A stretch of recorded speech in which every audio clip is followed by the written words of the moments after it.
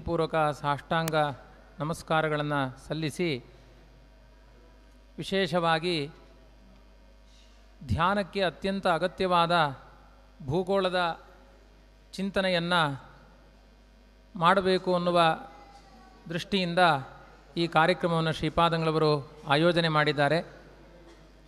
ಇದರಲ್ಲಿ ಚಿತ್ರದ ಜೊತೆಗೆ ಆಯಾ ವಿವರಣೆಗಳನ್ನು ಕೊಟ್ಟಾಗ ಹೆಚ್ಚು ಮನದಟ್ಟಾಗುತ್ತೆ ಎನ್ನುವ ದೃಷ್ಟಿಯಿಂದ ಸಚಿತ್ರವಾಗಿ ಬ್ರಹ್ಮಾಂಡದ ವಿವರಣೆಯನ್ನು ಮಾಡುವಂತಹ ಒಂದು ಪರಿಕಲ್ಪನೆ ವ್ಯವಸ್ಥೆಯನ್ನು ಮಾಡಿದವರು ಪರಮಪೂಜ್ಯ ಶ್ರೀಪಾದಂಗಳವರು. ಅವರ ಅನುಗ್ರಹ ಆಶೀರ್ವಾದಗಳನ್ನು ಅಪೇಕ್ಷಿಸಿ ಈ ಕಾರ್ಯಕ್ರಮವನ್ನು ಆರಂಭಿಸ್ತಾ ಇದ್ದೇವೆ. ಪ್ರೊಜೆಕ್ಟರ್ ಎದುರುಗಡೆ ಕಾಣಿಸ್ತಾ ಇದೆ. ಮಕ್ಕಳೆಲ್ಲ ಸಂಭ್ರಮದಿಂದ ಏನೋ ಪಿಕ್ಚರ್ ತೋರಿಸ್ತಾರೆ ಅಂತ ಬಂದು ಕೂತಿದ್ದ ಹಾಗಿದೆ. ಖಂಡಿತವಾಗಿಯೂ ಇದೊಂದು ತುಂಬ ಗಂಭೀರವಾದ, ಪಂಡಿತರನ್ನು ತಲೆ ಕೆಡಿಸುವಂತಹ ಸಂಗತಿಯೇ ವಿನಃ ಆ ಸಂಗತಿಯ ಅರ್ಥ ಆದಮೇಲೆ ಆಸ್ವಾದನ ಮಾಡ್ಬೋದು.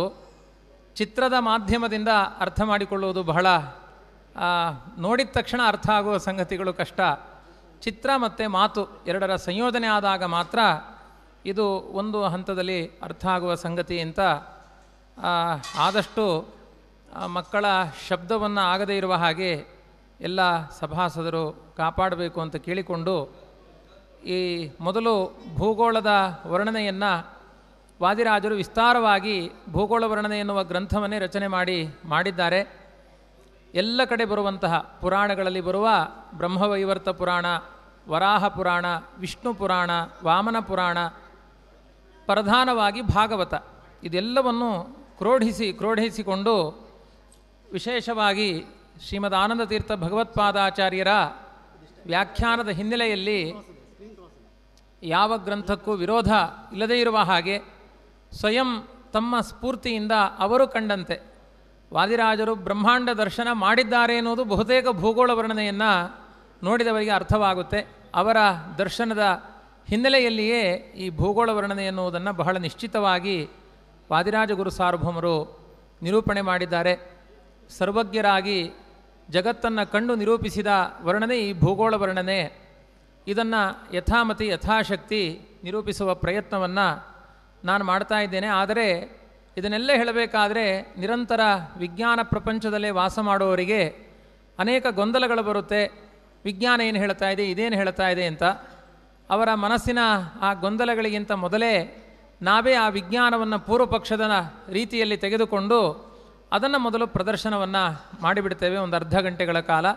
ನಂತರ ವಾದಿರಾಜರ ಕ್ರಮದಲ್ಲಿ ಭೂಗೋಳದ ಚಿಂತನೆ ಏನು ಅನ್ನುವುದನ್ನು, ಬ್ರಹ್ಮಾಂಡದ ವರ್ಣನೆ ಏನು ಅನ್ನುವುದನ್ನು ನಾವು ನೋಡೋಣ ಅಂತ ಹೇಳ್ತಾ, ಆರಂಭದಲ್ಲಿ ವಿಶೇಷವಾಗಿ ಮೈಸೂರಿನಲ್ಲೇ ಮಧ್ವಶಾಸ್ತ್ರದ ಅಧ್ಯಯನದ ಜೊತೆಗೆ ಇನ್ಫೋಸಿಸ್ನಲ್ಲಿ ವಿಶೇಷವಾದ ಉನ್ನತವಾದ ಹುದ್ದೆಯನ್ನು ಪಡೆದು ಕರ್ತವ್ಯವನ್ನು ನಿರ್ವಹಿಸ್ತಾ ಇರುವಂತಹ ಯುವಕ ರಾಘವೇಂದ್ರ ವಿಶೇಷವಾಗಿ ಇದರಲ್ಲಿ ಪರಿಣಿತಿಯನ್ನು ಪಡೆದು ಇದಕ್ಕೆ ಬೇಕಾದ ಸಲಕರಣೆಗಳನ್ನು ಒದಗಿಸಿಕೊಂಡು ಬಂದು ನಿಮಗೆ ತೋರಿಸ್ತಾ ಇದ್ದಾರೆ. ಬಹುತೇಕ ಶ್ರೀಪಾದಂಗಳವರು 2 ತಿಂಗಳ ಮೊದಲೇ ಇದಕ್ಕೆಲ್ಲ ಬೇಕಾದಷ್ಟು ವೇದಿಕೆಯನ್ನು ಕಲ್ಪಿಸಿಕೊಟ್ಟಿದ್ದಾರೆ. ಅದರ ಪರಿಶ್ರಮವೂ ಇದರಲ್ಲಿ ಅಡಕವಾಗಿದೆ. ಆದ್ದರಿಂದ ಇದನ್ನು ಒಮ್ಮೆ ಕೂಲಂಕಷವಾಗಿ ನೋಡುವಂತಹ ಸೂಕ್ಷ್ಮ ದೃಷ್ಟಿಯೂ ಈ ಪ್ರೇಕ್ಷಕರಲ್ಲಿ ಬರಲಿ ಅಂತ ನಾನು ಪ್ರಾರ್ಥಿಸಿಕೊಳ್ತಾ, ರಾಘವೇಂದ್ರ ಅವರು ಅವರ ಆರಂಭದ ಏನು ನಿರೂಪಣೆ ಇದೆ ಅದನ್ನು ನಡೆಸಿಕೊಡಬೇಕು ಅಂತ ಕೇಳಿಕೊಳ್ತಾ ಇದ್ದೇನೆ. ಶ್ರೀ ಗುರುಭ್ಯೋ ನಮಃ. ಹರಿ ಓಂ. ಶ್ರೀಪಾದಂಗಳವರ ಪಾದಾರವಿಂದ ಸಾಷ್ಟಾಂಗ ನಮಸ್ಕಾರ ಮಾಡಿ, ಹಾಗೆ ಬಂದಿರೋ ವಿದ್ವಾಂಸರು ಹಾಗೂ ಗುರುಗಳಾದ ನಮ್ಮ ಆಚಾರ್ಯರಿಗೆ ಎಲ್ಲರಿಗೂ ನಮಸ್ಕಾರ ಹೇಳಿ, ನಾನು ವಿಜ್ಞಾನದ ದೃಷ್ಟಿಯಲ್ಲಿ ಭೂಗೋಳ ವರ್ಣನೆ ಅನ್ನುವ ಒಂದು ಪ್ರಬಂಧ ಬಗ್ಗೆ ಮಾತಾಡ್ತಾ ಇದ್ದೇನೆ. ಆಚಾರ್ಯ ಹೇಳ್ದಂಗೆ ಇದು ಕೇವಲ ಪೂರ್ವ ಪಕ್ಷ ಆಗಿದೆ. ಇದನ್ನೇ ಸಿದ್ಧಾಂತ ಅಂತ ಯಾರು ದಯವಿಟ್ಟು ಪರಿಗಣಿಸಬೇಡಿ. ವಿಜ್ಞಾನ ದೃಷ್ಟಿಯಲ್ಲಿ ಭೂಗೋಳ ಏನು ಅಂತ ಅದರ ಬಗ್ಗೆ ಒಂದು ಕೂಲಂಕುಷಾದ ಒಂದು ಚರ್ಚೆ ಈಗ ಮಾಡ್ತಿದ್ದೇವೆ. ನೂರಾರು ವರ್ಷಗಳ ಹಿಂದೆ ವಿಜ್ಞಾನದಲ್ಲಿ ಒಂದು ಮೂಲಭೂತವಾದ ಪ್ರಶ್ನೆ, ಈ ವಿಶ್ವ ಹೇಗೆ ಸೃಷ್ಟಿಯಾಯಿತು, ಯೂನಿವರ್ಸ್ ಹೇಗೆ ಬಂತು, ಯೂನಿವರ್ಸ್ ಬರೋಕ್ಕೆ ಬೇಕಾದ ಅಂಶಗಳೇನು, ಅದರ ಕಾರ್ಯಕರ್ತರುಗಳು ಯಾರು, ಅದು ಹೇಗೆ ಉತ್ಪತ್ತಿ ಆಯಿತು, ಈ ಥರ ಪ್ರಶ್ನೆಗಳನ್ನು ನೂರಾರು ವರ್ಷಗಳಿಂದ ಸತತವಾಗಿ ಎಲ್ಲ ವಿಜ್ಞಾನಿಗಳು ಪ್ರಶ್ನೆ ಮಾಡಿಕೊಂಡು ಅದಕ್ಕೆ ಸಿದ್ಧಾಂತ ಮಾಡಿ ಬರ್ತಾ ಇದ್ದಾರೆ. ಬಹುತೇಕ 1935 ತನಕ ಏನೇನು ಸಿದ್ಧಾಂತಗಳು ಬಂದೋ ಈ ಭೂಗೋಳದ ಬಗ್ಗೆ ಅದರಲ್ಲಿ ಬಾಧಕ ತೋರಿಸುವ ಮತ್ತೆ ಅನೇಕ ಸಿದ್ಧಾಂತಗಳು ಬರ್ತಾ ಇತ್ತು. ಉತ್ತರ ಇಷ್ಟೇ ಆಗಿತ್ತು, ಆಗಿನ ಕಾಲದ ವಿಜ್ಞಾನಿಗಳು ಅವರವರ ಒಂದು ಸೈನ್ಸಲ್ಲಿ ಪರಿಣಿತಿ ಪಡೆದಿದ್ದರು. ಈಗ ಭೌತಶಾಸ್ತ್ರದಲ್ಲಿ ಪರಿಣಿತಿ ಪಡೆದವರು ಭೌತಶಾಸ್ತ್ರ ರೀತಿಯಾಗಿ ಈ ಭೂಗೋಳ ಬಗ್ಗೆ ಚರ್ಚೆ ಮಾಡ್ತಾಯಿದ್ರು. ಗಣಿತಶಾಸ್ತ್ರದಲ್ಲಿ ಪಾರಂಗತರಾದವರು ಗಣಿತಶಾಸ್ತ್ರ ಪ್ರಕಾರ ಭೂಗೋಳ ವರ್ಣನೆ ಮಾಡ್ತಾಯಿದ್ರು. ಆದ್ದರಿಂದ ಸಿದ್ಧಾಂತಗಳ ಮೇಲೆ ಸಿದ್ಧಾಂತಗಳು ಬಂದು ಕೊನೆಗೆ 1935 ನಂತರ ಎಲ್ಲರೂ ಒಂದು ನಿರ್ಧಾರಕ್ಕೆ ಬಂದರು. ಏನು ನಿರ್ಧಾರ ಅಂದರೆ, ಇದುವರೆಗೂ ನಮಗೆ ಗೊತ್ತಿರುವ ಭೂಗೋಳದ ಬಗ್ಗೆ ಏನೇನು ನಮಗೆ ಮಾಹಿತಿ ಇದೆ ಅದನ್ನೆಲ್ಲ ಒಟ್ಟಿಗೆ ಕಲೆ ಹಾಕಿ ನಾವೊಂದು ಸಿದ್ಧಾಂತ ಮಂಡಿಸೋಣ ಅಂತ 1935 ಎಲ್ಲ ನಿರ್ಧಾರ ಮಾಡಿದರು. ಆವಾಗಿಂದ ಬಹುತೇಕ ಬರುವ ಸಿದ್ಧಾಂತಗಳೆಲ್ಲ ಇದುವರೆಗೂ ಸ್ಥಿರವಾಗಿ ನಿಂತಿದೆ. ಆದರೆ ಕಳೆದ 30 ವರ್ಷದ ಹಿಂದೆಯಿಂದ ಈ ಒಂದು ವಿಜ್ಞಾನ ಬಹಳ ಉನ್ನತಿ ಪಡೆದಿದೆ. ಯಾಕೆಂದರೆ 1980 ನಂತರ ಟೆಕ್ನಾಲಜಿಗಳಲ್ಲಿ ಬಹಳ ಬೆಳವಣಿಗೆ ಆಗಿದೆ. ಹಬಲ್ ಟೆಲಿಸ್ಕೋಪ್ ಅಂತ ಮುಂತಾದ ಉಪಕರಣಗಳೆಲ್ಲ ಬಂದು ನಮಗೆ ವಿಶೇಷವಾದ ಒಂದು ಈ ನಕ್ಷತ್ರ, ಈ ಗ್ರಹಗಳ ಬಗ್ಗೆ ವಿಶೇಷ ಮಾಹಿತಿ ದೊರಕಿದೆ. ಈ ನಕ್ಷತ್ರಗಳು ಏನು, ಇದರ ಕಾರಣ ಏನು ಅಂತ ಬಹುತೇಕವಾಗಿ ಗಣಿತರು ಅಥವಾ ರಾಸಾಯನಿಕ ಶಾಸ್ತ್ರವರು, ಫಿಸಿಕ್ಸ್ ಅವರು ಎಲ್ಲ ಒಟ್ಟಿಗೆ ಸೇರಿ ಒಂದು ಸಿದ್ಧಾಂತ ಮಾಡಿದ್ದಾರೆ. ಅದೇನು ಅಂತ ಈಗ ಒಂದು ವಿಮರ್ಶೆ. ಇದು ವಿಶ್ವ ಯಾವಾಗ ಅಂದರೆ 13.5 ಬಿಲಿಯನ್ ಇಯರ್ಸ್, 1 ಬಿಲಿಯನ್ ಅಂದರೆ ಸರಾಸರಿ 10 ಕೋಟಿ ವರ್ಷ. 13.5 ಬಿಲಿಯನ್ ಹಿಂದ್ಗಡೆ ವಿಶ್ವ ಈ ರೀತಿ ಇತ್ತು ಅಂತ ಒಂದು ಚಿತ್ರಣ. ಇಲ್ಲಿ ನಕ್ಷತ್ರಗಳಿಲ್ಲ, ಯಾವ ರೀತಿಯಾದ ಒಂದು ವ್ಯವಸ್ಥೆ ಇರಲಿಲ್ಲ, ಖಾಲಿ ಆಕಾಶ ಇತ್ತು, ಕತ್ತಲೆ ಇತ್ತು. ಇದು 13.5 ಬಿಲಿಯನ್ ವರ್ಷದ ಹಿಂದಿನ ಮಾತು. ಆಗ ವಿಶ್ವ ಶುರುವಾಗಬೇಕಾದ್ರೆ ಒಂದು ಮೂಲಭೂತವಾದ ಒಂದು ದ್ರವ್ಯ ಬೇಕು. ಆ ದ್ರವ್ಯ ಏನು ಅಂತ ಒಂದು ವಿಮರ್ಶೆಗೆ ಹೋದರು. ಆಗ ಬಂದಿದ್ದೆ ಒಂದು ಮಹತ್ತರವಾದ ಸಿದ್ಧಾಂತ, ಬಿಗ್ ಬ್ಯಾಂಗ್ ಥಿಯರಿ ಅಂತ. ಇದು ಬಹುತೇಕವಾಗಿ ವಿಜ್ಞಾನಿಗಳು ಮಾತಾಡುವ ಇದು ನಂಬರ್ಗಳು. ಈಗ 0 ಅಂತ ನಾವು ತಗೊಳ್ಳೋಣ. ಈ 13.5 ಬಿಲಿಯನ್ ಹಿಂದ್ಗಡೆ ಒಂದು ದಿನ ಯಾವಾಗಲೂ ಶುರುವಾಯಿತು. ಅದರ ನಂತರ 30 ಮಿಲಿಯನ್ ನಂತರ ಒಂದು ಪ್ರಮುಖ ಘಟ್ಟ, ಅದರ ನಂತರ 200 ಮಿಲಿಯನ್, 1 ಮಿಲಿಯನ್ ಅಂದರೆ 10 ಲಕ್ಷ ಅಂತ ಲೆಕ್ಕ ಇಲ್ಲಿ. ಅದರ ನಂತರ 200 ಮಿಲಿಯನ್ ನಂತರ ಒಂದು ಮಹತ್ವ ಘಟ್ಟ. ಈ ರೀತಿ ಪರಿಗಣನೆ ಮಾಡಿ 13.5 ಬಿಲಿಯನ್ ತನಕ ಬಂದಿದ್ದರು. ಈ 0 ಇರೋದ್ರಲ್ಲಿ ಏನಾಯಿತು ಅಂದರೆ ಇಲ್ಲಿ ಬಿಗ್ ಬ್ಯಾಂಗ್ ಥಿಯರಿ ಅಂತ ಹೇಳ್ತಾರೆ. ಬಿಗ್ ಬ್ಯಾಂಗ್ ಥಿಯರಿ ಏನು ಹೇಳುತ್ತೆ ಅಂತಂದರೆ, 13.5 ಬಿಲಿಯನ್ ವರ್ಷಗಳ ಹಿಂದೆ ವಿಶ್ವ ಅದು ವಿಸ್ತಾರ ಆಗೋಕ್ಕೆ ಶುರುವಾಯಿತು. ಯಾಕೆ ಆಯಿತು ಅನ್ನೋ ಪ್ರಶ್ನೆಗೆ ಉತ್ತರ ಇಲ್ಲ. ಯಾಕೆ ಆಗ್ತಿದೆ ಅಂತ ಗೊತ್ತಿಲ್ಲ. ಈಗ ನೀವು ಒಂದು ಬಲೂನ್ ತೊಗೊಂಡು ಆ ಬಲೂನಲ್ಲಿ 2 ಚುಕ್ಕೆ ಬರೆದು ಆ ಬಲೂನ್ ಊದಿದರೆ ಆ ಬಲೂನ್ ದಪ್ಪ ಆಗುತ್ತೆ. ದಪ್ಪ ಆದಾಗ 2 ಚುಕ್ಕೆಗಳು ದೂರ ಹೋಗ್ತಾ ಇರುತ್ತೆ.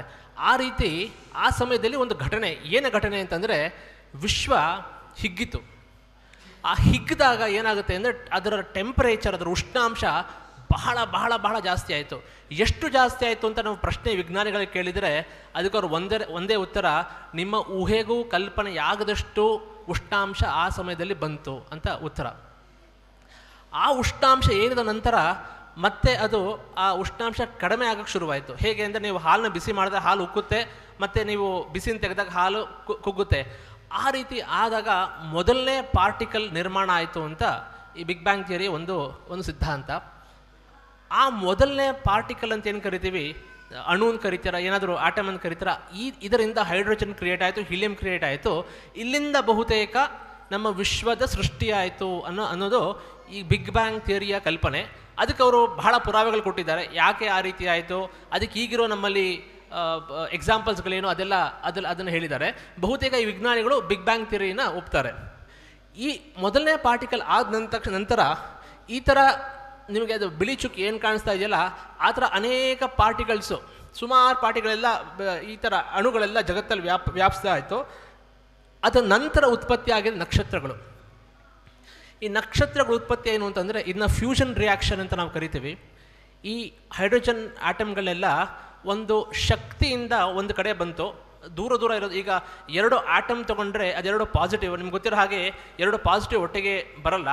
ಆದರೆ ಒಂದು ಸಂಕರ್ಷಣ, ಒಂದು ಶಕ್ತಿಯಿಂದ ಅದೆಲ್ಲ ಒಟ್ಟಿಗೆ ಬಂತು. ಈ ಆಟಮ್ಸ್ಗಳೆಲ್ಲ ಒಟ್ಟಿಗೆ ಬಂದಾಗ ಏನಾಯಿತು ಅಂದರೆ ಅದರ ಉಷ್ಣಾಂಶ ಬಹಳ ಏರಿತು. ಅದು ಏರಿದಾಗ ಅದರ ಒಳಗಡೆಯಿಂದ ಅದರ ಈಕ್ವಲ್ ಮತ್ತು ಆಪೋಸಿಟ್ ಆಗಿರೋ ಒಂದು ಶಕ್ತಿಯನ್ನು ಆಚೆ ಬಂತು. ಈ ಒಂದು ರಿಯಾಕ್ಷನ್, ಫ್ಯೂಷನ್ ರಿಯಾಕ್ಷನ್ ಏನು ಶುರುವಾಯಿತೋ ಇದರಿಂದ ನಕ್ಷತ್ರಗಳು ಉತ್ಪತ್ತಿ ಆಯಿತು ಅಂತ ಅವರ ವಾದ. ಮೊದಲು ಪಾರ್ಟಿಕಲ್ಲು, ಅದು ನಂತರ 30 ಮಿಲಿಯನ್ ಅಂದರೆ 30 × 10 ಲಕ್ಷ ಮಾಡ್ಕೊಳ್ಳಿ, ಅಷ್ಟು ವರ್ಷದ ನಂತರ ನಕ್ಷತ್ರಗಳ ಸೃಷ್ಟಿಯಾಯಿತು. ಈ ನಕ್ಷತ್ರಗಳ ಪುಂಜಗಳೇ ಗ್ಯಾಲಕ್ಸಿ ಅಂತ ಕರಿತೀವಿ. ಇದು ಬಹಳ ಮುಖ್ಯವಾದದ್ದು. ಇಂಥ ಕೋಟಿ ಕೋಟಿ ಕೋಟಿ ನಕ್ಷತ್ರಗಳು ಸೇರಿದರೆ ಒಂದು ಗ್ಯಾಲಕ್ಸಿ ಅಂತ ನಾವು ಅದನ್ನ ಕರಿತೇವೆ. ಈ ನೀವು ನೋಡ್ತಿರೋ ಚಿತ್ರ, ಇದು ನಾವಿರುವ ಗ್ಯಾಲಕ್ಸಿ, ಇದನ್ನು ಮಿಲ್ಕಿ ವೇ ಗ್ಯಾಲಕ್ಸಿ ಅಂತ ವಿಜ್ಞಾನದಲ್ಲಿ ಕರಿತೇವೆ. ಈ ಥರ ಅನೇಕ ಗ್ಯಾಲಕ್ಸಿಗಳು ನಿರ್ಮಾಣ ಆಯಿತು. ಈ ಗ್ಯಾಲಕ್ಸಿಯ ನಿರ್ಮಾಣದ ಅದಾಗದ 9 ಬಿಲಿಯನ್ ವರ್ಷದ ನಂತರ, 1 ಬಿಲಿಯನ್ ಅಂದರೆ 10 ಕೋಟಿ ವರ್ಷ, ಆ 200 ಮಿಲಿಯನ್ ವರ್ಷ ಆದಮೇಲೆ 9 ಬಿಲಿಯನ್ ವರ್ಷದಲ್ಲಿ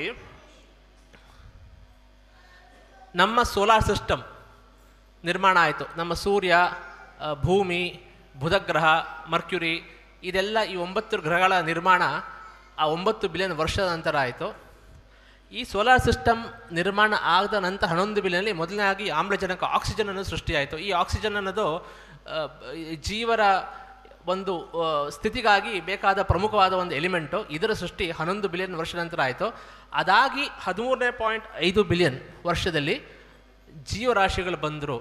ಇಷ್ಟು ವಿಶ್ವ ಹೇಗೆ ಬಂತು ಅಂತ ವಿಜ್ಞಾನದ ದೃಷ್ಟಿಯಲ್ಲಿ ಒಂದು ಅವ್ರದ್ದೊಂದು ವಾದ. ಇದು ಮೊದಲನೇ ಪಾರ್ಟಿಗಳಿಂದ ಮನುಷ್ಯ ಹೇಗೆ ಬಂದ ಅಂತ.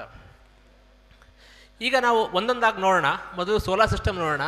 ಅಲ್ಲಿ ಮೊದಲೇ ನೋಡ್ತಿರೋದು ನೀವು ಸೂರ್ಯ. ಆ ಸೂರ್ಯದ ನಂತರ ಮರ್ಕ್ಯುರಿ, ವೀನಸ್, ಅರ್ತ್ ಅಂತ ಗ್ರಹಗಳ ಇದೆ. ಈ ಚಿತ್ರ ಈ ರೀತಿ ಯಾಕಿದೆ ಅಂತಂದರೆ, ಇದನ್ನ ಒಂದು ಮೌಲ್ಯಮಾಪನದ ನಾವು ಬರೆದಿದ್ದೇವೆ. ಸೂರ್ಯನ ಸೈಜ್ ತಗೊಂಡ್ರೆ ಅದಕ್ಕೆ ಸರಿಯಾಗಿ ಮರ್ಕ್ಯುರಿ ಎಷ್ಟಿದೆ ಸೈಜ್ ನೋಡ್ಕೊಂಡು ಅದರ ಪ್ರಕಾರ ಚುಕ್ಕೆ ಇಡ್ತಾ ಹೋಗಿ ಬಂದರೆ ನಿಮಗೆ ಬಹುತೇಕ ಕಾಣೋದು ಜುಪಿಟರ್ ಅಥವಾ ಸ್ಯಾಟರ್ನ್, ಶನಿಗ್ರಹ ಅಥವಾ ಗುರುಗ್ರಹ ಮಾತ್ರ ನಿಮಗೆ ಸ್ವಲ್ಪ ಪ್ರಮುಖವಾಗಿ ಕಾಣುತ್ತೆ. ಬಾಕಿ ಎಲ್ಲ ಸೂರ್ಯನ ಮುಂದೆ ತುಂಬ ಸಣ್ಣದಾಗಿ ಕಾಣುತ್ತೆ. ಈಗ ಸೂರ್ಯನಿಂದ ಇದೆಲ್ಲ ಎಷ್ಟು ದೂರದಲ್ಲಿದೆ ಅಂತ ವಿಜ್ಞಾನ ಏನು ಹೇಳುತ್ತೆ ಅಂತಂದರೆ, ಮರ್ಕ್ಯುರಿ ಇದು ಸೂರ್ಯನಿಗೆ ತುಂಬ ಹತ್ತಿರ ಅಂತ ನಾವು ಕರಿತೀವಿ. 5,79,00,000 ಕಿಲೋಮೀಟರ್ ದೂರದಲ್ಲಿದೆ. ಸೂರ್ಯನಿಗೆ ಹತ್ತಿರವಿರುವ ಒಂದು ಗ್ರಹ. ಹಾಗೆ ನೋಡಿದರೆ ಭೂಮಿ 14,96,00,000 ದೂರ. ಹಾಗೆ ಹೋಗ್ತಾ ಇದ್ದರೆ ನೆಪ್ಚೂನು 449 ಕೋಟಿ, ಪ್ಲೂಟೋ 569 ಕೋಟಿ. ಈ ರೀತಿ ಇದು ಸೂರ್ಯನಿಂದ ಇರುವ ಡಿಸ್ಟೆನ್ಸ್. ಈ ಡಿಸ್ಟೆನ್ಸ್ ಬಗ್ಗೆ ನಾವೆಲ್ಲ ಕಿಲೋಮೀಟರ್ ಬಗ್ಗೆ ಮಾತಾಡ್ತೇವೆ. ಈಗ ಅದನ್ನು ಇನ್ನೊಂದು ರೀತಿ ನೋಡಬೇಕು ಅಂತಂದರೆ, ಒಂದು ಸೂರ್ಯನ ನೀವೊಂದು ಸೇಬಣ್ಣನ್ನು ತಗೊಳ್ಳಿ. ಆ ಸೇಬಣ್ಣನ ಅರ್ಧ ಭಾಗ ಕಟ್ ಮಾಡಿದರೆ ಅದು ಸೂರ್ಯ. ನೀವು ಕಾಣಿಸ್ತಿರೋದು ಆ ಹಳದಿ ಬಣ್ಣದ ಸೂರ್ಯ. ಅದು 1.4 ಕಿಲೋಮೀಟರ್ ಅದರದ್ದು ಡಯಾಮೀಟರ್. 1.4 ಮಿಲಿಯನ್ ಅಂದರೆ 1,40,00,000 ಚಿಲ್ಡ್ರೆ ಅದರದ್ದು ವ್ಯಾಸ, ಡಯಾಮೀಟರು. ಅದರಲ್ಲಿ ಎಲ್ಲ ಗ್ರಹಗಳನ್ನು ತುಂಬಿಸ್ಬೋದು ಅಂದರೆ ಹೇಗೆ? ಸುಮ್ಮನೆ ಪಕ್ಕದಲ್ಲ, ಆರಾಮಾಗಿ ಒಂದಕ್ಕೊಂದು ಜಾಗ ಬಹಳ ವಿಶೇಷವಾಗಿದೆ. ಅದೆಲ್ಲ ಆರಾಮಾಗಿ ಅರ್ಧ ಸೂರ್ಯನಲ್ಲಿ ಅಷ್ಟೂ ಗ್ರಹಗಳು ನೀವು ತುಂಬಿಸ್ಬೋದು. ಈಗ ನಾವು ಚಿಕ್ಕವರಿದ್ದಾಗ ಒಂದು ಶಾಲೆಯಲ್ಲಿ ಒಂದು ಇದು ಹೇಳ್ತಾ ಇದ್ರು, ಒಂದು ಟ್ರೈನ್ ಮುಂದೆ ಮಕ್ಕಳು ನಿಲ್ಲಿಸ್ಬಿಟ್ಟು ಈ ಟ್ರೈನ್ ಎಷ್ಟು ಉದ್ದ ಅಂತ ಎಲ್ಲ ಮಕ್ಕಳು ಅವ್ರವ್ರ ಕೈ ಹಿಡ್ಕೊಂಡು ನಿಂತ್ಕೊಂಡು 10 ಜನ ಮಕ್ಕಳು ಒಬ್ಬೊಬ್ಬರು ಕೈ ಹಿಡ್ಕೊಂಡ್ರೆ ಇಷ್ಟು ಉದ್ದ ಟ್ರೈನು ಅಂತ ಹೇಳ್ತಿದ್ರು. ಅದೇ ರೀತಿ ಸೂರ್ಯ ನಾವು ಹೇಳಬೇಕು ಅಂತಂದರೆ 1,000 ಭೂಮಿಗಳನ್ನ ಪಕ್ಕ ನಿಲ್ಲಿಸಿದರೆ ನೀವು ಸೂರ್ಯನ ಒಂದು ವ್ಯಾಸ ಸಿಗುತ್ತೆ, ಸೂರ್ಯ ಎಷ್ಟು ಉದ್ದ ಇದ್ದಾನೆ ಅಂತ. 1,000 ಭೂಮಿಗಳು ಪಕ್ಕ ನಿಂತ್ಕೊಂಡ್ರೆ ಉದ್ದುದ್ದಕ್ಕೆ ಒಂದು ಸೂರ್ಯನಲ್ಲಿ ಒಂದು ಸೂರ್ಯ ಕವರ್ ಆಗುತ್ತೆ ಅಂದರೆ ಬರೀ ವ್ಯಾಸ ಮಾತ್ರ ಹೇಳ್ತಿರೋದು, ಸಂಪೂರ್ಣ ಸೂರ್ಯ ಅಲ್ಲ. ಇದನ್ನು ಚಿತ್ರವಾಗಿ ನಾವು ತೋರಿಸ್ಬೇಕು ಅಂತಂದರೆ ಅಲ್ಲಿ ನೋಡಿ, ಅದು ಒಂದು ಸೂರ್ಯ. ಅದೇ ಸೈಜ್ ನಾವು ಹಾಕಿದರೆ ಭೂಮಿ ಕಾಣಲ್ಲ ಅಂತ ಅಂದ್ಕೊಂಡಿದ್ದೇನೆ, ಒಂದು ಸಣ್ಣ ಚುಕ್ಕೆ. ಹಾಗೆ ಬೇರೆ ಗ್ರಹಗಳು ಸೂರ್ಯನ ಮುಂದೆ, ಅದು ಪಕ್ಕದ, ಅದು ಮೂರನೇದು, ಅದು ಭೂಮಿ. ಹಾಗೆ ಜುಪಿಟರು, ಈ ಸೂರ್ಯ ಅಂತ ಒಂದು ತೊಗೊಂಡ್ರೆ ಒಂದು ಇಟ್ಟರೆ ಮುಂದೆ ಏನೇನು ಕಾಣುತ್ತೆ ಅಂತ ಒಂದು ಚಿತ್ರಣ ಇದು. ಈಗ ಇಷ್ಟುವರೆಗೂ ನಾವು ಮಾತಾಡಿದ್ದೇನು ಅಂತಂದರೆ ಎಲ್ಲ ಕಿಲೋಮೀಟರ್ ಲೆಕ್ಕಲ್ಲಿ ಮಾತಾಡಿದ್ವಿ. ಈ ಕಿಲೋಮೀಟರು ಸ್ವಲ್ಪ ತಾದ್ಮೇಲೆ ಈ ಕಿಲೋಮೀಟರ್ ಅನ್ನೋದು ಮೌಲ್ಯಮಾಪ ನಮಗೆ ಕೆಲಸಕ್ಕೆ ಬರಲ್ಲ. ಈಗ ಉದಾಹರಣೆ ಹೇಳಬೇಕು ಅಂದರೆ, ನನ್ನ ಬಾಯಿಯಿಂದ ನನ್ನ ಮೈಕ್ ಎಷ್ಟು ದೂರ ಇದೆ ಅಂದರೆ ಒಂದು 4 ಸೆಂಟಿಮೀಟ್ರ್ ಅಂತ ಹೇಳ್ಬೋದು. ನನ್ನಿಂದ ಆಚಾರ ಎಷ್ಟು ದೂರ ಕೂತಿದ್ದಾರೆ ಅಂದರೆ ಒಂದು 60 ಸೆಂಟಿಮೀಟ್ರ್ ಅಥವಾ 1 ಅಡಿ ಅಂತ ಹೇಳ್ಬೋದು. ಈ ಕಿಲೋಮೀಟ್ರ್ ಹೋಗ್ತಾ ಹೋಯಿತು ಅಂದರೆ ಈ ನಕ್ಷತ್ರಗಳ ನಡುವೆ ಎಷ್ಟು ಡಿಸ್ಟೆನ್ಸ್ ಇದೆ ಅಂತಂದರೆ ಆ ಕಿಲೋಮೀಟ್ರು ಹೇಳಕ್ಕೆ ಬರಲ್ಲ, ಅಷ್ಟು ಡಿಸ್ಟೆನ್ಸ್ ಇದೆ. ಅದನ್ನು ನಾವು ಯಾವ ರೀತಿ ಇದನ್ನು ಮೌಲ್ಯಮಾಪನ ಮಾಡಬೇಕು? ನಾವು ಕ್ಯಾಲ್ಕುಲೇಟರ್ ಆಗಲಿ ಅಥವಾ ಬೇರೆ ಯಾವುದೇ ವಿಧವಾದ ಸಲಕರಣೆಗಳಾಗಲಿ ಇದರಿಂದ ನಮಗೆ ಮೌಲ್ಯಮಾಪನ ಮಾಡೋಕ್ಕಾಗಿಲ್ಲ. ಆಗ ಬಂದಿದ್ದು ಒಂದು ವಿಚಾರ ಲೈಟ್ ಇಯರ್ ಅಂತ ಕರೀತಾರೆ. ಇದು ವಿಜ್ಞಾನದಲ್ಲಿ ಬಹಳ ಮಹತ್ತರವಾದ ಒಂದು ಒಂದು ಒಂದು ಅನ್ವೇಷಣೆ. ಒಂದು ಲೈಟ್ ಇಯರ್ ಅಂತಂದರೆ ಒಂದು ಲೈಟು 1 ವರ್ಷ ಎಷ್ಟು ದೂರ ಟ್ರಾವೆಲ್ ಮಾಡುತ್ತೆ ಅನ್ನೋದನ್ನ ಲೈಟ್ ಇಯರ್ ಕರಿತೀವಿ. 10 ಟ್ರಿಲಿಯನ್ ಕಿಲೋಮೀಟರ್ ಅಂದರೆ 10ರ ಮುಂದೆ ನೀವು 12 ಸೊನ್ನೆಗಳು ಹಾಕಿದರೆ ಎಷ್ಟು ಕಿಲೋಮೀಟರ್ ಬರುತ್ತೆ, ಅಷ್ಟು ಕಿಲೋಮೀಟರ್ ಲೈಟು 1 ವರ್ಷದಲ್ಲಿ ಪ್ರಯಾಣ ಮಾಡುತ್ತೆ. ಈಗ ಅದು ಸ್ವಲ್ಪ ಕಷ್ಟ ಆಯಿತು ಅಂದರೆ ಸಿಂಪಲಾಗಿ ಹೇಳಬೇಕು ಅಂತಂದರೆ ಲೈಟು 1 ಸೆಕೆಂಡ್ಗೆ 3 ಲಕ್ಷ ಕಿಲೋಮೀಟರ್ ಟ್ರಾವೆಲ್ ಮಾಡುತ್ತೆ. 1 ಸೆಕೆಂಡ್ಗೆ 3 ಲಕ್ಷ ಕಿಲೋಮೀಟರ್. ಈಗ ನಿಮಗೆ ಆ ಥರ ಏನಾದರೂ ಒಂದು ವೆಹಿಕಲ್ ಸಿಕ್ತು ಅಂತ ಅಂದ್ಕೊಳ್ಳಿ, ಒಂದು ಗಾಡಿ ಸಿಕ್ತು ಅಂತ ಅಂದ್ಕೊಳ್ಳಿ, ನೀವು ಇಡೀ ಭೂಮಿನ 1 ಸೆಕೆಂಡಲ್ಲಿ 7 ಬಾರಿ ಪ್ರದಕ್ಷಿಣೆ ಮಾಡಿ ಬರ್ಬೋದು 1 ಸೆಕೆಂಡಲ್ಲಿ. ಇದು ಲೈಟಿನ ವೇಗ. ಈ ಲೈಟಿನ ವೇಗವನ್ನು ಹಿಡ್ಕೊಂಡ್ರೆ ಮಾತ್ರ ನಮಗೆ ನಕ್ಷತ್ರಗಳ ನಡುವೆ ಅಂತರ, ನಕ್ಷತ್ರದಿಂದ ಬರುವ ಬೆಳಕಿನ ಅಂತರ ಎಲ್ಲ ನಮ್ಗೆ ಹೇಳಕ್ಕೆ ಸಾಧ್ಯ. ಇದು ಹೇಗೆ ಅಂತ ಮುಂದೆ ಹೇಳ್ತೇನೆ. ಈ ಚಿತ್ರ ನೀವೇನು ನೋಡ್ತಾ ಇದ್ದೀರಾ, ಇದು ನಾವಿರುವ ಗ್ಯಾಲಕ್ಸಿ, ಮಿಲ್ಕಿ ವೇ ಗ್ಯಾಲಕ್ಸಿ. ಇಲ್ಲಿ ಇರುವ ನಕ್ಷತ್ರಗಳು 100 ಬಿಲಿಯನ್ ಅಂತ, 200 ಬಿಲಿಯನ್ ಅಂತ ಹೇಳ್ತಾರೆ. 200 × 10 ಕೋಟಿ ಲೆಕ್ಕ ಹಾಕೊಳ್ಳಿ, ಅಷ್ಟು ನಕ್ಷತ್ರಗಳಿದೆ. ಇಷ್ಟು ನಕ್ಷತ್ರದಲ್ಲಿ ನಮ್ಮ ಸೋಲಾರ್ ಸಿಸ್ಟಮ್ ಎಲ್ಲಿದೆ, ನಮ್ಮ ಸೂರ್ಯ ಎಲ್ಲಿದ್ದಾನೆ ಅಂತ ಒಂದು ಅನ್ವೇಷಣೆ ಶುರುವಾಯಿತು. ಅದಕ್ಕೆ ಒಂದು ಗ್ರಾಫಿಕಲ್ ರೆಪ್ರೆಸೆಂಟೇಷನ್ ಮಾಡಿಕೊಂಡ್ರು. ಈ ಥರ ಒಂದು ಆಕ್ಸಿಸ್ ಮಾಡಿ ನಕ್ಷತ್ರಗಳೆಲ್ಲ ಹಾಕ್ಕೊಂಡ್ರೆ ಈ ಮಿಲ್ಕಿ ವೇಲಿ ನಮ್ಮ ಸೂರ್ಯ ಎಲ್ಲಿ ಸಿಗ್ತಾನೆ ಅಂತ. ಅದರ ಪರಿಣಾಮವಾಗಿ ನಮಗೆ ಸಿಕ್ಕಿದ ಉತ್ತರ ಇದು. ಅಷ್ಟು ಮಿಲ್ಕಿ ವೇ ಗ್ಯಾಲಕ್ಸಿ ಅಂತಂದರೆ ಅಲ್ಲಿ ಒಂದು ಡಾಟ್ ಸೂರ್ಯ ಅಂತ ಬರೆದೇನೆ, ನಿಮಗೆ ಕಾಣುತ್ತೋ ಇಲ್ಲ ಗೊತ್ತಿಲ್ಲ, ಅಲ್ಲಿ ಹಳದಿ ಬಣ್ಣದ ಒಂದು ಸಣ್ಣ ಚುಕ್ಕೆ. ಇಡೀ ಮಿಲ್ಕಿ ವೇ ಗ್ಯಾಲಕ್ಸಿಲಿ ಒಂದು ಸಣ್ಣ ಚುಕ್ಕೆ ಸೂರ್ಯ. ಅದು ಒಂದು ಅದು ಸೂರ್ಯ. ಆಮೇಲೆ ನೀವು ಮಿಲ್ಕಿ ವೇ ಗ್ಯಾಲಕ್ಸಿ ಒಂದು ತುದಿಯಿಂದ ಇನ್ನೊಂದು ತುದಿ ನೀವು ಹೋಗಬೇಕು ಅಂತ, ಪ್ರಯಾಣ ಮಾಡಬೇಕು ಅಂತ ನೀವು ಅಂದ್ಕೊಂಡ್ರಿ. ಅಲ್ಲಿಂದ ಫುಲ್ಲು ಒಂದು ತುದಿಯಿಂದ ಇನ್ನೊಂದು ತುದಿ ಟ್ರಾವೆಲ್ ಮಾಡಬೇಕು ಅಂತಂದರೆ ಅದರ ಕಿಲೋಮೀಟರು 1,30,000 ಲೈಟ್ ಇಯರ್ ಕಿಲೋಮೀಟರ್. ಅಂದರೆ ನಿಮಗೊಂದು ವಾಹನ ಸಿಕ್ತು. ಈ ವಾಹನ 1 ಸೆಕೆಂಡ್ಗೆ 3 ಲಕ್ಷ ಕಿಲೋಮೀಟರ್ ಥರ ಟ್ರಾವೆಲ್ ಮಾಡುತ್ತೆ.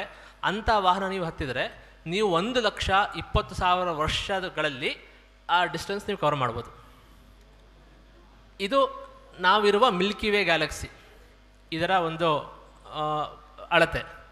ಆ ಮಧ್ಯದಲ್ಲಿ ನಿಮ್ಗೆ ಹಳದಿ ಏನು ಕಾಣುತ್ತಲ್ಲ, ಅದನ್ನು ಹಳದಿ ಮತ್ತು ಕಪ್ಪು ಕಾಣುತ್ತಲ್ಲ, ಅದನ್ನು ಗ್ಯಾಲಕ್ಸಿಕ್ ಸೆಂಟರ್ ಅಂತ ಕರೀತಾರೆ.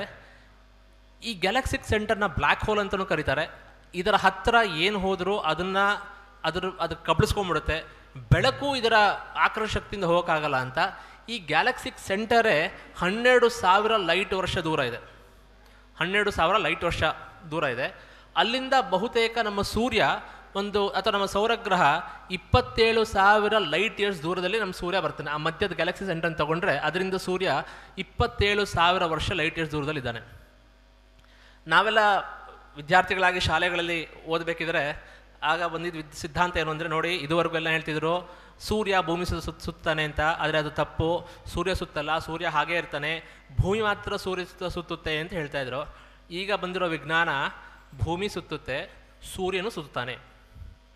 ಅದೇನು ಅಂತಂದರೆ ಇಡೀ ಸೋಲಾರ್ ಸಿಸ್ಟಮ್ ಅಂತ ನಾವೇನು ಕರಿತೇವೆ, ಈಗ ಭೂಮಿ ತನ್ನ ಕಕ್ಷೆಯಲ್ಲಿ ತಿರುಗುವ ಸಮಯ 24 ಗಂಟೆ. 24 ಗಂಟೆಯಲ್ಲಿ ನಿಮಗೆ ಒಂದು ಬೆಳಕು ಒಂದು ರಾತ್ರಿ ಆಗುತ್ತೆ. ಆ ಭೂಮಿ 365 ದಿನಗಳಲ್ಲಿ ಒಂದು ಸೂರ್ಯನ ಪ್ರದಕ್ಷಿಣೆ ಬರ್ತಾನೆ. ಈ ಭೂಮಿ, ಈ ಗ್ರಹಗಳು, ಈ ಸೂರ್ಯ ಎಲ್ಲ ಸೋಲಾರ್ ಸಿಸ್ಟಮು ನಾವು ಗ್ಯಾಲಕ್ಟಿಕ್ ಸೆಂಟರ್ ಅಂತ ಏನು ಕರಿತೇವೆ ಅದ್ರ ಪ್ರದಕ್ಷಿಣೆ ಮಾಡುತ್ತೆ. ಅದನ್ನು ಗ್ಯಾಲಕ್ಟಿಕ್ ಇಯರ್ ಅಂತ ಕರಿತೀವಿ. ಒಂದು ಇಯರಲ್ಲಿ ಇಡೀ ಸೋಲಾರ್ ಸಿಸ್ಟಮ್ ಆ ಗ್ಯಾಲಕ್ಟಿಕ್ ಸೆಂಟರ್ನ ಸುತ್ತಬೇಕು ಅಂತಂದರೆ 270 ಮಿಲಿಯನ್ ಲೈಟ್ ಇಯರ್ಸ್ ಬೇಕು. 270 ಮಿಲಿಯನ್ ಲೈಟ್ ಇಯರ್ಸಲ್ಲಿ ಇಡೀ ಸೂರ್ಯ, ನವಗ್ರಹಗಳೆಲ್ಲ ಸೇರಿ ಆ ಒಂದು ಗ್ಯಾಲಕ್ಟಿಕ್ ಸೆಂಟರ್ನ ಸುತ್ತಕೊಂಡು ಬರುತ್ತೆ. ಹಾಗಿದ್ರೆ ನಾವೆಲ್ಲ ಇಲ್ಲಿ ಕೂತಿದ್ದೀವಿ. ಈಗ ನಾವೆಲ್ಲ ಒಂದು ಮೋಷನ್ ಅಥವಾ ಒಂದು ಸ್ಪೀಡಲ್ಲಿದ್ದೀವಿ. ಆ ಸ್ಪೀಡ್ ಎಷ್ಟು ಅಂದರೆ ನೀವು ಏನು ಮಾಡೋ ಸುಮ್ಮನೆ ಕೂತಿದ್ರು ನೀವು 230 km/s ವೇಗದಲ್ಲಿ ಚಲಿಸ್ತಾ ಇದ್ದೀರಾ. ಈಗ ಇಡೀ ಸೋಲಾರ್ ಸಿಸ್ಟಮು 230 km/s ಹೋಗ್ತಾ ಇದ್ದೀವಿ. ಅದು ನಮಗೆ ರಿಲೇಟಿವ್ ಸ್ಪೀಡಿಂದ ಅದರದ್ದು ಒಂದು ಅನುಭವ ನಮಗೆ ಬರಲ್ಲ.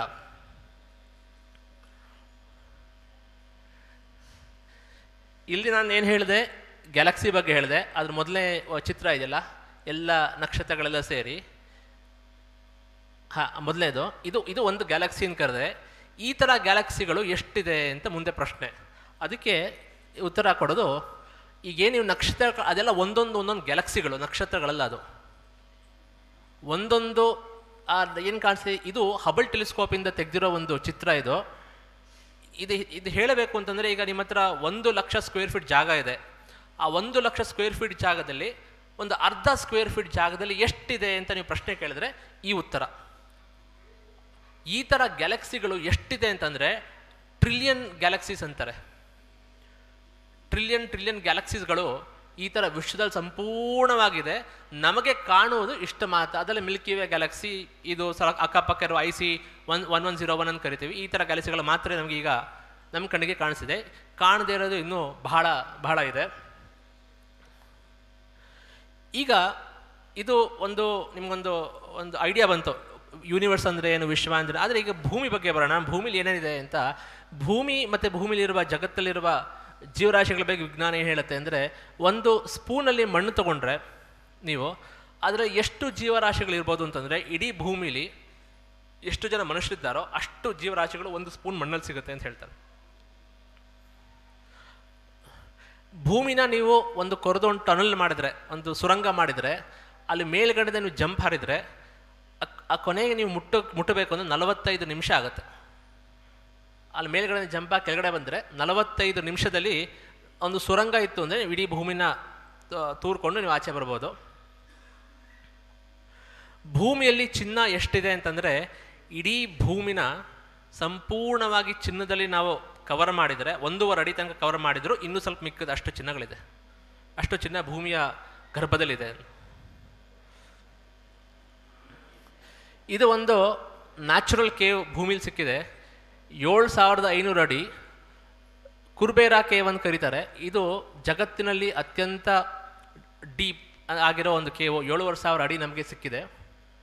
ಇದೆಲ್ಲ ಒಂದು ವಿಶ್ವದ ಒಂದು ರೀಸೆಂಟ್ ಕುರ್ಬೇರಾ ಅಂತ, ಅದು ನಮ್ಮ ದೇಶದಲ್ಲಿಲ್ಲ, ಫ್ಯೂಜಿ ಐಲ್ಯಾಂಡ್ ಕಡೆ ಆ ಕಡೆ ಬರುತ್ತೆ. ಇದು ನ್ಯಾಚುರಲ್ ಸಿಕ್ಕ ಫಿಲಿಪೈನ್ಸ್ ಕಡೆಯಲ್ಲಿ ಬರೋ ಒಂದು ಐಲ್ಯಾಂಡ್ ಇದು.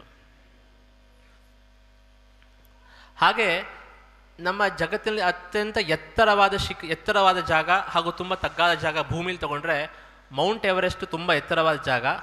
ಸರಾಸರಿ 27,000 ಅಡಿ ಬರುತ್ತೆ ಎತ್ತರ. ಹಾಗೆ ಮರಿಯಾನಾ ಟ್ರೆಂಚ್ ಅಂತ, ಇದು ಪೆಸಿಫಿಕ್ ಓಷನ್ ಜಪಾನ್ ಹತ್ರ ಬರುತ್ತೆ. ಅದು 32,000 ಅಡಿ ಡೀಪ್ ಆಗಿದೆ. ಇದು ಎತ್ತರವಾದ ಮತ್ತು ತಗ್ಗಾದ ಜಾಗ. ನಮಗೆ ಅಂದ್ಕೊಂಡಿದ್ದ ಪ್ರಕಾರ ಸರಾಸರಿ 10,000 12,000 ಅಡಿ ಕೆಳಗಡೆ ಹೋದರೆ ಅಲ್ಲಿ ಆಮ್ಲಜನಕ ಇರಲ್ಲ, ಯಾವ ಜೀವರಾಶಿಗಳಿರಲ್ಲ ಅಂತ. 2,500 2006 ಅಲ್ಲೂ ಒಂದು ಜೀವರಾಶಿಗಳು, ಒಂದು ವಿಚಿತ್ರವಾದ ಮೀನನ್ನಲ್ಲಿ ಕಂಡಿದ್ದಾರೆ, ಅಲ್ಲೂ ಜೀವರಾಶಿಗಳಿದೆ ಅಂತ ಅದೊಂದು ಪ್ರೂವ್ ಆಗಿದೆ. ಇನ್ನೂ ಕೆಲವು ವಿಚಾರಗಳು ಹೇಳಬೇಕು ಅಂದರೆ, ಇಲ್ಲಿ ನೀವು ನೋಡ್ತಿರೋ ಚಿತ್ರ ಏನು ಅಂದರೆ, ಇದು ಸಜಿಟೇರಿಯಸ್ ಬಿ ಅಂತ ಕರೀತಾರೆ. ಇದೊಂದು ಕಾನ್ಸ್ಟಲೇಷನ್ ಇದೆ ಇದರಲ್ಲಿ. ಇದರದ್ದು ಏನು ವಿಶೇಷ ಅಂತಂದರೆ, ಇದು ಸರಾಸರಿ 27,000 ಮಿಲಿಯನ್ ಲೈಟ್ ಇಯರ್ಸ್ ದೂರ ಇದೆ.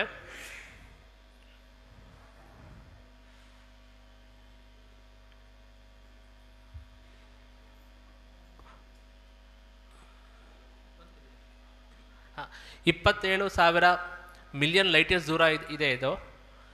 ಇದರಲ್ಲಿ ಇದರ ವ್ಯಾಸ 14,566 ಕಿಲೋಮೀಟರ್ ಲೈಟ್ ಇಯರ್ಸ್ ದೊಡ್ಡ ವ್ಯಾಸ. ಇದರಲ್ಲಿ ಮದ್ಯ ಇದೆ ಅಂತ ಹೇಳ್ತಾರೆ. ವಿನೈಲ್ ಆಲ್ಕೋಹಾಲ್ ಅಂತ ನಾವೇನು ಕರಿತೀವಿ, ಇದು ಸಂಪೂರ್ಣವಾಗಿ ಇದರಲ್ಲಿ ಮದ್ಯ ಇದೆ. ಈ ಮದ್ಯ ಎಷ್ಟು ಲೀಟ್ರ್ ಇದೆ ಅಂದರೆ 10 ಬಿಲಿಯನ್ ಲೀಟರ್ಸ್ ಮದ್ಯ ಇದರಲ್ಲಿದೆ ಅಂತ ಕರೀತಾರೆ. ಇದು ಒಂದು ಮದ್ಯ, ಹೆಂಡ. ಇನ್ನು ವಿನೈಲ್ ಆಲ್ಕೋಹಾಲ್ ಅಂತ ಕರಿತೀವಿ. ಇಷ್ಟು ಮದ್ಯದ ಒಂದು ಭಂಡಾರ ಇದರಲ್ಲಿ ಸಿಕ್ಕಿದೆ. ಅದಕ್ಕಿಂತ ವಿಶೇಷವಾಗಿ ಇದು 40 ಜಾಸ್ತಿ ದೂರ ಇಲ್ಲ, 40 ಲೈಟ್ ಇಯರ್ಸ್ ದೂರ ಇದೆ. ಅಂದರೆ ನೀವು 40 ವರ್ಷ ಲೈಟ್ ಸ್ಪೀಡಲ್ಲಿ ಕಂಟಿನ್ಯೂಸ್ ಟ್ರಾವೆಲ್ ಮಾಡಿದ್ರೆ ಈ ಗ್ರಹ ಸಿಗುತ್ತೆ. ಈ ಗ್ರಹದ ವಿಶೇಷ ಏನು ಅಂದರೆ, ಬಹುತೇಕ ಈ ಗ್ರಹ ವಜ್ರ ಖಚಿತವಾಗಿದೆ. ವಜ್ರ ಖಚಿತ, ಕ್ಯಾನ್ಕೆರಿ ಅಂತ ಇದನ್ನ ನಾಮಕರಣ ಮಾಡಿದ್ದಾರೆ. ಇದು ವಜ್ರ ಖಚಿತವಾಗಿದೆ. 90 ಭಾಗ ವಜ್ರದಲ್ಲಿದೆ.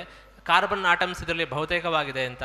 ಇದ್ರ ಬಗ್ಗೆ ಇನ್ನೂ ವಿಶೇಷ ಅನ್ವೇಷಣೆಗಳು ನಡೀತಾ ಇದೆ. ಅಕಸ್ಮಾತ್ ಯಾರು ಮನ್ಸು ಮಾಡಿದರೆ ಒಂದು 40 ಮಿಲಿಯನ್ ಲೈಟ್ ಇಯರ್ಸ್ ಟ್ರಾವೆಲ್ ಮಾಡ್ತಂದರೆ ಇಷ್ಟು ವಜ್ರ ಸಿಗುತ್ತೆ. ಈಗ ಬಹುತೇಕ ನಾನು ಮುಗಿಸ್ದೆ. ಈಗ ಇಷ್ಟನ್ನು ಹೇಳಿದ್ದು ಒಂದು ಸಣ್ಣ ವಿಡಿಯೋದಲ್ಲಿ ನಾನು ತೋರಿಸ್ಬೇಕು ಅಂದರೆ ಇದ್ರದ್ದು ಮೌಲ್ಯಮಾಪನ ಹೇಗಿದೆ ಅಂತಂದರೆ, ಇದೊಂದು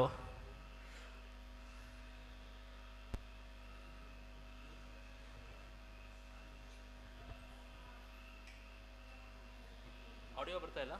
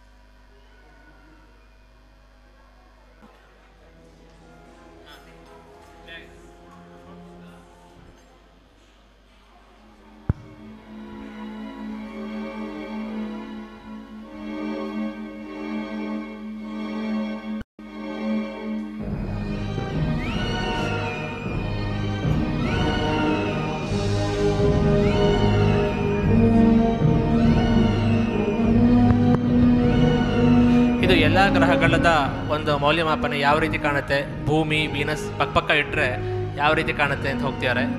ನೆಪ್ಚೂನ್ ಭೂಮಿ ಮುಂದೆ ಇರೋದು, ಅದರ ಮುಂದೆ ಸ್ಯಾಟರ್ನ್ ಶನಿ ಗ್ರಹ,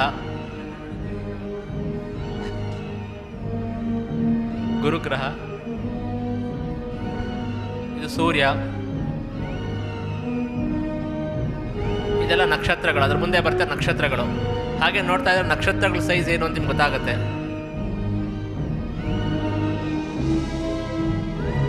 ಇದು ಈಗ ಹಬಲ್ ಟೆಲಿಸ್ಕೋಪ್ ಇಂದ ನಮ್ಗೆ ಏನು ಸಿಕ್ಕಿದೆ ನಕ್ಷತ್ರಗಳು, ಅದರ ಬಗ್ಗೆ ಮಾತ್ರ ಇದು ಒಂದು ದೃಶ್ಯ.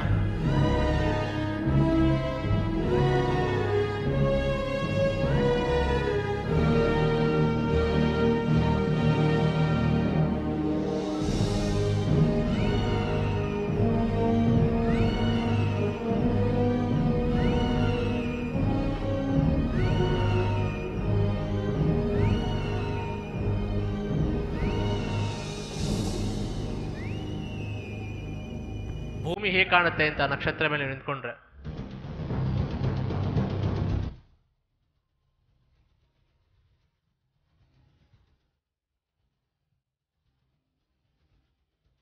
ನೀವು 9 km/h ಸ್ಪೀಡ್ ಇರುವ ಏರೋಪ್ಲೇನ್ ಹೋದ್ರೆ ಈ ನಕ್ಷತ್ರ ಒಂದು ಪ್ರದಕ್ಷಿಣೆ ಮಾಡಬೇಕು ಅಂತಂದ್ರೆ ನಿಮಗೆ ಸರಾಸರಿ 1100 ಇಯರ್ ಬೇಕು. 1 ಸೆಕೆಂಡು ನಿಲ್ಲದೆ ನೀವು ಟ್ರಾವೆಲ್ ಮಾಡಬೇಕು ಅಂತಂದ್ರೆ ಒಂದು ಪ್ರದಕ್ಷಿಣೆ ಬರೋಕ್ಕೆ. ಈ ನಕ್ಷತ್ರ, ಈ ಗ್ಯಾಲಕ್ಸಿಗಳು ಇನ್ನೂ ಎಷ್ಟಿದೆ ಅಂತ.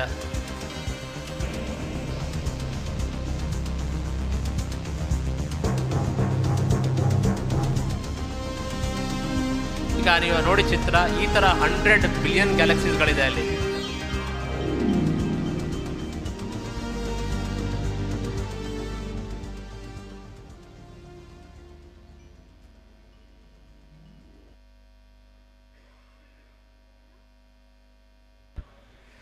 ಇದು ವಿಜ್ಞಾನ ದೃಷ್ಟಿಯಲ್ಲಿ ಇದು ಈ ಸೈನ್ಸಲ್ಲಿ ಇನ್ನೂ ಸುಮಾರಿದೆ. ಇದು ಒಂದು 20 ನಿಮಿಷದಲ್ಲಿ ಏನು ಹೇಳಬೇಕೋ, ಎಷ್ಟಾಗುತ್ತೋ ಅಷ್ಟು ಹೇಳಿದೆ. ಇದಕ್ಕೆ ನೆರವು ಮಾಡಿದ ಶ್ರೀಗಳು ಮತ್ತು ನಮ್ಮ ಆಚಾರ್ಯರಿಗೆ ಅನಂತ ಧನ್ಯವಾದಗಳು ಹೇಳಿ ಕೃಷ್ಣಾರ್ಪಣ ಮಸ್ತು. ಅಲ್ಲೇ ಅದು ಬೇಡ, ತೆಗಿಲಿಕ್ಕಾಗಲ್ಲ, ಫಿಕ್ಸ್ ಆಗಿದೆ, ಎಲ್ಲ ಅಂಟ್ಕೊಂಡ್ಬಿಟ್ಟಿದೆ ಬಿಡೋದು. ವರ್ಷಗಳಲ್ಲಿ ಮನುಷ್ಯನ ನಿರ್ಮಾಣ ಆಯಿತು ಅಂತ ಹೇಳಿದ್ದೀರಿ. ಇವತ್ತಿನ ಲೆಕ್ಕಾಚಾರಕ್ಕೆ ಆ ಮನುಷ್ಯನ ನಿರ್ಮಾಣ ಆಗಿ ಎಷ್ಟು ವರ್ಷಗಳಾಯಿತು ಅಂತ? ಇವತ್ತಿನ ಹಿಂದೆ ನೀವು ಅಲ್ಲಿಂದ ಆರಂಭಗೊಂಡು ಇಷ್ಟು ವರ್ಷಗಳ ನಂತರದಲ್ಲಿ ಮನುಷ್ಯನ ನಿರ್ಮಾಣ ಆಯಿತು ಅಂತ ಹೇಳಿದ್ದೀರಿ. ಮನುಷ್ಯನ ನಿರ್ಮಾಣ ಆದದ್ದು ಇವತ್ತಿನಿಂದ ಎಷ್ಟು ವರ್ಷಗಳ ಹಿಂದೆ ಅಂತ ವಿಜ್ಞಾನ ದೃಷ್ಟಿಯಿಂದ?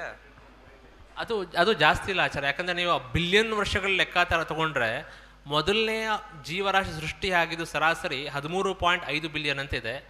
ಅದರಿಂದ 0ಯಿಂದ 13 ಮೊದಲನೇ ಸೃಷ್ಟಿ ಅಂತ ಇಲ್ಲಿ ತನಕ ತೊಗೊಂಡ್ರೆ ಅದು ಕೇವಲ ಸ್ವಲ್ಪ ಡೆಸಿಮಲ್ಸಲ್ಲಿ ಇರುತ್ತೆ ಅಂತ. ಯಾಕಂದರೆ ನೀವು ಬಿಲಿಯನ್ ಇಯರ್ಸ್ ಲೆಕ್ಕ ತೊಗೊಂಡ್ರೆ ಇದೆಲ್ಲ ಅಷ್ಟೊಂದು ಜಾಸ್ತಿ ಬರಲ್ಲ ಅಂತ.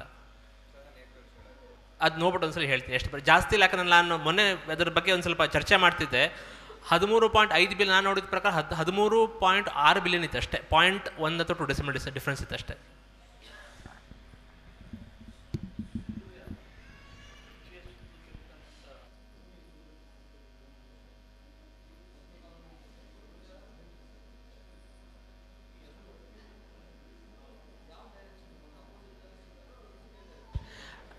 ಈಗ ಭೂಮಿ ಸುತ್ತ ತಿರುಗುತ್ತೆ ಅಂತ, ಆಮೇಲೆ ಬಂದಿದ್ದ ವಿಜ್ಞಾನವಾದ ಭೂಮಿ ಸೂರ್ಯ ಜೊತೆ ತಿರುಗುತ್ತೆ ಅಂತ.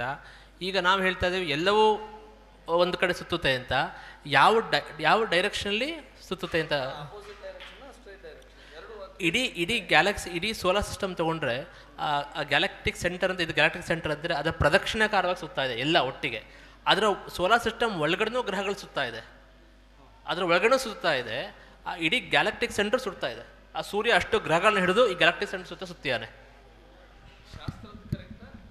ಆ ಶಾಸ್ತ್ರದ ಬಗ್ಗೆ ಆಚಾರ ಹೇಳ್ತಾರೆ ವಿಶೇಷವಾಗಿ ಏನು ಅಂತ.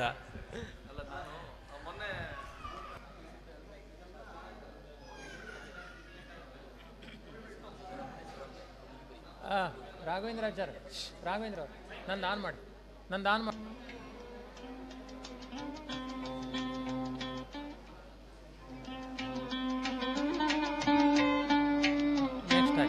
ನೆಕ್ಸ್ಟ್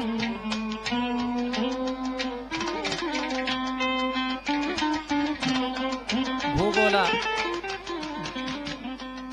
ಶ್ರೀಮದ್ ಭಾಗವತದಲ್ಲಿ ವರ್ಣಿತವಾಗಿರುವ ಭೂಗೋಳವನ್ನು ಶ್ರೀ ಭಾವಿ ಸಮೀರ ಗುರುರಾಜರು ಭೂಗೋಳ ವರ್ಣನೆಯಲ್ಲಿ ಹೇಳಿದಂತೆ ಸ್ಥೂಲವಾಗಿ 6 ವಿಭಾಗದಲ್ಲಿ ನಾವು ತಿಳಿಯಬಹುದಾಗಿದೆ. ಒಂದು ಜಂಬೂದ್ವೀಪ, ಎರಡನೆಯದ್ದು ಸಪ್ತದ್ವೀಪಗಳು, ಮೂರನೆಯದ್ದು ಸಪ್ತದ್ವೀಪಗಳ ಆಚೆ ಇರುವಂತಹ ಪ್ರದೇಶ, ನಾಲ್ಕನೆಯದ್ದು ಮೇಲ್ಗಡೆ ಇರುವ ಗ್ರಹ ನಕ್ಷತ್ರಗಳ ಸಂಸ್ಥಾನ, 5ನೇ ವಿಭಾಗ ಕೆಳಗಡೆ ಇರುವಂತಹ ಲೋಕಗಳು, ಮತ್ತೊಂದು ನರಕ ಅಂತ. ಹೀಗೆ 6 ವಿಭಾಗವಾಗಿ ಭೂಗೋಳವನ್ನು ರಾಜರು ಭೂಗೋಳ ವರ್ಣನೆಯಲ್ಲಿ ನಿರೂಪಿಸಿದ್ದಾರೆ. ಅದರ ಮುಂದಿನ ವಿವರಣೆಯನ್ನು ಮುಂದಿನ ಚಿತ್ರಗಳಲ್ಲಿ ನೀಡುತ್ತೇನೆ. ಸೌಂಡ್ ನಿಲ್ಲಿಸಿ. ಸಮಗ್ರ ಬ್ರಹ್ಮಾಂಡದ ಚಿತ್ರ ಈಗ ನಾವು ನೋಡ್ತಾ ಇದ್ದೇವೆ. ಇದು ಇಲ್ಲಿಂದ ಆರಂಭ ಮಾಡಿ ಇಲ್ಲಿಯ ತನಕ ಇದನ್ನು ಬ್ರಹ್ಮಾಂಡ ಅಂತ ಕರಿತಾ ಇದ್ದೇವೆ. ಈ ಬ್ರಹ್ಮಾಂಡದ ಭಾಗ 100 ಕೋಟಿ ಯೋಜನ. ಇಲ್ಲಿಂದ ಇಲ್ಲಿಯ ತನಕ 100 ಕೋಟಿ, ಇಲ್ಲಿಂದ ಇಲ್ಲಿಯ ತನಕ 100 ಕೋಟಿ. ಅವರು ಹೇಳಿದರು, ಸಮಗ್ರ ಭೂಮಿಗೆ ಬಂಗಾರ ನಮಗೆ ಸಿಕ್ಕಿದೆ ವಿಜ್ಞಾನದ ಪ್ರಕಾರ. ಅದನ್ನು ಭೂಮಿಗೆ ಲೇಪನ ಮಾಡಿದರೆ 1.5 ಅಡಿಯಷ್ಟು ಥಿಕ್ನೆಸ್ ಬರುತ್ತೆ ಬಂಗಾರದ್ದು, ಇನ್ನೂ ಸ್ವಲ್ಪ ಉಳಿಯುತ್ತೆ ಅಂತ ಅವರು ಹೇಳಿದರು. ಈಗ ನಮ್ಮ ಶಾಸ್ತ್ರದ ಪ್ರಕಾರ ಈ ಬ್ರಹ್ಮಾಂಡದ ಕಟಾಹ ಏನಿದೆ, ಈ ಬ್ರಹ್ಮಾಂಡದ ಕಟಾಹ ಇರುವುದೇ 25 ಕೋಟಿ ಯೋಜನ ದಪ್ಪದ ಥಿಕ್ನೆಸ್ಸಿನ ಬಂಗಾರ. ಇದು ಈ ಥಿಕ್ನೆಸ್ಸಿನ ಬಂಗಾರ, ಅರ್ಥಾತ್ ಈ ಥಿಕ್ನೆಸ್ 25 ಕೋಟಿ ಅಂತ ನೀವು ತಿಳ್ಕೊಳ್ಬೇಡಿ. ಇದು ಒಟ್ಟು 100 ಕೋಟಿ ಯೋಜನದ ಬಂಗಾರ ಇದೆ ಬ್ರಹ್ಮಾಂಡದಲ್ಲಿ. ಸಮಗ್ರ ಬ್ರಹ್ಮಾಂಡದಲ್ಲಿ 100 ಕೋಟಿ ಯೋಜನ ಬಂಗಾರ. ಅದು ಹೇಗೆ 100 ಕೋಟಿ ಯೋಜನ ಅನ್ನೋದನ್ನು ನಿಮಗೆ ಹೇಳ್ತೇನೆ. ಬಹುತೇಕ ಮೈಸೂರು ಬೆಂಗಳೂರು ಕಡೆ ಚಪಾತಿ ಮಾಡೋರಿಗೆ ಬೇಗ ಪರಿಚಯ ಆಗುತ್ತೆ ಇದು. ನಾನು ತುಂಬ ಅಡಿಗೆ ಮನೆಗೆ ಹೋಗಿ ವೇದಾಂತವನ್ನು ಅರ್ಥ ಮಾಡಿಸ್ತೇನೆ, ಇಲ್ಲೇಂದರೆ ಬೇಗ ಅರ್ಥ ಆಗಲ್ಲ. ಮೊದಲು ಚಪಾತಿ ಹೀಗೆ ಲಟ್ಟಿಸ್ಕೊಳ್ತಾರೆ ಮೈಸೂರು ಬೆಂಗಳೂರು ಕಡೆ. ಆಮೇಲೆ ಆ ಚಪಾತಿನ ಇಲ್ಲಿಂದ ತೆಗೆದು ಇಲ್ಲಿಯ ತನಕ ಅಂಟಿಸ್ತಾರೆ. ಆಮೇಲೆ ಅದನ್ನು ಇಲ್ಲಿಂದ ತೆಗೆದು ಇಲ್ಲಿ ತನಕ ಅಂಟಿಸ್ತಾರೆ. ಇದು 25 ಕೋಟಿ ಯೋಜನ, ಇದು 25 ಕೋಟಿ ಯೋಜನ, ಇದು 25 ಕೋಟಿ ಯೋಜನ, ಇದು 25 ಕೋಟಿ ಯೋಜನ. ಒಂದ್ರ ಮೇಲೆ ಬಿದ್ದರೆ 100 ಕೋಟಿ ಯೋಜನದ ಬಂಗಾರ ನಮ್ಮ ಬ್ರಹ್ಮಾಂಡದಲ್ಲಿದೆ ಅಂತ ಮೊದಲನೇ ವಿವರಣೆ. ಆಮೇಲೆ ಈಗ ನೋಡಿ ಎಷ್ಟೆಲ್ಲ ಸ್ವಾರಸ್ಯ ಇದೆ ಅಂದರೆ, ಇದರಲ್ಲಿ 3 ವಿಭಾಗ ಇದೆ. ನಾವೇನು ತಿಳ್ಕೊಂಡಿದ್ದೀವಿ, ಭೂಮಿ ಅಂದರೆ ಎಷ್ಟು ಅಂತ. ಈ ವಿಜ್ಞಾನಿಗಳ ಗ್ಯಾಲಾಕ್ಸಿಯನ್ನೆಲ್ಲ ನೋಡಿ ನಿಮ್ಗೊಂದ್ಸಲಿ ತಲೆ ತಿರುಗುತ್ತೆ, ಏನು ಅದ್ಭುತ ಅಂತ. ಆದರೆ ಈ ಬ್ರಹ್ಮಾಂಡದ ವಿಚಾರ ನಿಮ್ಗೆ ನೋಡಿದ್ರೆ ತಲೆ ತಿರುಗೋದಲ್ಲ, 10 ತಲೆ ಬಂದರೂ ಅರ್ಥ ಆಗಲ್ಲ. ಈ ಭೂಮಿಯ ವ್ಯಾಪ್ತಿ ಮೇರು ಸಹಿತವಾದ ಸಪ್ತದ್ವೀಪಗಳು ಇಷ್ಟು, ಇಲ್ಲಿಂದ ಇಲ್ಲಿಯ ತನಕ ಇರುವಂತಹ ಭೂಮಿ ಇಷ್ಟು. ಭೂಮಿ ಎಷ್ಟು ಅಂದರೆ ಇಷ್ಟೇ ಭೂಮಿ ಇರುವುದು ಇಷ್ಟು ಭಾಗ. ಈ ಘನೋದಕ ಅನ್ನೋದನ್ನು ನಾವು ಲೆಕ್ಕದಲ್ಲಿ ತೆಗೆದುಕೊಳ್ಳೋದಿಲ್ಲ. ಭೂಭಾಗ ಅಂದರೆ ಇಷ್ಟು ಭಾಗ ಮಾತ್ರ ತಗೊಳ್ತೇವೆ. ಇದು ವಜ್ರಖಚಿತವಾದ ಭೂಮಿ, ಇಲ್ಲಿಂದ ಇಲ್ಲಿಯ ತನಕ ವಜ್ರಖಚಿತವಾದ ಭೂಮಿ, ಇಲ್ಲಿಂದ ಇಲ್ಲಿಯ ತನಕ ಸುವರ್ಣ ಖಚಿತವಾದ ಭೂಮಿ.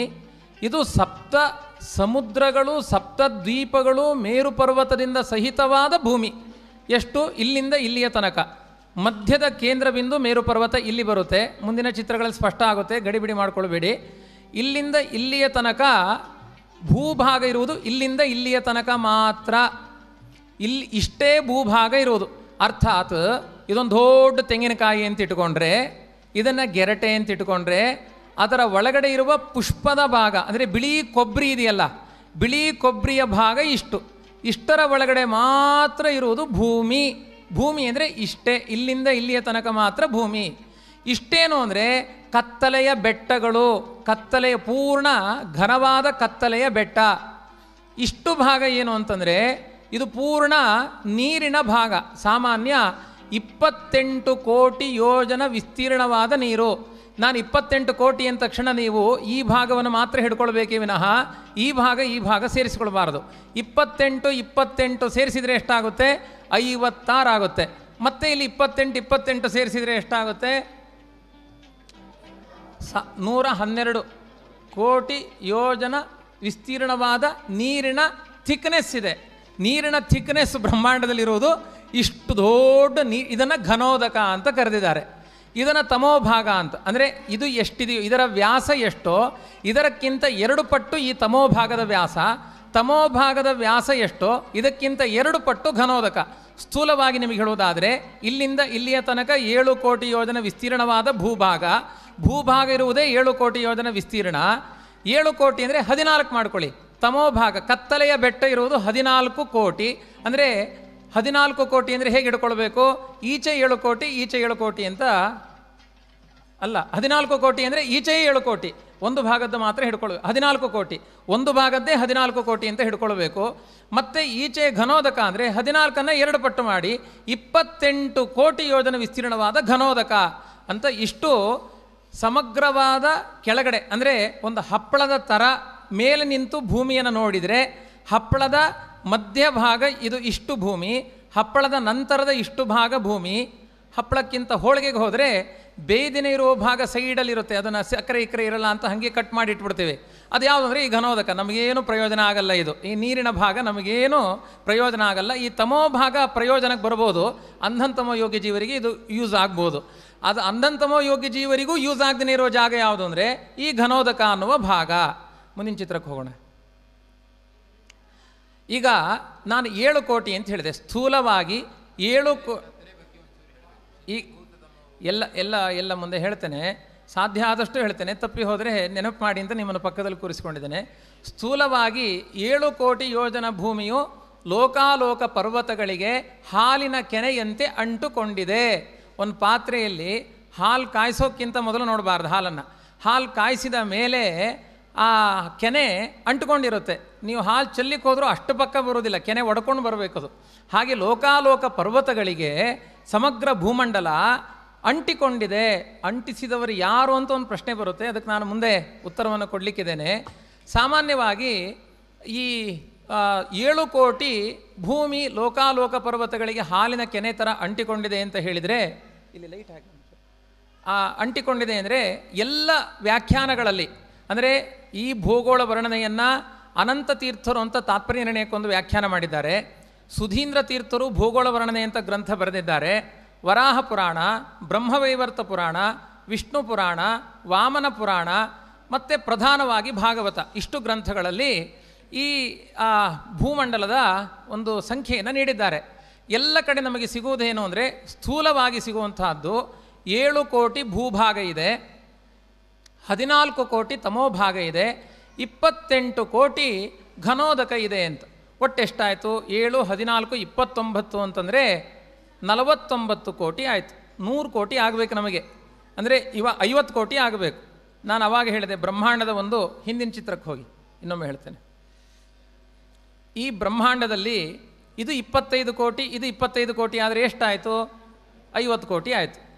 50 ಒಟ್ಟು ಇಲ್ಲಿಂದ ಇಲ್ಲಿಯ ತನಕ ಇರುವುದು ಭೂಮಂಡಲ, ಇದು ಬ್ರಹ್ಮಾಂಡ ಅಂತ ಆದಮೇಲೆ 50 ಕೋಟಿ ಇದು ಬಂಗಾರದ ತಿಕ್ಕನೆಸ್ಸು ತೋರಿಸಿಲ್ಲ ಇಲ್ಲಿ. ಈಚೆ ಎಲ್ಲ ಇರೋದು ಬಂಗಾರ ತಿಕ್ಕನೆಸ್ಸು ಅಂತ ಅಂದ್ಕೊಳ್ಳಿ.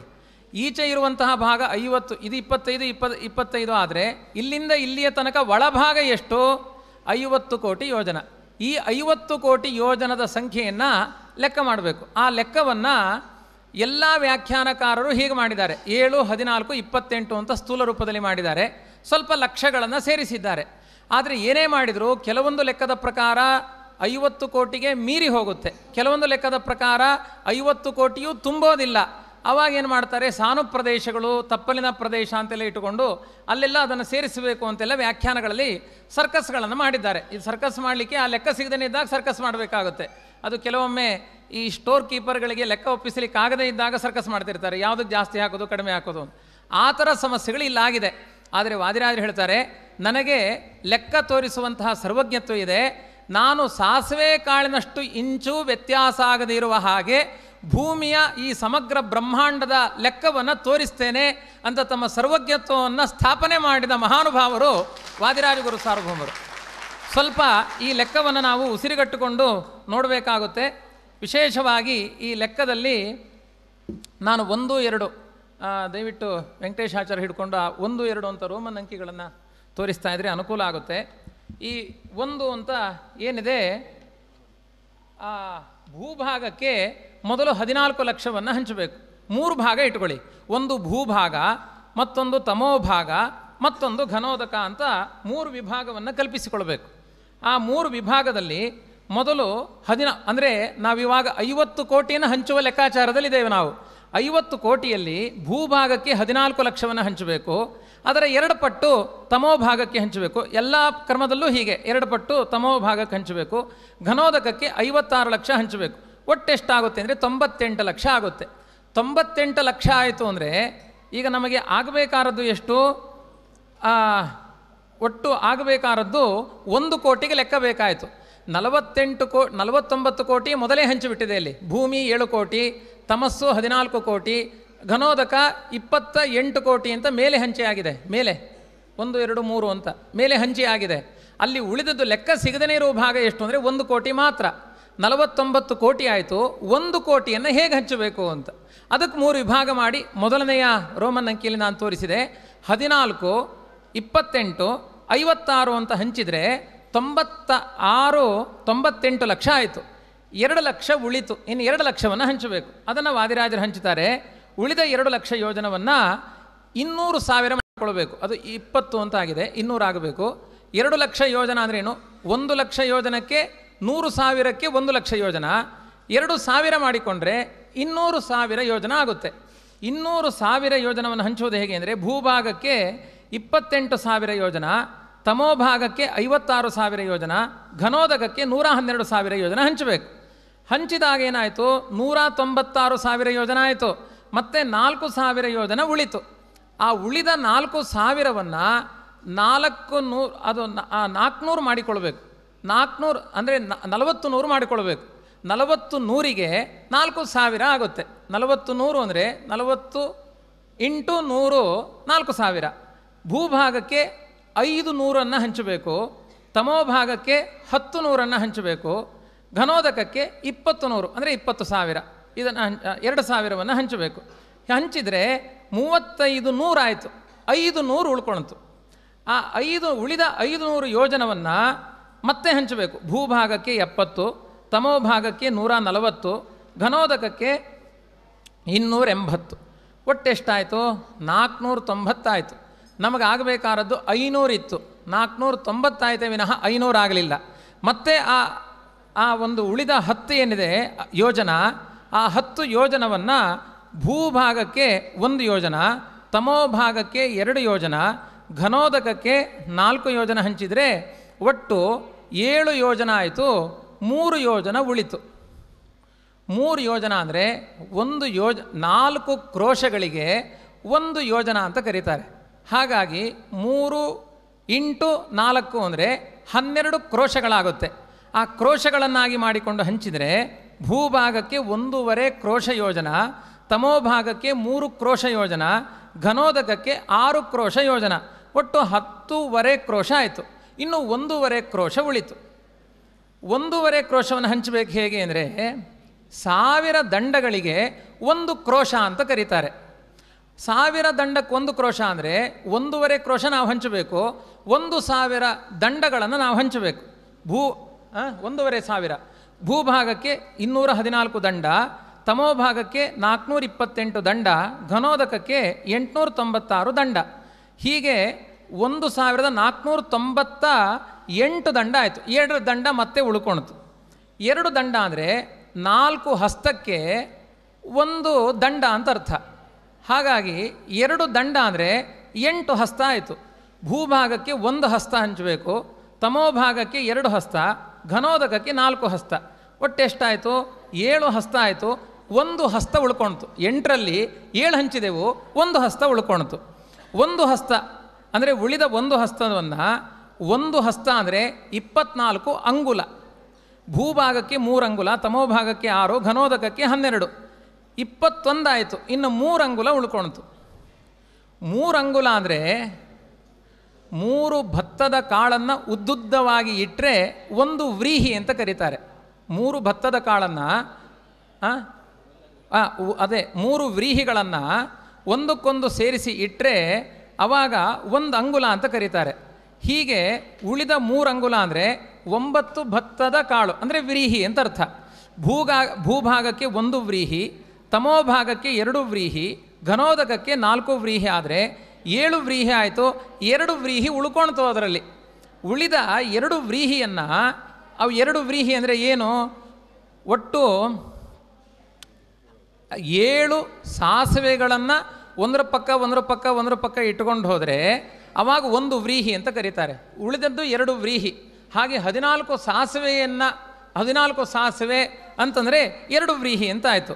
ಭೂಭಾಗಕ್ಕೆ 2 ಸಾಸಿವೆ, ತಮೋಭಾಗಕ್ಕೆ 4 ಸಾಸಿವೆ, ಘನೋದಕಕ್ಕೆ 8 ಸಾಸಿವೆ ಅಂದರೆ ಒಟ್ಟು 14 ಸಾಸಿವೆ ಆಯಿತು. ಲೆಕ್ಕ ಪೂರ್ಣ ಆಯಿತು. ಹೀಗಾಗಿ ಇದರಲ್ಲಿರುವಂತಹ ಸ್ವಾರಸ್ಯ ಏನು ಅಂದರೆ, ಭೂಮಿ ಅಂದರೆ ಎಷ್ಟು? ಇವಾಗ ಹಿಂದಿನ ಚಿತ್ರಕ್ಕೆ ಹೋಗಿ ಹೇಳ್ತೇನೆ. ಭೂಮಿ ಅಂದರೆ ಎಷ್ಟು?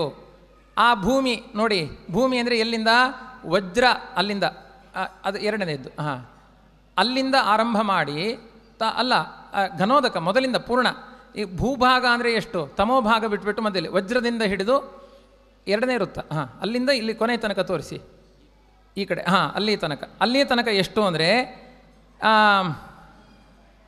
7,14,28,571 ಯೋಜನ, 1.5 ಕ್ರೋಶ, 214 ದಂಡ, 1 ಹಸ್ತ, 3 ಅಂಗುಲ, 1 ವ್ರೀಹಿ, 2 ಸಾಸಿವೆ ಕಾಳಿನ ಪ್ರಮಾಣದಲ್ಲಿರುವುದು ಭೂಮಭಾಗ ಅಂತ ಹೇಳಿದ ಸರ್ವಜ್ಞತ್ವ ನಾನು ಯಾವ ಗ್ರಂಥಗಳಲ್ಲೂ ನೋಡಿಲ್ಲ. ಆದ್ದರಿಂದ ಭೂಗೋಳ ವರ್ಣನೆ ನೋಡಿದ ಮೇಲೆ ವಾದಿರಾಜರು ಸಾಮಾನ್ಯರಲ್ಲ ಅನ್ನುವ ಜ್ಞಾನ ಅಲ್ಲ, ಸರ್ವಜ್ಞರು ಅನ್ನುವ ಜ್ಞಾನ ಬರುತ್ತೆ. ಅಂಥ ಒಂದು ಪರ್ಫೆಕ್ಟ್ನೆಸ್ಸು ವಾದಿರಾಜಗುರು ಸಾರ್ವಭೌಮರಲ್ಲಿ ಕಾಣ್ತೇವೆ. ಇನ್ನು ತಮೋಭಾಗದ ಚಿತ್ರ, ಅಲ್ಲಿಂದ ಅಷ್ಟು ಭಾಗ, ಈಚೆ ಇಷ್ಟು ಭಾಗ. ತಮೋಭಾಗದ ವ್ಯಾಸ ಎಷ್ಟು ಅಂದರೆ 14,67,142 ಯೋಜನ, 3 ಕ್ರೋಶ, 428 ದಂಡ, 2 ಹಸ್ತ, 3 ಅಂಗುಲ, 2 ವ್ರೀಹಿ, 4 ಸರ್ಷಪ. ಇದು ತಮೋಭಾಗದ ಲೆಕ್ಕ.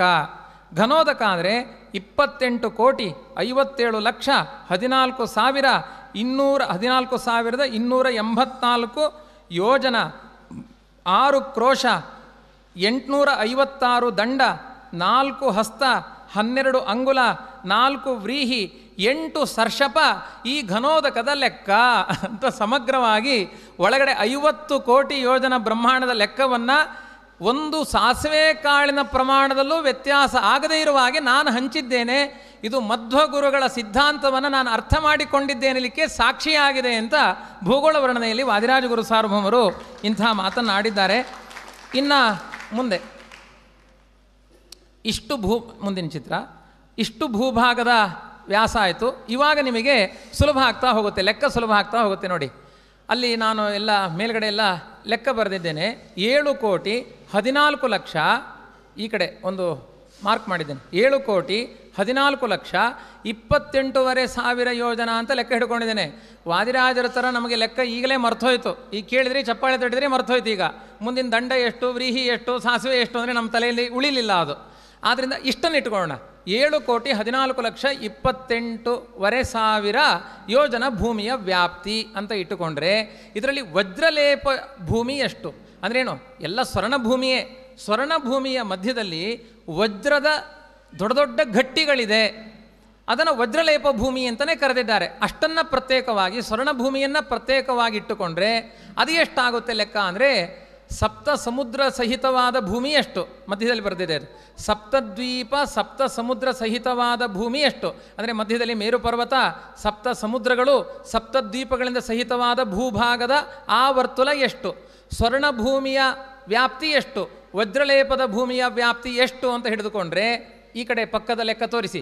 5,07,00,000 ವ್ಯಾಪ್ತಿ. ಈಚೆ ಬನ್ನಿ, ಸಪ್ತದ್ವೀಪ ಸಪ್ತ ಸಮುದ್ರಗಳಿಂದ ಸಹಿತವಾದ ಭೂಭಾಗ ಅಲ್ಲಿಂದ ಅಲ್ಲಿ ತನಕ ಎಷ್ಟು ಅಂದರೆ 5,07,00,000 ಭೂ ವ್ಯಾಪ್ತಿ ಅಲ್ಲಿಂದ ಅಲ್ಲಿಯ ತನಕ.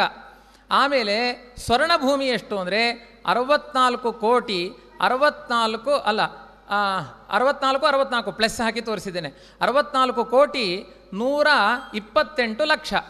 ಮತ್ತು ಈ ವಜ್ರಲೇಪ ಭೂಮಿ ಎಷ್ಟು ಅಂದರೆ 42,84,00,000. ಇದು ವಜ್ರಲೇಪ ಭೂಮಿ. ಒಟ್ಟು ಎಷ್ಟಾಯಿತು ಎಲ್ಲವನ್ನೂ ಲೆಕ್ಕ ಹಾಕಿದರೆ 7,19,00,000 ಬರುತ್ತೆ. ನಮಗೆ ಎಷ್ಟು ಬರಬೇಕು? 7,14,15,00,000 ಬರಬೇಕೇ ವಿನಃ, ಅಲ್ಲಿ ಹಾಕಿದ್ದಾನಲ್ಲ ಮೇಲಿನ ಯಾರೋ ಮಾರ್ಕು, ಅಲ್ಲಿಂದ ಅಲ್ಲಿಗೆ ಎಷ್ಟು ಬರಬೇಕು? 7,14,00,000 ಬರಬೇಕೇ ವಿನಃ 7,19,00,000 ಹೆಂಗೆ ಬಂತು? 5 ಲಕ್ಷ ಯೋಜನೆ ಏನು ಮಾಡಬೇಕು ಅಂದರೆ, ಇದಾದ ಮೇಲೆ ವಜ್ರಲೇಪ ಭೂಮಿ ಆದ ಮೇಲೆ ಆ ರೌಂಡಿನಲ್ಲಿ ಲೋಕಾಲೋಕ ಪರ್ವತ ಇದೆ. ಆ ಲೋಕಾಲೋಕ ಪರ್ವತದ ತಪ್ಪಲಿನ ಪ್ರದೇಶ, ಸಾನು ಪ್ರದೇಶ ಎಷ್ಟು ಅಂದರೆ 5 ಲಕ್ಷ ಯೋಜನ. ಹಾಗಾಗಿ ಲೋಕಾಲೋಕ ಪರ್ವತದ ಲೆಕ್ಕವನ್ನು ಸೇರಿಸಿದರೆ 7,19,00,000 ಆಗುತ್ತೆ. ಆ 5 ತೆಗೆದರೆ 7,14,00,000 ಅನ್ನೋದು ಕರೆಕ್ಟ್ ಸರಿಯಾದ ಲೆಕ್ಕಾಚಾರ ಬರುತ್ತೆ. ಆದ್ದರಿಂದ ಅಲ್ಲೂ ನನ್ನ ಲೆಕ್ಕ ಸರಿಯಾಗಿದೆ ಅಂತ ವಾದಿರಾಜರು ಎರಡನೇ ಒಂದು ಚಪ್ಪಾಳಿಗೆ ಅರ್ಹರಾಗಿದ್ದಾರೆ ವಾದಿರಾಜಗುರು ಸಾರ್ವಭೌಮರು ಅಂತ. ಇದು ಎರಡನೆಯ ಲೆಕ್ಕಾಚಾರ, ಎರಡನೇ ಚಿತ್ರದ ಲೆಕ್ಕಾಚಾರ. ಇನ್ನು ನಿಮಗೆ ಸಮಗ್ರವಾದ ಭೂಮಿ, ನೀವು ಎಲ್ಲ ಸರ್ವಜ್ಞರಾಗಿಬಿಡ್ತೀರಿ ನೋಡಿ, ಇದನ್ನು ಚೆನ್ನಾಗಿ ಕೇಳ್ತಾ ಇದ್ದರೆ. ಇನ್ನು ಮೂರನೇ ಚಿತ್ರಕ್ಕೆ ಹೋಗೋಣ. ಮೂರನೇ ಚಿತ್ರದಲ್ಲಿ 100 ಕೋಟಿ ಬ್ರಹ್ಮಾಂಡದಲ್ಲಿ ಜೀವರು ಸಂಚರಿಸುವ ಜಾಗ ಎಷ್ಟು ಅಂತ ಪ್ರಶ್ನೆ ಮಾಡಿಕೊಂಡ್ರೆ, ಮಧ್ಯದ ಭಾಗ ಇದೆ ನೋಡಿ, ಆ ಕೇಂದ್ರ ಮೇರು ಪರ್ವತ. ನಮಗೆಲ್ಲ ಲೆಕ್ಕಾಚಾರ ಹೊರಡೋದು ಆ ಮೇರು ಪರ್ವತದಿಂದ. ಮೇಲುಗಡೆಯಿಂದ ಮೇರು ಪರ್ವತದ ತನಕ, ಮೇರು ಪರ್ವತದಿಂದ ಕೆಳಭಾಗದ ಗೂಟದ ತನಕ, ಅಲ್ಲಿಯ ತನಕ ಹಿಡಿದುಕೊಂಡ್ರೆ ಒಟ್ಟು ಆ ಕೆಳಗಡೆಯ ಆ ಗೂಟದಿಂದ ಆರಂಭ ಮಾಡಿ ಮೇಲ್ಗಡೆಯ ತನಕ ಅಷ್ಟು ಭಾಗ ಎಷ್ಟು ಅಂದರೆ 25,01,00,000 ಯೋಜನ ಜೀವರು ಸಂಚರಿಸುವ ಜಾಗ. ಉಳಿದ ಜಾಗದಲ್ಲಿ ಜೀವರಿಗೆ ಸಂಚಾರ ಮಾಡಲಿಕ್ಕಾಗೋದಿಲ್ಲ. ಅಂದರೆ ಒಳಗಡೆ ಇರುವಂತಹ 50 ಕೋಟಿ ಯೋಜನ ವಿಸ್ತೀರ್ಣವಾದ ಬ್ರಹ್ಮಾಂಡದಲ್ಲಿ ಜೀವರು ಸಂಚಾರ ಮಾಡುವ ಜಾಗ ಎಷ್ಟು ಅಂದರೆ ಮೇಲುಗಡೆಯಿಂದ ಒಂದು ಕಲ್ಲು ಹಾಕಿದರೆ 25,01,00,000 ಯೋಜನ ವ್ಯಾಪ್ತಿಯಷ್ಟು ಮಾತ್ರ ಜೀವರಿಗೆ ಸಂಚಾರ ಮಾಡಲಿಕ್ಕಾಗುತ್ತೆ. ಇನ್ನು ಕೆಳಗಡೆಯ ಭಾಗದ್ದೆಲ್ಲ ಏನು ಅಂದರೆ ಅದನ್ನು ಲೆಕ್ಕ ಹೇಳ್ತಾರೆ. ಈ ಒಂದು ಏನು ಈ ಯಾರೋ ಮಾರ್ಕ್ ತೋರಿಸಿದೆ ಮೇಲ್ಮುಖವಾಗಿ, ಅದು ಮೇರು ಪರ್ವತ. ಅದು ಆ ಮೇರು ಪರ್ವತದ ಗೂಟ ಕೆಳಗಡೆ ಬಂದಿದೆ. ಆ ಗೂಟದಲ್ಲಿ ಗೂಟದ ನೇರವಾಗಿ ಗೂಟ ಇರುವುದು ಕೆಳಗಡೆ 16,000 ಯೋಜನ. ಅದು ಪೂರ್ಣ ಅಲ್ಲಿಂದ ಅಲ್ಲ, ಸ್ವಲ್ಪ ಮೇಲ್ಭಾಗ ಇನ್ನೊಂದು ಯಾರೋ ಮಾರ್ಕ್ ಇದೆಯಲ್ಲ ಅಲ್ಲಿಂದ ಹಿಡ್ಕೊಳ್ಬೋದು. 16,000 ಯೋಜನ ಭೂಮಿಯಿಂದ ಕೆಳಭಾಗದಲ್ಲಿ ಗೂಟ ಇದೆ, ಮೇರು ಪರ್ವತದ ಗೂಟ. ಕರ್ಣಿಕಾರ ಪುಷ್ಪದ ಹಾಗೆ ಇದೆ ಅಂತ. ಕೆಳಗಡೆ ಬುಡ ಸಣ್ಣ ಇದೆ, ಮೇಲೆ ಮೇಲೆ ದೊಡ್ಡದಾಗ್ತಾ ಹೋಗುತ್ತೆ ಮೇರು ಪರ್ವತ. ಮೇರು ಪರ್ವತ ಮೇಲ್ಭಾಗದಲ್ಲಿರೋದು 84,000 ಯೋಜನ. 84, 16 ಅಂದರೆ 1,00,000 ಯೋಜನ ವ್ಯಾಪ್ತಿಯ ಪರ್ವತ ಮೇರು ಪರ್ವತ. ಈ 16,000 ಮೇರು ಪರ್ವತ ಅಂತ ಆದ ಮೇಲೆ ಅದಾದ ಮೇಲೆ ಕೆಳಗಡೆ ಭಾಗದಲ್ಲಿ 16,000 ಗೂಟ ಬಿಟ್ಟು ಸಪ್ತಲೋಕಗಳನ್ನು ಚಿಂತನೆ ಮಾಡಬೇಕು. ಗೂಟವನ್ನು ಸೇರಿಸಿಕೊಂಡಲ್ಲ. ಒಂದು ಸಾಮಾನ್ಯವಾಗಿ 1 ಯೋಜನ ಅಂದರೆ ವಾದಿರಾಜರು ಅದನ್ನು ಲೆಕ್ಕ ನಾವು ಹೇಳ್ಬೋದು. 1 ಯೋಜನ ಅಂದರೆ 7.5 ಕಿಲೋಮೀಟರಿಗೆ 1 ಯೋಜನ ಅಂತ ವಾದಿರಾಜರು ನಿಖರವಾಗಿ ಹೇಳಿದ್ದಾರೆ. ಯೋಜನ ಅಂದರೆ ಎಷ್ಟು ಅಂತ ನಮಗೆ ತುಂಬ ಗೊಂದಲ ಇದೆ. ವಾದಿರಾಜರು ಹೇಳ್ತಾರೆ 7.5ಕ್ಕೆ 1 ಯೋಜನ ಅಂತ ನಾವು ಸ್ವೀಕಾರ ಮಾಡಬಹುದು.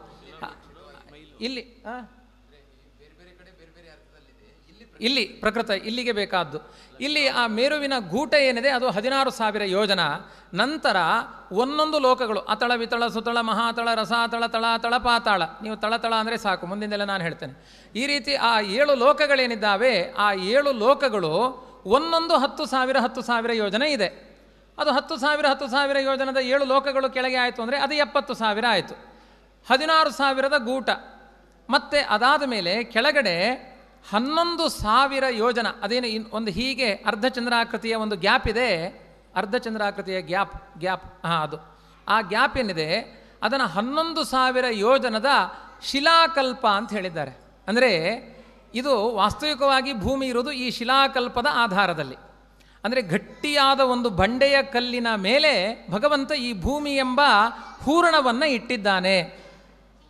ಶಿಲಾಕಲ್ಪ 11,000, 16,000 ಮೇರು ಪರ್ವತದ ಗೂಟ, 70,000 ಸಪ್ತಲೋಕಗಳ ವ್ಯಾಪ್ತಿ, ಇನ್ನು 500 ಯೋಜನ ಭಾಗ ಮಧ್ಯದ ಗ್ಯಾಪು, ಅದು 3,000 ಆಗುತ್ತೆ. ಇದು ಯಾಕೆಂದರೆ ಒಂದು ಲೋಕವನ್ನು ಬಿಡಬೇಕಾಗುತ್ತೆ. ಇದು ಮಧ್ಯದ ಗ್ಯಾಪ್ ಒಂದಾಗ 6 ಮಾತ್ರ ಬರುತ್ತೆ. ಹಾಗಾಗಿ 500, 6 ಅಂತಂದಾಗ 3,000 ಯೋಜನ, 16, 73 ಮತ್ತು 11,000 ಶಿಲಾಕಲ್ಪವನ್ನು ತೆಗೆದುಕೊಂಡ್ರೆ 1,00,000 ಯೋಜನ ಮೇರುವಿನ ಅಂದರೆ ಭೂಮಿಯ ಮೇಲುಗಡೆಯ ತಟ್ಟೆಯಿಂದ ಕೆಳಭಾಗದ 1,00,000 ಯೋಜನದ ತನಕ ಭೂಮಂಡಲದ ವ್ಯಾಪ್ತಿ. ಈ ಭೂಮಂಡಲದ ವ್ಯಾಪ್ತಿ ಹೀಗೆ ಅಂದರೆ ಥಿಕ್ನೆಸ್, ಭೂಮಿಯ ಥಿಕ್ನೆಸ್ ಎಷ್ಟು ಅಂದರೆ 1,00,000 ಯೋಜನ ಅಂತ ಒಂದು ಅರ್ಥವನ್ನು ಹೇಳಿದ್ದಾರೆ. ಅದಾದ ಮೇಲೆ ಕೆಳಭಾಗ ಏನಿದೆ, ಈ ಕೆಳಭಾಗ ಅನ್ನೋದು ತಮೋಭಾಗ. ಅದು 14,28,57,000 ಯೋಜನ ಅಂತ ಹೇಳಿದ್ದೇವೆ. ಈ ತಮೋಭಾಗ ಏನಿದೆ ಇದೇ ಅಂಧಂತಮಸ್ಸು. ಅಂಧಂತಮಸ್ಸಿರುವುದಿಲ್ಲಿ. ಈ ತಮೋಭಾಗ ಅಂದರೆ ದೇವರ ಸುದರ್ಶನ ಚಕ್ರದಿಂದ ಮಾತ್ರ ಇದನ್ನು ತುಂಡು ಮಾಡಬಹುದು. ಅಷ್ಟು ಘನವಾದ ಕತ್ತಲಿನ ಸಮುದಾಯವನ್ನು ತಮೋಭಾಗ ಅಂತ ಕರೆದಿದ್ದಾರೆ. ಇಂಥ ಅಂಧಂತಮಸ್ಸಿನಲ್ಲಿ ಬುಡದಲ್ಲಿ ಹಾಕಿ, ಕೆಲವರೆಲ್ಲ ಕಂಬ ನಿಲ್ಲಿಸಬೇಕಾದ್ರೆ ಜಲ್ಲಿಕಲ್ಲು ಹಾಕಿ ಜಜ್ಜಿ ಗಟ್ಟಿ ಮಾಡ್ತಾರಲ್ಲ, ಹಾಗೆ ತಮೋಯೋಗ್ಯ ಜೀವರನ್ನು ಅಹಂ ಬ್ರಹ್ಮಾಸ್ಮಿ ಅಂತ ಹೇಳುವ ಜೀವರ ಜಾಗ ಯಾವುದು ಅಂದರೆ ಈ ತಮೋಭಾಗ ಅಂಧಂತಮಸ್ಸು ಅಂತ.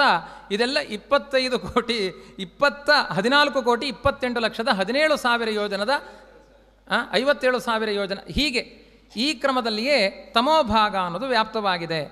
ಅದಾದ ಮೇಲೆ ಘನೋದಕ ಇದೆ, ಅದು 28 ಕೋಟಿ.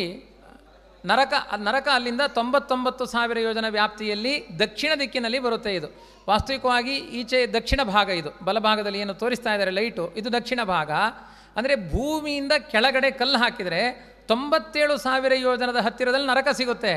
ಅಂಧಂತಮಸ್ ಸಿಗಬೇಕು ಅಂತ ಆದರೆ ನಾವು 1,00,000 ಯೋಜನ ದಾಟಿಕೊಂಡು ಕೆಳಗಡೆ ಹೋಗಬೇಕಾಗುತ್ತೆ. ಅಂದರೆ ತುಂಬ ಹತ್ತಿರ ಇರುವಂತಹದ್ದು ನರಕ. ಸ್ವರ್ಗಕ್ಕಿಂತ ತುಂಬ ಹತ್ತಿರ ಇದೆ ನರಕಕ್ಕೆ, ಅದಕ್ಕೆ ಬೇಗ ನರಕಕ್ಕೆ ಹೋಗ್ತೇವೆ ನಾವು. ಸ್ವರ್ಗ ಇರುವುದು 50,00,000 ಯೋಜನೆ ಎತ್ತರದಲ್ಲಿ, ತುಂಬ ಕಷ್ಟ ಅದು ಹೋಗಲಿಕ್ಕೆ. ನರಕ ತುಂಬ ಸುಲಭವಾಗಿದೆ, ಅದು ದಕ್ಷಿಣ ದಿಕ್ಕಿನಲ್ಲಿ ಇದೆ. ಅಂಧಂತಮಸ್ಸು ಉತ್ತರ ದಿಕ್ಕಿನಲ್ಲಿದೆ ಅಂತ ಮುಂದೆ ಭೂಗೋಳ ವರ್ಣನೆಯಲ್ಲಿ ಮಾಡಿದ್ದಾರೆ. ಆದ್ದರಿಂದ ಅಂಧಂತಮಸ್ಸು ಅಂತ ಅಲ್ಲಿ ಬರೆದಿದೆ ಅಷ್ಟೇ, ಅಲ್ಲಿಂದ ಅಲ್ಲಿ ತನಕ ಅದರ ವ್ಯಾಪ್ತಿ ಇದೆ. ಆದರೆ ಅಂಧಂತಮಸ್ಸನ್ನು ಅರ್ಜುನನಿಗೆ ಕೃಷ್ಣ ತೋರಿಸಿದಾಗ ಈ ಭಾಗ ಅಂತ, ಅದಕ್ಕೆ ಉತ್ತರ ದಿಕ್ಕಿಗೆ ತಲೆ ಹಾಕಿಬಿಡ್ರಿ ಅಂಧಂತಮಸ್ಸಿನ ಜಾಗ ಅಂತ ಬಹುತೇಕ ಹಾಗಿರ್ಬೋದು ಅಂತ ಅನ್ನಿಸುತ್ತೆ. ಈ ಮುಂದಿನ ಚಿತ್ರಕ್ಕೆ ಹೋಗೋಣ. ನಂದು 15 ಚಿತ್ರಗಳಿದೆ, ಗಾಬರಿ ಆಗಬೇಡಿ. ಹೀಗೆ ಇದಾದ ಮೇಲೆ ಈಗ ಒಂದು ಸ್ಥೂಲ ರೂಪ ನೋಡಿ. ಈ ಭೂಮಿ ಅಂದರೆ ಇಷ್ಟು ಅಂತ ನಿಮಗೆ ಗೊತ್ತಾಯಿತು. ಭೂಮಿ ಅಂದರೆ ಕೆಳಗಡೆ ಎಲ್ಲ ಭೂಮಿ ಅಲ್ಲ, ಭೂಮಿ ಅಂದರೆ ಇಷ್ಟೇ. ಅದನ್ನೊಂದು ನಗಾರಿ ರೀತಿಯಲ್ಲಿ ಮಾಡಿ ತೋರಿಸಿದೆ. ಅಂದರೆ ಇದೊಂದು ದೊಡ್ಡ ಪ್ಲೇಟು ಹಪ್ಪಳದ ಹಾಗೆ ಇದೆ, ಕೆಳಭಾಗದಲ್ಲಿ ಇದೆ. ಇಲ್ಲಿ ನಾವು ಇವಾಗ ಚಿಂತನೆ ಮಾಡಬೇಕಾದದ್ದೇನು ಅಂದರೆ, ಸೋದೆ ಮಠದಲ್ಲಿ ವರಾಹದೇವರನ್ನು ನೋಡಿದರೆ ಅದರ ಚಿತ್ರ ಹೊರಗಡೆ ಎಲ್ಲ ತೋರಿಸಿರ್ತಾರೆ. ವರಾಹದೇವರ ಮೂಗಿನ ಮೇಲೆ ಒಂದು ಬ್ರಹ್ಮಾಂಡ ಇದೆ ಅಂತ ತೋರಿಸ್ತಾ ಇರ್ತಾರೆ. ನಿಜವಾಗಿಯೂ ವರಾಹದೇವರ ಮೂಗಿನ ಮೇಲೆ ಇರುವುದೇನು? ಅದು ಭೂಮಿಯೇ ವಿನಃ ಬ್ರಹ್ಮಾಂಡ ಅಲ್ಲ. ವರಾಹದೇವರ ಮುಖದ ಮೇಲಿರುವುದು ಭೂಮಿ. ಭೂಮಿ ಇರುವುದು ಹೇಗೆ? ಚಪ್ಪಟ್ಟೆಯ ಆಕಾರದಲ್ಲಿ ಭೂಮಿ ಇದೆ ವಿನಃ, ವಾಸ್ತವಿಕವಾಗಿ ಹಪ್ಪಳ ಥರ ಭೂಮಿ ಇದೆ ವಿನಃ ಅದು ಗೋಲಕಾಕಾರದಲ್ಲಿ ಇಲ್ಲ. ವಾಸ್ತವಿಕವಾಗಿ ಗೋಲಕಾಕಾರದ ಭೂಮಿಯನ್ನು ವರಾಹನ ಮೂಗಿನ ಮೇಲೆ ನಾವು ಇಟ್ಟಿದ್ದೇವೆ. ಅದು ಈ ಕೆಳಗಡೆಯ ಭಾಗದ ಕೊಬ್ಬರಿ ಬಟ್ಲು ಅಂತ ತಗೊಂಡ್ರೆ ಅದು ಗೋಲಾಕಾರದಲ್ಲೇ ಕಾಣುತ್ತೆ. ಇದು ವರಾಹ ಎತ್ತಿದ್ದು ಎಲ್ಲಿಂದ ಅಂತ ಮುಂದಿನ ಪ್ರಶ್ನೆ. ಅದಕ್ಕೆ ಲಕ್ಷಾಲಂಕಾರದಲ್ಲಿ, ಇದು ಭೂಗೋಳ ವರ್ಣನೆಯಲ್ಲಿ ಹೆಚ್ಚಿನ ವರ್ಣನೆ ಇಲ್ಲ, ಇವತ್ತು ಪಾರಾಯಣದ ಭಾಗದಲ್ಲಿ ಬಂತು ನನಗೆ ಅದು ದೈವಾತ್. ವರಾಹ ಎಲ್ಲಿಂದ ಭೂಮಿಯನ್ನು ಎತ್ತಿದ ಅಂದರೆ ಭಾಗವತರಲ್ಲಿ ವಿವರಣೆ ಇದೆ. ರಸಾತಳಕ್ಕೆ ಹೋಗಿ ಭೂಮಿಯನ್ನು ಎತ್ತಿದ. ಏನಾಯಿತು? ಈ ಆದಿ ಹಿರಣ್ಯಾಕ್ಷ ಹಿರಣ್ಯಕಶ್ಯಪು ಅದು ಮೊದಲು ನೋಡಿ. ಈ ಭೂಮಿ ನಿರ್ಮಾಣ ಹೇಗಾಯಿತು ಅಂತ ಈ ಪ್ರಕರಣದಲ್ಲಿ ನಾನು ಹೇಳಿಬಿಡ್ತೇನೆ. ಈ ಮಧುಕೈಟಬರ ಉತ್ಪತ್ತಿ ಆದ ಮೇಲೆ ಆದಿ ಹಿರಣ್ಯಾಕ್ಷ ಹಿರಣ್ಯಕಶಿಪಿನ ಉತ್ಪತ್ತಿ ಆಗಿದೆ. ಈ ಮಧುಕೈಟಬರನ ಭಗವಂತ ಸೃಷ್ಟಿ ಮಾಡಿದ್ದು ಹೇಗೆ ಅಂದರೆ, ಈ ಕೆಲವರೆಲ್ಲ 10 ಬಾರಿ ಸರೋವರದಲ್ಲಿ ಈಜು ಹೊಡೆದರೆ ಕಿವಿಗೆ ಬೆರಳು ಹಾಕ್ತಾರೆ. ಅದು ಬರಲಿಲ್ಲ ಅಂದರೆ ಕೀಬಂಚೆ ಹಾಕಿ ತೆಗಿತಾರೆ, ಗುಗ್ಗೆ ತೆಗಿತಾರೆ, ಗರಗರ ಮಾಡಿ ಗುಗ್ಗೆ ತೆಗಿತಾರೆ. ಹಾಗೆ ಭಗವಂತ ಸೃಷ್ಟಿಯನ್ನು ಮಾಡ್ತಾ ಕಿವಿಯಲ್ಲಿ ಕಿಟ ಬಂದಿತ್ತು, ಕಶ್ಮಲ, ಅದನ್ನು ಹಾಕಿ ತೆಗೆದ. ದೇವರ ಕಶ್ಮಲ ಇಲ್ಲ ಅವನಿಗೆಲ್ಲ, ಸೃಷ್ಟಿಯ ವ್ಯಾಪಾರವನ್ನು ಹೀಗೆ ಮಾಡಿದ ಅಂತ. ಕೆಲವರೆಲ್ಲ ಪಾತ್ರೆಗೆ ಹಾಕ್ಕೊಂಡು ಚುರುಮುರಿ ಮಾಡ್ತಾರೆ, ಕಿವಿಯಲ್ಲಿ ಹಾಕ್ಕೊಂಡು ಚುರುಮುರಿ ಮಾಡಿದ. ಅದಕ್ಕೆ ನಿಷಿದ್ಧ ಅಂತ ಅರ್ಥ, ತಿನ್ನಬೇಡ್ರಿ ಚುರುಮುರಿ. ಯಾಕೆಂದರೆ ಕಿವಿಯಲ್ಲಿ ಗಿರ್ರ ಅಂತ ಮಾಡಿದ ಅವನು. ಒಂದಷ್ಟು ಕಿಟ ಹೊರಗೆ ಬಂತು. ಬಂದಾಗ ಅದರಿಂದ ಸೃಷ್ಟಿ ಮಾಡಿದ ಮಧುಕೈಟಭರನ್ನ ಸೃಷ್ಟಿ ಮಾಡಿದ. ಆ ಮಧುಕೈಟಭರು ಮಹಾ ಪ್ರಚಂಡ ದೊಡ್ಡ ದೈತ್ಯರವರು. ಅವರನ್ನು ಮತ್ತೆ ಭಗವಂತ ಸಂಹಾರ ಮಾಡಿದ. ಆ ಸಂಹಾರ ಮಾಡಿದಾಗ ಒಂದು ಮಾಂಸದ ದೊಡ್ಡ ರಾಶಿ ಸಿಕ್ಕಿತು. ಆ ಮಾಂಸದ ರಾಶಿಯನ್ನು ಹಾಕಿ ಚೆನ್ನಾಗಿ ಮತ್ತೆ ಚಪಾತಿ ಅಥವಾ ಮಂಡಿಗೆ ಹಿಟ್ಟಿನ ಹಾಗೆ ನೇಯ್ದು ಅದನ್ನು ಹಾಸಿದ. ಅದು ಭೂಮಿಯ ಮೇಲ್ಭಾಗವಾಯಿತು ಅಂತ ವರ್ಣನೆ ಮಾಡಿದ್ದಾರೆ. ಇದು ಮಧುಕೈಟಭರ ಕಿಟದೆ, ಅಂದರೆ ದೇವರ ಕಿಟದಿಂದ ಹುಟ್ಟಿದವರು ಮಧುಕೈಟಭರು. ಅವರ ಮಾಂಸದಿಂದ ಹುಟ್ಟಿದ್ದು ಮೇಧಿನಿ. ಹಾಗಾಗಿ ಅದು ಮೇಧಸ್ಸಿನಿಂದ ಹುಟ್ಟಿದ್ರಿಂದ ಮೇಧಿನಿ ಅಂತ ಕರೆಸಿಕೊಳ್ಳುತ್ತೆ ಅಂತ ವಿವರಣೆ. ಇನ್ನು ವರಾಹರೂಪಿಯಾದ ಭಗವಂತ ರಸಾತಳಕ್ಕೆ ಹೋಗಿ ಭೂಮಿಯನ್ನು ಎತ್ತುಕೊಂಡು ಬಂದ. ರಸಾತಳಕ್ಕೆ ಹೋದ ಯಾಕೆ ಅಂದರೆ ಅದಕ್ಕೆ ಹೇಳ್ತಾರೆ ನೋಡಿ, ಈಗ ನಿಮಗೆ ಲೆಕ್ಕ ಗೊತ್ತಾಗುತ್ತೆ. ಭೂಮಿ ಇರುವುದು ಒಟ್ಟು ಎಷ್ಟು? 7 ಕೋಟಿ 14 ಲಕ್ಷ ವ್ಯಾಪ್ತಿ ಭೂಮಿಯ ವ್ಯಾಪ್ತಿ. ಭೂಮಿ ಕಕ್ಷೆಯನ್ನು ಜಾರಿಕೊಂಡು ಬಿದ್ದಿತ್ತು ಅಂದರೆ ಎಷ್ಟು ಭಾಗ ಬೀಳಿಸಬೇಕು ನೀವು? 7 ಕೋಟಿ 14 ಲಕ್ಷ ಭೂಮಿಯನ್ನು ತೆಗೆದು ನೀವು ಕೆಳಗೆ ಬೀಳಿಸಬೇಕು. ವರಾಹ ತಂದಿದ್ದೆಲ್ಲಿಂದ? ರಸಾತಳದಿಂದ ತಂದ. ರಸಾತಳದ ವ್ಯಾಪ್ತಿ ಎಷ್ಟು? 10,000 ಯೋಜನ. 10,000 ಯೋಜನ ವ್ಯಾಪ್ತಿಯ ರಸಾತಳದಲ್ಲಿ 7 ಕೋಟಿ 14 ಲಕ್ಷದ ಭೂಮಿ ಹೇಗೆ ಬೀಳ್ತು? ಸಣ್ಣ ಲೋಟೆಯಲ್ಲಿ ಕಡಾಯನ್ನು ಹೇಗೆ ಮುಳುಗಿಸಿದ್ರಿ? ಇಲ್ಲಿ ಬರುವ ಪ್ರಶ್ನೆ. ಅದಕ್ಕೆ ವಾದಿರಾಜರು ಹೇಳ್ತಾರೆ, ಭೂಮಿ ಜಾರಿ ಬಿದ್ದಿದ್ದು ರಸಾತಳದಲ್ಲಿ ಅಲ್ಲ, ಘನೋದಕದಲ್ಲೇ ಜಾರಿ ಬಿದ್ದಿತ್ತು. ಇದು ವಾಸ್ತವಿಕವಾಗಿ ಅಲ್ಲೊಂದು ತಮೋಭಾಗ ಬರುತ್ತೆ. ಇದು ಘನೋದಕ ಹೇಗೆ ಅಂತ ಮತ್ತೆ ಪ್ರಶ್ನೆ ಬರುತ್ತೆ. ತಮೋಭಾಗವನ್ನು ದಾಟಿಕೊಂಡು ಭೂಮಿ ಕೆಳಗಡೆ ಹೋಗಬೇಕು ಅಂದರೆ ತಮೋಭಾಗ ಹೇಗೆ ದಾಟಬೇಕು ಅಂತ. ಅದಕ್ಕೆ ಮತ್ತೆ ಉತ್ತರ ಇದೆ. ಈ ಭೂಮಿ ಎನ್ನುವುದು ಈ ಪ್ರಮಾಣ ಕೋಟಿ ಎನ್ನುವ ಮಡು 1 ಕೋಟಿ ಯೋಜನೆ ಇದೆ. ಹಾಗಾಗಿ ಮಧ್ಯದಲ್ಲಿ ದೊಡ್ಡ ಹೋಲಿದೆ. ಅಲ್ಲಿ ದೊಡ್ಡ ಹೋಲಿದೆ. ಆ ಹೋಲಿನ ವ್ಯಾಪ್ತಿ ತುಂಬ ಡೀಪ್ ಆಗಿದೆ. 1 ಲಕ್ಷ ಅಗಲವೂ ತುಂಬ ವಿಸ್ತೀರ್ಣವಾಗಿದೆ. ಆ ವಿಸ್ತೀರ್ಣವಾದ ಭಾಗದಲ್ಲಿ ಭೂಮಿ ಬಿದ್ದಿತ್ತು. ಆ ಭೂಮಿ 1 ಲಕ್ಷ ತಿಕ್ನೆಸ್ಸಿನ ಭೂಮಿ ಹೇಗೆ ಬಿದ್ದಿತ್ತು ಅಂದರೆ ರಸಾತಳ ಲೋಕದಲ್ಲಿ ಅದರ ಮೇಲ್ಭಾಗ ಕಾಣ್ತಾ ಇತ್ತು ಅಂತ ಅರ್ಥ. ರಸಾತಳ ಲೋಕದಲ್ಲಿ ಭೂಮಿಯ ಮೇಲ್ಭಾಗ ಕಾಣ್ತಾ ಇತ್ತು. ಇಡೀ ಕೊಬ್ಬರಿ ಬೆಟ್ಲು ರಸಾತಳ ಲೋಕದ ತನಕ ಜಾರಿ ಬಿದ್ದಿತ್ತು. ಮುಂದೆ ಮಹಾ ತಳಾತಳ ರಸಾತಳ ಆದಮೇಲೆ ಇರುವ ಲೋಕ ಒಂದೇ, ಪಾತಾಳ. ಅಂದರೆ ರಸಾತಳದ ಮೇಲ್ಭಾಗದ ತನಕ ಭೂಮಿ ಬಿದ್ದು ಹೋಗಿತ್ತು. ಸೃಷ್ಟಿ ಮಾಡಲಿಕ್ಕೆ ಆಗ್ತಾ ಇರಲಿಲ್ಲ. ತಗೊಂಡು ಬರೋಣ ಅಂದರೆ ಇದೆಲ್ಲ ಲಕ್ಷಾಲಂಕಾರದಲ್ಲಿ ಇದೆ. ಹಿರಣ್ಯಾಕ್ಷನಿಗೆ 1000 ಕೈಗಳು. ಅದನ್ನು ಮಧ್ವಜದಲ್ಲೂ ಹೇಳಿದ್ದಾರೆ. ಅಮರೇಂದ್ರ ವೈರಿ ಭುಜ ದಂಡ ಮಂಡಲ ಅಂತ ವರ್ಣನೆ ಮಾಡಿದ್ದಾರೆ. 1000 ಕೈಗಳು ಹಿರಣ್ಯಾಕ್ಷನಿಗೆ. ಅವನಿಗೆ ಭೃತ್ಯರು ಕಾಲಕೇಯ ಅನ್ನುವ ದೈತ್ಯರು. ಈ ಕಾಲಕೇಯ ಅನ್ನುವ ದೈತ್ಯರು ಭೂಮಿಯನ್ನು ಮೇಲೆ ತರಲಿಕ್ಕೆ ಬಿಡ್ತಾ ಇರಲಿಲ್ಲ. ಆ ಪ್ರಸಂಗದಲ್ಲಿ ಅಗಸ್ತ್ಯರು ಬಂದರು, ಭೂಮಿಯನ್ನು ನಾನು ಉದ್ಧಾರ ಮಾಡಬೇಕು ಅಂತ. ಅಗಸ್ತ್ಯರು ಚುಲುಕೀಕೃತ ಅಂಬೋರಾಶಿಹಿ ಅಂತ ಕೆಲವು ಕಡೆ ವರ್ಣನೆ ಬರುತ್ತೆ. ಅಗಸ್ತ್ಯರು ಯಾಕೆ ಸಮುದ್ರದ ನೀರನ್ನು ಪಾನ ಮಾಡಿದರು? ವಾಸ್ತವಿಕವಾಗಿ ಈ ಭೂಮಿ ಕೆಳಗಡೆ ಬಿದ್ದಾಗ ಮೇಲ್ಭಾಗದಲ್ಲೆಲ್ಲ ನೀರು ತುಂಬಿಕೊಂಡಿತ್ತು. ಆದ್ದರಿಂದ ಬರೀ ಉಪ್ಪಿನ ನೀರಿನ ಸಮುದ್ರವನ್ನು ಕುಡಿದಿದ್ದಲ್ಲ. ಕೆಲವರೆಲ್ಲ ಕೆಟ್ಟದಾಗಿ ವ್ಯಾಖ್ಯಾನ ಮಾಡ್ತಾರೆ. ಅಗಸ್ತ್ಯರು ಮೊದಲು ಬಾಯಿಂದ ನೀರು ಕುಡಿದ್ರು, ಆಮೇಲೆ ಅದನ್ನು ಕೆಳಗಡೆಯಿಂದ ಬಿಟ್ಟರು, ಅದಕ್ಕೆ ಸಮುದ್ರದ ನೀರು ಉಪ್ಪುಪ್ಪಾಯಿತು ಅಂತ ಕೆಲವರು ಹೀಗೆಲ್ಲ ವ್ಯಾಖ್ಯಾನ ಮಾಡಿಬಿಡ್ತಾರೆ.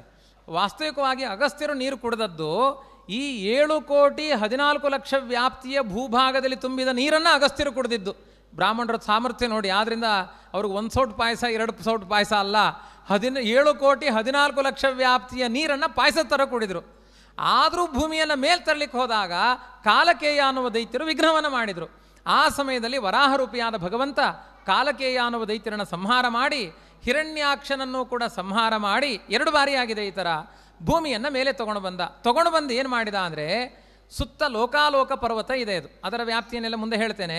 ಆ ಲೋಕಾಲೋಕ ಪರ್ವತಕ್ಕೆ ಈ ಮಂಡಿಗೆಯ ಥರ ಇದು ನಾದಿದಾನೆ ಭೂಮಿ ಅಂತ ಹೇಳಿದೆ ನಾನು.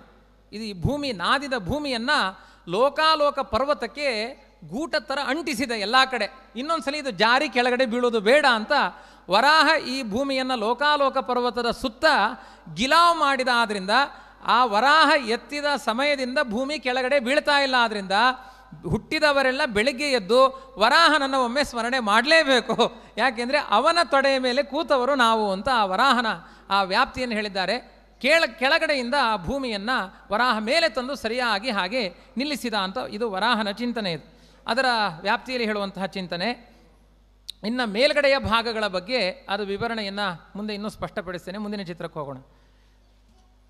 ಇಲ್ಲಿ ನೋಡಿ, ಮೇಲ್ಗಡೆಯಿಂದ ಸಮಗ್ರ ಈಗ ನೋಡಿ ಎಲ್ಲ ಖಾಲಿ ಭಾಗ. ಕೆಳಗಡೆ ಇದು ಘನೋದಕ ತಮೋಭಾಗ ಎಲ್ಲ ಬಿಟ್ಟರೆ ಆ ಮೇಲ್ಗಡೆಯಿಂದ ಭೂಮಿಯನ್ನು ನೋಡಿದಾಗ ಭೂಮಿಯ ವ್ಯಾಪ್ತಿ ಎಷ್ಟು ಅಂದರೆ ಇಷ್ಟೇ.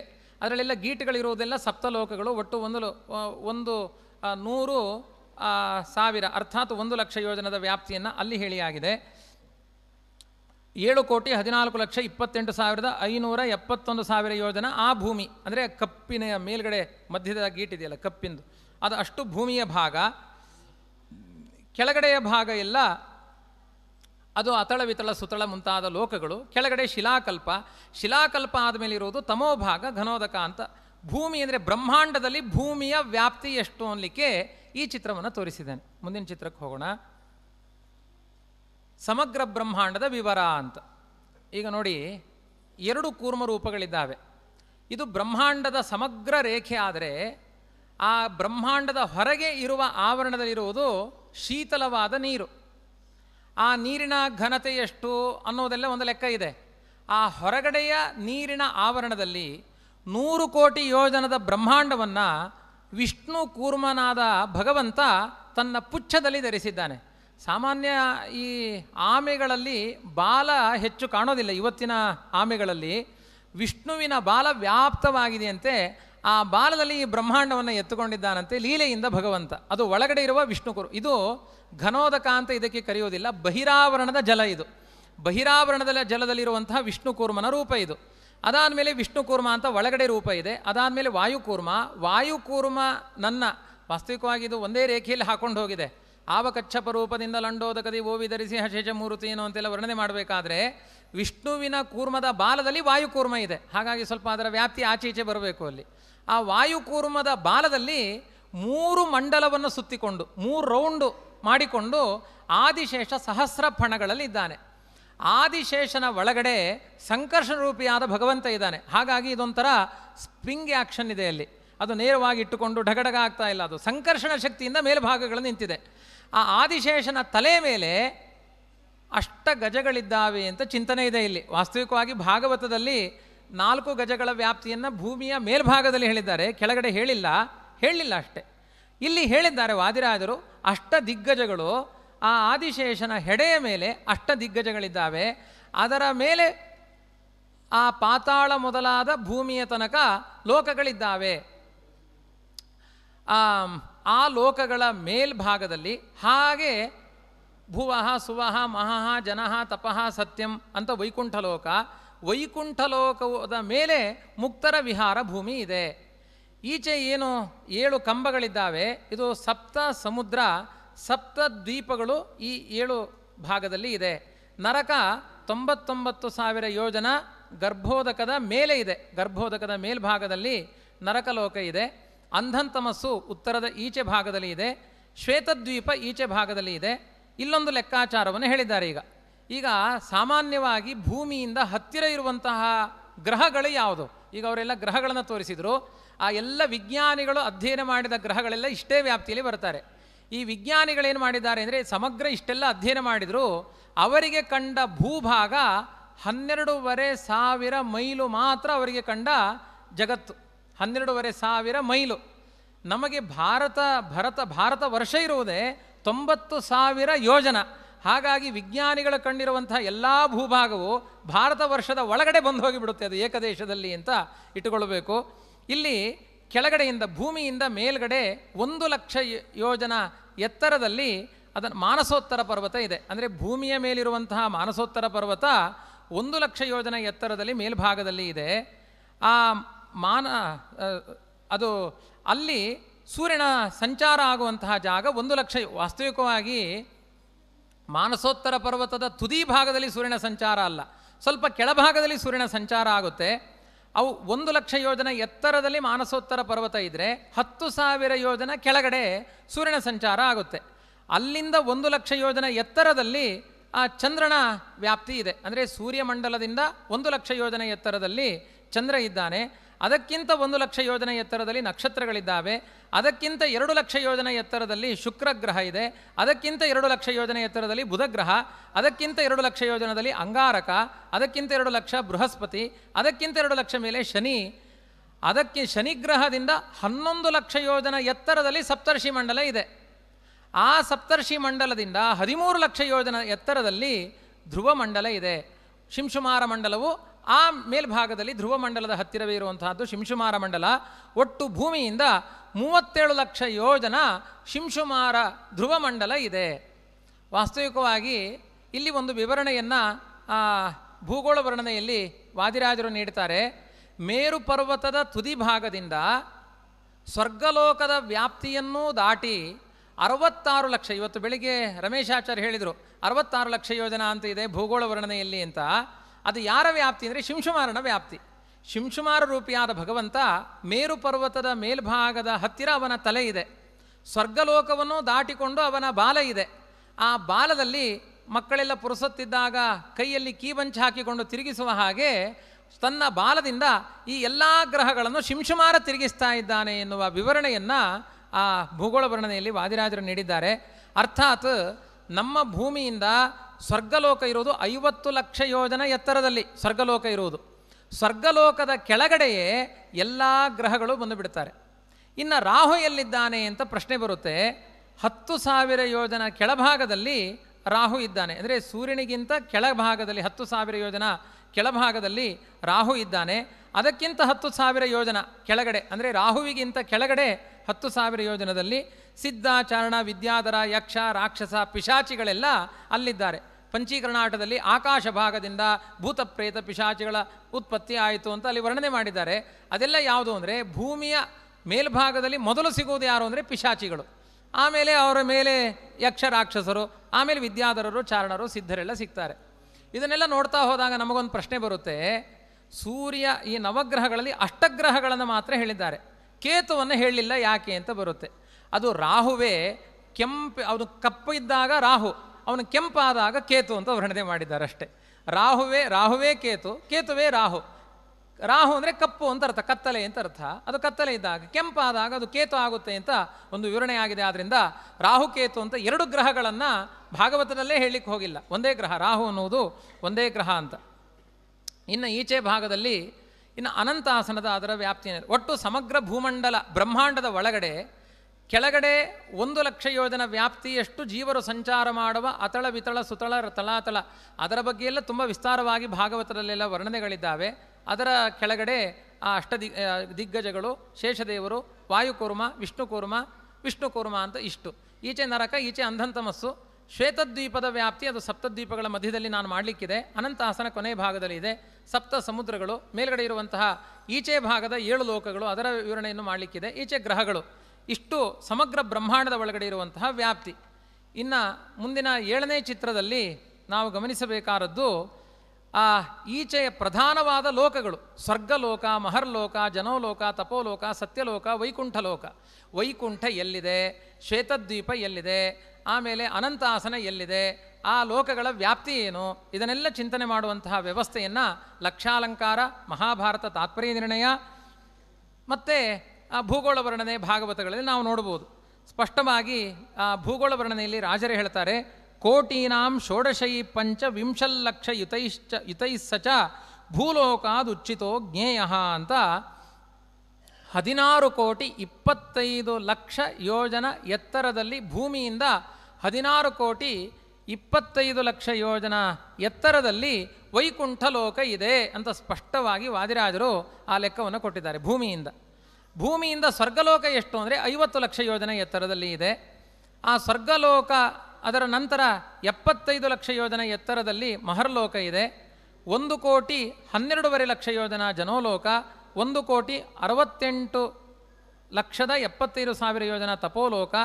ಸತ್ಯಲೋಕ ತಪೋಲೋಕದಿಂದ ಎಲ್ಲ ಒಂದು ಲೋಕದಿಂದ ಒಂದು ಲೋಕಕ್ಕೆ ಹೇಳಬೇಕು. ಸ್ವರ್ಗಲೋಕದಿಂದ ಮಹರ್ಲೋಕ, ಮಹರ್ಲೋಕದಿಂದ ಜನೋಲೋಕ, ಜನೋಲೋಕದಿಂದ ತಪೋಲೋಕ, ತಪೋಲೋಕದಿಂದ ಸತ್ಯಲೋಕ 4 ಕೋಟಿ 6 ಲಕ್ಷದ 25,000 ಯೋಜನ. ಆದರೆ ಭೂಮಿಯಿಂದ ಸತ್ಯಲೋಕ ಅಂತ ಲೆಕ್ಕ ಮಾಡಿದಾಗ 8 ಕೋಟಿ 12 ಲಕ್ಷದ 50,000 ಯೋಜನ ಆಗುತ್ತೆ. ಸತ್ಯಲೋಕದಿಂದ ವೈಕುಂಠಲೋಕ 8 ಕೋಟಿ 12 ಲಕ್ಷ 50,000 ಯೋಜನೆ ಇದೆ. ಭೂಮಿಯಿಂದ ವೈಕುಂಠಲೋಕ 16 ಕೋಟಿ 25,000 ಯೋಜನ ದೂರದಲ್ಲಿ ವೈಕುಂಠಲೋಕ ಇದೆ ಅಂತ ಸ್ಪಷ್ಟವಾಗಿ. ವೈಕುಂಠಕ್ಕೆ ಹೋಗಬೇಕಾದ್ರೆ 16 ಕೋಟಿ ಯೋಜನ ದಾಟಿಕೊಂಡು ಹೋಗಬೇಕು. ವೈಕುಂಠ ಲೋಕಕ್ಕೆ ಹೋಗಬೇಕಾದ್ರೆ ಅಲ್ಲಿಗೆ 16 ಕೋಟಿ 25 ಲಕ್ಷ ಯೋಜನ ಆಗಿ ಹೋಯಿತು. ನಮಗಿನ್ನೂ 8 ಕೋಟಿ 75 ಲಕ್ಷ ಯೋಜನ 75.5 ಲಕ್ಷ ಯೋಜನದ ಜಾಗ ಖಾಲಿ ಉಳಿತು. ವೈಕುಂಠ ಲೋಕ ಆದ ಮೇಲೆ ಅಷ್ಟು ಖಾಲಿ ಉಳಿದ ಜಾಗ ಯಾವುದು ಅಂದರೆ ಅದನ್ನು ವಾದಿರಾಜರು ಇದು ಬ್ರಹ್ಮಾಂಡದ ಅಂಚಿನ ಈ ಖಾಲಿ ಜಾಗ ಮುಕ್ತರ ವಿಹಾರ ಭೂಮಿ, ಇದನ್ನು ವೈಕುಂಠ ಅಂತಲೇ ಕರಿಬೇಕು. ಅಂದರೆ 16,25,00,000 ಯೋಜನ ವ್ಯಾಪ್ತಿಯ ನಂತರ ಇರುವ ಭಾಗಗಳೆಲ್ಲವೂ ಕೂಡ ವೈಕುಂಠ ಲೋಕ ಅಂತಲೇ ವಾದಿರಾಜರು ಇದನ್ನು ಪರಿಗಣಿಸಿದ್ದಾರೆ. ಇನ್ನು ಮುಂದಿನ ವಿವರಣೆ 3 ಧಾಮತ್ರಯಗಳ ವಿವರಣೆಯನ್ನು ನೀಡ್ತಾ ಇದ್ದೇನೆ. ಯಾವುದ್ಯಾವುದು ಭೂಮಿಯಿಂದ ಎಷ್ಟೆಷ್ಟು ಎತ್ತರದಲ್ಲಿದೆ? ಭೂಮಿಯಿಂದ 16,25,00,000 ಯೋಜನ ಎತ್ತರದಲ್ಲಿ ವೈಕುಂಠ ಲೋಕ ಇದೆ. ಅದಕ್ಕೆ ಅಯೋಧ್ಯ ಅಂತ ಕರೀತಾರೆ, ಪರಮವ್ಯೋಮ ಅಂತಲೂ ಕರೀತಾ ಇದ್ದಾರೆ. ಇನ್ನು ಮೇರು ಪರ್ವತ ಭೂಮಿಯಿಂದ 84,000 ಯೋಜನ ಎತ್ತರದಲ್ಲಿ ಇದೆ. ಅದಾದ ಮೇಲೆ ಭೂಮಿಯಿಂದ ಶ್ವೇತದ್ವೀಪ 50,00,000 ಯೋಜನ ಎತ್ತರದಲ್ಲಿ ಇದೆ. ಅಂದರೆ ಸ್ವರ್ಗದ ಎತ್ತರ ಶ್ವೇತದ್ವೀಪದ ಎತ್ತರ ಈಕ್ವೆಲ್ ಆಗುತ್ತೆ, ಸಮಾನವಾಗಿ ಆಗುತ್ತೆ. ಶ್ವೇತದ್ವೀಪ ಅಂದರೆ ಏನು? 32 ಲಕ್ಷ ಯೋಜನ ವ್ಯಾಪ್ತಿಯ ಹಾಲಿನ ಸಮುದ್ರ, ಗಟ್ಟಿಯಾದ ಹಾಲು, ಮೊಸರಿನಷ್ಟು ಗಟ್ಟಿಯಾದ ಹಾಲು ಡಿಕ್ಕಿ ಹೊಡೆದು ಹೊಡೆದು ಹೊಡೆದು ಹೊಡೆದು ದೊಡ್ಡ ಬೆಟ್ಟ ಆಗಿದೆ. ಆ ಬೆಟ್ಟದ ಎತ್ತರ ಎಷ್ಟು ಅಂದರೆ 50 ಲಕ್ಷ ಯೋಜನ ಎತ್ತರದ ಹಾಲಿನ ಬೆಟ್ಟ. ಅಂತಹ 50 ಲಕ್ಷ ಯೋಜನ ಗಟ್ಟಿಯಾದ ಹಾಲಿನ ಪರ್ವತದ ಮೇಲೆ ಮಲಗಿರುವ ದೇವರಿಗೆ ಒಂದು ಅರ್ಧ ಲೀಟ್ರು ಪ್ಯಾಕೆಟ್ ಹಾಲು ತಂದು ಅಭಿಷೇಕ ಮಾಡ್ತೀವಿ ಅಂತ ಹೊರಟ್ರೆ ನಾವು ಎಂಥ ಮೂರ್ಖರಾಗ್ತೇವೆ ಅಂತ ಯೋಚನೆ ಮಾಡಬೇಕು. ಅಷ್ಟು ದೊಡ್ಡ ವೈಭವ ಆ ಭಗವಂತನಲ್ಲಿ ಇದೆ. 50 ಲಕ್ಷ ಯೋಜನ ಎತ್ತರದ ಭಾಗದಲ್ಲಿ ಭಗವಂತ ಇದ್ದಾನೆ. ಇನ್ನು ಅನಂತಾಸನ ಎಲ್ಲಿದೆ ಅಂದರೆ 1 ಲಕ್ಷ ಯೋಜನ ಭೂಮಿಯಿಂದ ಎತ್ತರ. ಅನಂತಾಸನದ ಎತ್ತರ ಹೇಳಿದ್ದಾರೆ. ಅನಂತಾಸನ ನೀರಿನ ಒಳಗಡೆ ಇಲ್ಲ. ಭೂಮಿಯಿಂದ 1 ಲಕ್ಷ ಯೋಜನ ಎತ್ತರದಲ್ಲಿ ಅನಂತಾಸನ ಇದೆ. ಅನಂತಾಸನಕ್ಕೆ ಹೋಗಬೇಕು ಅಂದರೆ ಈಚೆ ಭಾಗ ಅಂದರೆ ಮೇರು ಪರ್ವತದಿಂದ ಎಡಭಾಗಕ್ಕೆ 25,97,00,000 ಯೋಜನ ದೂರ ಹೋದರೆ ಅನಂತಾಸನ ಸಿಗುತ್ತೆ. ಅನಂತಾಸನದ ವ್ಯಾಪ್ತಿ ಎಷ್ಟು ಅಂದರೆ 3 ಲಕ್ಷ ಯೋಜನ ವ್ಯಾಪ್ತಿ ಅಷ್ಟೇ. ಅಂದರೆ ಬ್ರಹ್ಮಾಂಡ ಕಟಾಹಕ್ಕೆ ತಾಗಿಕೊಂಡಿರುವಂತಹದ್ದು. ತದಂತೆ ಧಾಮ ಮಾಮಕಂ ಅಂತ ತಾತ್ಪರ್ಯ ನಿರ್ಣಯದಲ್ಲಿ ಆಚಾರ್ಯರ ವಚನ. ತದಂತೆ ಅಂದರೆ ಈ ಬ್ರಹ್ಮಾಂಡದ ಕೊನೆಯ ಭಾಗದಲ್ಲಿ ಮಾಮಕಂ ಧಾಮ, ನನ್ನ ಮನೆ ಇದೆ. ಯಾವುದು? ಅನಂತಾಸನ ಅನ್ನುವ ಮನೆ ಇದೆ. ಅರ್ಥಾತ್ ಮೇರು ಪರ್ವತದಿಂದ ಉತ್ತರ ಭಾಗಕ್ಕೆ 24,97,00,000 ಯೋಜನ ದೂರಕ್ಕೆ ಹೋದರೆ ಅನಂತಾಸನ ಇದೆ. ಅನಂತಾಸನದ ವ್ಯಾಪ್ತಿ ಎಷ್ಟು ಅಂದರೆ 3 ಲಕ್ಷದಿಂದ ಹೀಗೆ ಅರ್ಧ ಕೊಬ್ಬರಿ ಬಟ್ಲ ಥರ ಅಷ್ಟು ವ್ಯಾಪ್ತಿ ಇದೆ. ಮನೆ ಇರೋದು ಎಲ್ಲಿ ಅಂದರೆ ಈ ಉತ್ತರ ಭಾಗದ ದಿಕ್ಕಿನಲ್ಲಿ ಇದೆ. ಎತ್ತರ ಎಷ್ಟು ಅನಂತಾಸನದ್ದು ಅಂದರೆ ಭೂಮಿಯಿಂದ 1 ಲಕ್ಷ ಯೋಜನ ಎತ್ತರದಲ್ಲಿ ಅನಂತಾಸನ ಇದೆ. ಅಲ್ಲ, ಇಷ್ಟು ನಿಖರವಾಗಿ ಇದನ್ನು ವಾದಿರಾಜರು ಹೇಳಿದ್ದಾರೆ. ಅಲ್ಲಿ ಪರಸ್ಪರ ವಿರೋಧಗಳಿದೆಯಾ ಅಂದರೆ ಎಲ್ಲೂ ವಿರೋಧ ಇಲ್ಲ. ವೈಕುಂಠ ವರ್ಣನೆಯಲ್ಲಿ 1 ಲಕ್ಷ ಯೋಜನ ಮೇಲಿಕ್ಕ ಅನಂತಾಸನ, ಲಕ್ಷ್ಮೀಶನಿಹ ಶ್ವೇತದ್ವೀಪ 1,50,000 ವೈಕುಂಠ 25,00,000 ಕೋಟಿಯಲ್ಲಿಹುದು ಅಂತ ಒಂದೇ ಪದ್ಯದಲ್ಲಿ 16,25,00,000 ವ್ಯಾಪ್ತಿಯ ಎತ್ತರದಲ್ಲಿ ವೈಕುಂಠ ಲೋಕ, 50 ಲಕ್ಷ ಯೋಜನ ವ್ಯಾಪ್ತಿ ಎತ್ತರದಲ್ಲಿ ಶ್ವೇತದ್ವೀಪ, 1 ಲಕ್ಷ ಯೋಜನ ವ್ಯಾಪ್ತಿಯಲ್ಲಿ ಎತ್ತರದಲ್ಲಿ ಅನಂತಾಸನ ಅಂತ 3 ಲೋಕಗಳ ಎತ್ತರವನ್ನು ಹೇಳಿದ್ದಾರೆ. ಇದನ್ನೇ ಉದೀಚ್ಯಾಂ ದಿಶಿ ವಿಷ್ಣೋಸ್ತು, ಉತ್ತರ ದಿಕ್ಕಿನಲ್ಲೇ ಶ್ವೇತದ್ವೀಪ ಇದೆ, ಇದು ಅನಂತಾಸನ ಇದೆ. ಉದೀಚ್ಯಾಂ ದಿಶಿ ವಿಷ್ಣೋಸ್ತು ಸ್ಯಾದನಂತಾಸನಾಭಿಧಂ ಗನೋದ ಕಾಂತೆ ಶ್ರೀರೂಪಂ ಧಾಮ ಮುಕ್ತ ಜನಾಶ್ರಯಂ 1 ಲಕ್ಷ ಯೋಜನತೋಪಿ ಊರ್ಧ್ವಂ. 1 ಲಕ್ಷ ಯೋಜನ ಅಂತ ಸ್ಪಷ್ಟವಾಗಿ ವೈಕುಂಠ ವರ್ಣನೆಯಲ್ಲಿ ಹೇಳಿದ್ದಾರೆ. ಅದರಲ್ಲಿ ಭೂಗೋಳ ವರ್ಣನೆಯಲ್ಲಿ ಆಗಬೇಕಾದ್ರೆ 1 ಲಕ್ಷ ಯೋಜನಕ್ಕಿಂತಲೂ ಎತ್ತರ ಇದೆ ಅಂತ ಹೇಳಿದ್ದಾರೆ. 1 ಲಕ್ಷ ಯೋಜನತೋಪ್ಯೂರ್ಧ್ವಂ ತತ್ ವಿದ್ವದ್ಭಿಃ ಉದಾಹೃತಂ ತಥಾ ಶ್ವೇತದ್ವೀಪ ಸಂಜ್ಞಂ ಧಾಮ ಕ್ಷೀರಾಂಬುದೌಹರೇ ತಚ್ಚೋಚಿತಂ ಭೂಪ್ರದೇಶಾತ್ 5 ಲಕ್ಷ ಯೋಜನೈಃ ಅಂತ ಭೂಗೋಳ ವರ್ಣನೆಯಲ್ಲಿ ಹೇಳಿದ್ದನ್ನೇ 50 ಲಕ್ಷ ಯೋಜನೈಃ ಅಂತ ಭೂಗೋಳ ವರ್ಣನೆಯಲ್ಲಿ ಹೇಳಿದ್ದನ್ನೇ ವೈಕುಂಠ ವರ್ಣನೆಯಲ್ಲಿ ವಾದಿರಾಜರು ವರ್ಣನೆ ಮಾಡಿದ್ದಾರೆ. ಈ ಚಿತ್ರದಲ್ಲಿ ಕಾಣಿಸಿದ್ದು ಧಾಮತ್ರಯಗಳ ಎತ್ತರದ ಸಂಖ್ಯೆ 16,25,00,000, 50 ಲಕ್ಷ, 1 ಲಕ್ಷಕ್ಕಿಂತ ಅಧಿಕ ಅಂತ ಭೂಭಾಗದಿಂದ ಇಷ್ಟು ಎತ್ತರದ ವ್ಯವಸ್ಥೆಯಲ್ಲಿ ಮಾಡಲಾಗಿದೆ. ಇನ್ನು ಮುಂದಿನ ಚಿತ್ರ ಸ್ವಲ್ಪ ತಲೆ ಗಟ್ಟಿ ಇರಬೇಕು ನಮಗೆ. ನವಾವರಣ ಸಹಿತ ಬ್ರಹ್ಮಾಂಡದ ವಿವರ ಅಂತ. ಈಗ ನೋಡಿ, 100 ಕೋಟಿ ಯೋಜನದ ವಿಸ್ತೀರ್ಣ, ಒಳಗಡೆ 50 ಕೋಟಿ ಬ್ರಹ್ಮಾಂಡದ ಒಳಭಾಗ, ಅದು ಪೃಥ್ವಿ ಭಾಗವನ್ನು ಬಿಟ್ಟು. ಪೃಥ್ವಿ ಭಾಗ ಅಂದರೆ ಯಾವುದು? ಹೊರಗಡೆ ಇರುವಂತಹ ಕಟಾಹ, ಹೊರಗಡೆ ಇರುವ ಕಟಾಹ ಪೃಥ್ವಿ ಭಾಗ ಅಂತ ಅದನ್ನು ಕರೆದಿದ್ದಾರೆ. ಆ ಕಟಾಹ 25 ಕೋಟಿ ಯೋಜನ ಆಚೆ ಈಚೆ ದಪ್ಪ. ಹಾಗಾಗಿ 100 ಕೋಟಿ ಯೋಜನ ಪೃಥಿವಿಯ ಆವರಣ, ಹೊರಗಡೆ ಇರುವ ಆವರಣ. ಆಮೇಲೆ 1000 ಕೋಟಿ ಅದು ನೀರಿನ ಆವರಣ, ಅದಕ್ಕಿಂತ 10 ಪಟ್ಟು ಜಾಸ್ತಿ ಮಾಡ್ತಾ ಹೋಗಬೇಕು ಅಂತ ಹೇಳಿದ್ದಾರೆ. 10,000 ಕೋಟಿ ಅಗ್ನಿಯ ಆವರಣ. ಇಲ್ಲಿ ಎಷ್ಟು ಸ್ವಾರಸ್ಯ ಇದೆ ಅಂದರೆ, ಹೊರಗಡೆಯ ನೀರಿಗೂ ಒಳಗಡೆಯ ನೀರಿಗೂ ವ್ಯತ್ಯಾಸ ಏನು ಅಂದರೆ, ಒಳಗಡೆಯ ನೀರಿಗೆ ಬೆಂಕಿ ತಾಗಿದರೆ ನೀರು ಮರಳುತ್ತೆ.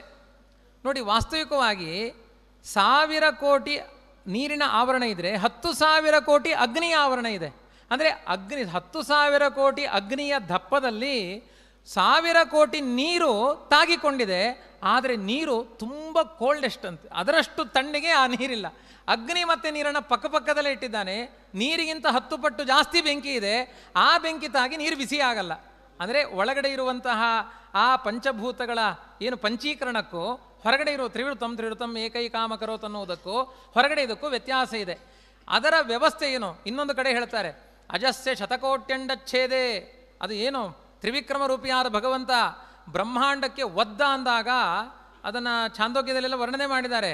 ಒದ್ದದ್ದು ಒಂದು ಕಡೆ, ಇಡೀ 25 ಕೋಟಿ ಯೋಜನ ಥಿಕ್ನೆಸ್ಸಿನ ಬ್ರಹ್ಮಾಂಡದ ಕಟಾಹ ಚೂರ್ಚೂರಾಗಿ ಹೋಯ್ತಂತೆ. ಅಲ್ಲಲ್ಲಿ ಈ ಏನೋ ಗಾಡಿ ಹೋಗುವ ದೊಡ್ಡ ಏನೋ ಟೆಂಪೋ ಟ್ರಾವೆಲರಿಗೆ ಕಲ್ಲು ಹೊಡೆದ್ರೆ ಇಡೀ ಗ್ಲಾಸ್ ಪುಡಿ ಕಾಣುತ್ತಲ್ಲ, ಇಡೀ ಬ್ರಹ್ಮಾಂಡ ಡ್ಯಾಮೇಜ್ ಮಾಡಿದ್ದಾನೆ ತ್ರಿವಿಕ್ರಮ. ಅದರಲ್ಲಿ ಮಧ್ಯದಲ್ಲಿ ತಾಗಿದ ಜಾಗದಿಂದ ಹೊರಗಡೆ ಇರುವ ನೀರು ಫೋರ್ಸಲ್ಲಿ ಬಂತಂತೆ. ಆ ಹೊರಗಡೆ ಇರುವ ನೀರಿನ ಫೋರ್ಸು ಇವತ್ತು ಕಡಿಮೆ ಆಗಿಲ್ಲ. ಅದನ್ನೇ ಗಂಗಾ ನದಿ ಅಂತ ಕರಿತಾ ಇದ್ದೇವೆ. ಹೊರಗಡೆ ಬಿಸಿ ತಾಗಿದ್ರೂ ನೀರು ತಣ್ಣಗೇ ಇದೆ ಅನ್ನಲಿಕ್ಕೆ ನಿಮಗೆ ದೃಷ್ಟಾಂತ ಬೇಕು ಅಂದರೆ ಗಂಗಾ ನೀರನ್ನು ಮುಟ್ರಿ ಗೊತ್ತಾಗುತ್ತೆ ಅಂತ ಹೇಳಿದ್ದಾರೆ. ಇಷ್ಟು ಆ ಭಗವಂತನ ಸೃಷ್ಟಿಯ ಅದ್ಭುತವಾದ ವ್ಯವಸ್ಥೆ ಇದೆ. 10,000 ಕೋಟಿ ಅಗ್ನಿ ಆವರಣ, 1,00,000 ಕೋಟಿ ವಾಯು ಆವರಣ, 10,00,000 ಕೋಟಿ ಆಕಾಶಾವರಣ, ಕೋಟಿ ಯೋಜನ ಅಹಂಕಾರ ತತ್ವಾವರಣ.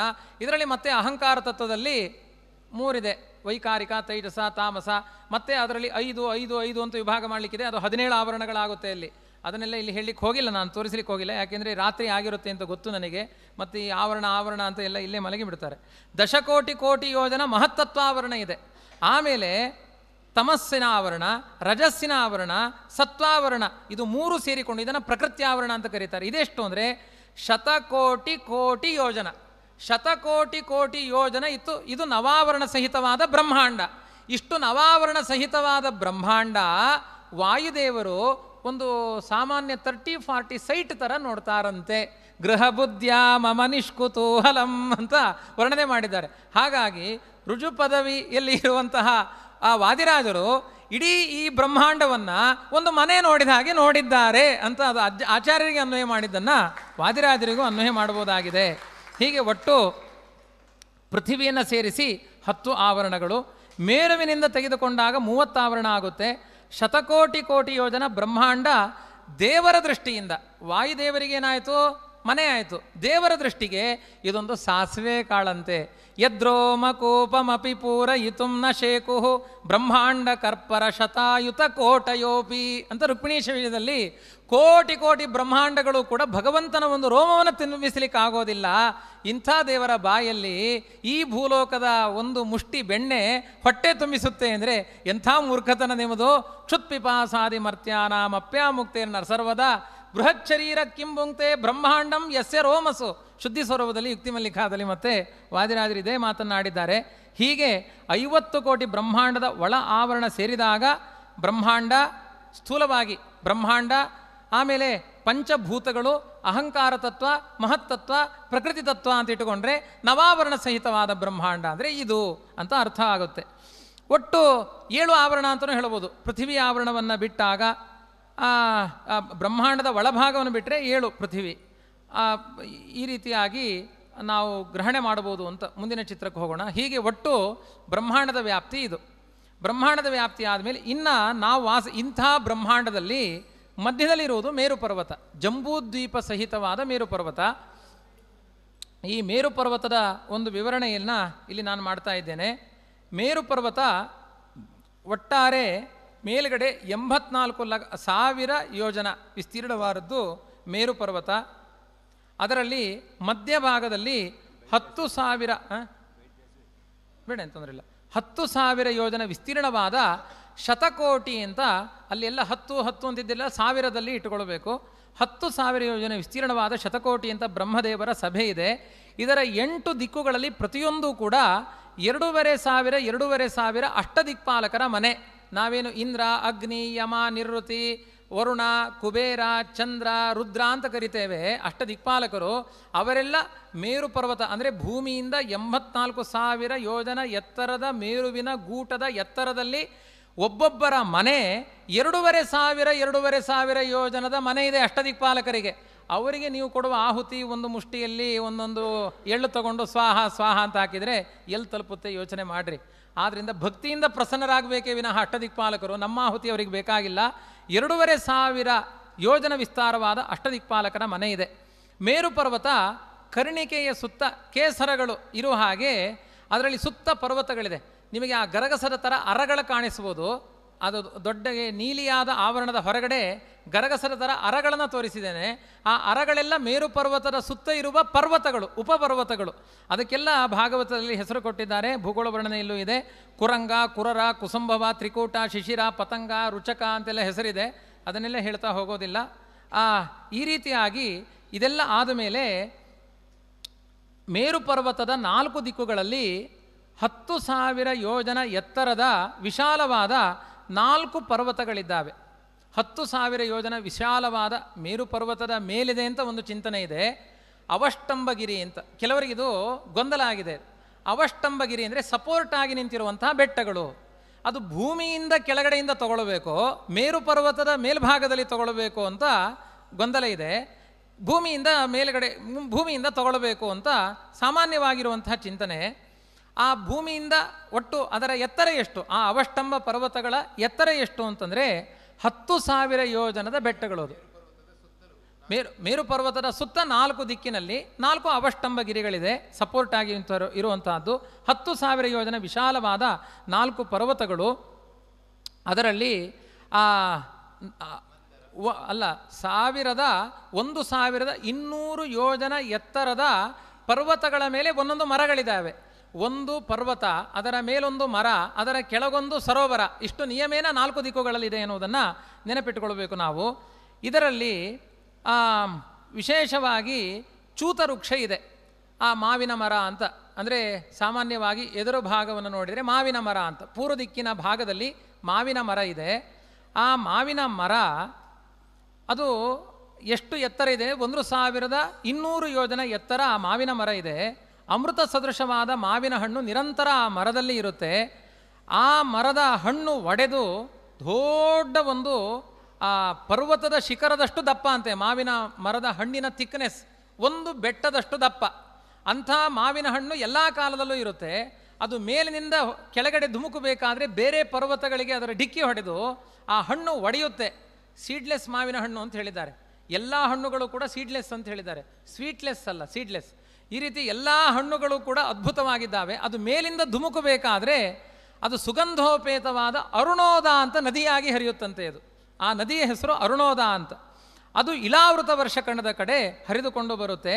ಆ ರಸವನ್ನು ಪಾರ್ವತೀದೇವಿ ತಮ್ಮ ಭೃತ್ಯರ ಜೊತೆಗೆಲ್ಲ ಪಾನ ಮಾಡ್ತಾ ಲೇಪನ ಮಾಡಿಕೊಳ್ತಾಳಂತೆ. ಅವಳ ದೇಹದ ಗಂಧ 100 ಯೋಜನ ಬರುತ್ತಂತೆ. ಅರುಣೋದ ಅಂತ ಆ ನೀರನ್ನು, ಆ ಮಾವಿನ ರಸವನ್ನು ಪಾನ ಮಾಡಿದವರು ಬಾಯಲ್ಲಿ ಒಮ್ಮೆ ಅಂದರೆ 100 ಯೋಜನ ಅಂದರೆ 1000 ಕಿಲೋಮೀಟರ್ ಪರಿಮಳ ಬರುತ್ತಂತೆ. ಅಂಥ ಅದ್ಭುತವಾದ ಮಾವಿನ ಹಣ್ಣು ಅಲ್ಲಿದೆ ಅಂತ. ಮೇರು ಪರ್ವತದ ಪೂರ್ವ ದಿಕ್ಕಿನಲ್ಲಿ ಇಂಥ ಮಾವಿನ ಹಣ್ಣು ನಾವು ತಂದು 1 kg ದೇವರಿಗೆ ಮಾವಿನ ಹಣ್ಣು ಇಟ್ಟು ಎಂಜಾಯ್ ಮಾಡು ಅಂದರೆ ಹೇಗಿರುತ್ತೆ ನೋಡಿ. ಅದಾದ ಮೇಲೆ ಜಂಬೂ ವೃಕ್ಷ ಇದೆ. ನಾವು ಇದನ್ನು ಜಂಬೂದ್ವೀಪ ಅಂತ ಕರಿತೇವೆ. ವಾಸ್ತವಿಕವಾಗಿ ಚೂತದ್ವೀಪ ಅಂತ ಯಾಕೆ ಕರೀಲಿಲ್ಲ? ಪೂರ್ವ ದಿಕ್ಕಿನಲ್ಲಿರುವುದು ಮಾವಿನ ಮರ, ಆದರೂ ನಾವು ಕರೆಯುವುದು ಜಂಬೂದ್ವೀಪ ಅಂತ. ಯಾಕೆಂದರೆ ನಾವಿರೋದು ಮೇರೋಹ ದಕ್ಷಿಣೇ ಪಾರ್ಶ್ವೇ ಅಂತ. ಮೇರು ಪರ್ವತದ ದಕ್ಷಿಣದಲ್ಲಿ ನಿಂತವರು ನಮಗೆ ನೇರವಾಗಿ ಕಾಣೋದು ಯಾವುದು ಅಂದರೆ ನೇರಳೆ ಹಣ್ಣಿನ ಮರ ಹೊರತು ಮಾವಿನ ಹಣ್ಣು ಮರ ಅಲ್ಲ. ಅಂದರೆ ಏನು ಕಾಣುತ್ತೋ ಅದನ್ನು ನಾವು ಲ್ಯಾಂಡ್ ಮಾರ್ಕು ಅಂತ ಕರಿಬೇಕೇ ವಿನಃ ಕಾಣದೇ ಇರೋದನ್ನು ಲ್ಯಾಂಡ್ ಮಾರ್ಕು ಅಂತ ಹೇಳಿ ಬರೋದಿಲ್ಲ. ನಾವು ದಕ್ಷಿಣದಲ್ಲಿದ್ದೇವೆ, ನಮಗೆ ಕಾಣುವುದು ನೇರಳೆ ಹಣ್ಣಿನ ಮರ. ಇದರ ಎತ್ತರ, ಇದರ ಎಲ್ಲ ವ್ಯಾಪ್ತಿಗಳು ಅಷ್ಟೇ. ಬೆಟ್ಟ, ಆ ಬೆಟ್ಟದ ವ್ಯಾಪ್ತಿ ಒಟ್ಟು ಆ ಮೇರು ಜಂಬೂ ವೃಕ್ಷದಲ್ಲಿ ಆನೆ ಗಾತ್ರದ ಹಣ್ಣುಗಳಿದ್ದಾವಂತೆ. ಆ ರಸ ಕೆಳಗಡೆ ಹರಿದುಕೊಂಡು ಬಂದು ಅದೇ ಜಾಂಬೂನದ ಅಂತ ಒಂದು ದೊಡ್ಡ ನದಿಯಾಗಿ ಹರಿಯುತ್ತೆ. ಅದು ಇಳಾವೃತ ವರ್ಷಕಣದ ದಕ್ಷಿಣ ದಿಕ್ಕಿನ ಕಡೆ ಬರುತ್ತಂತೆ.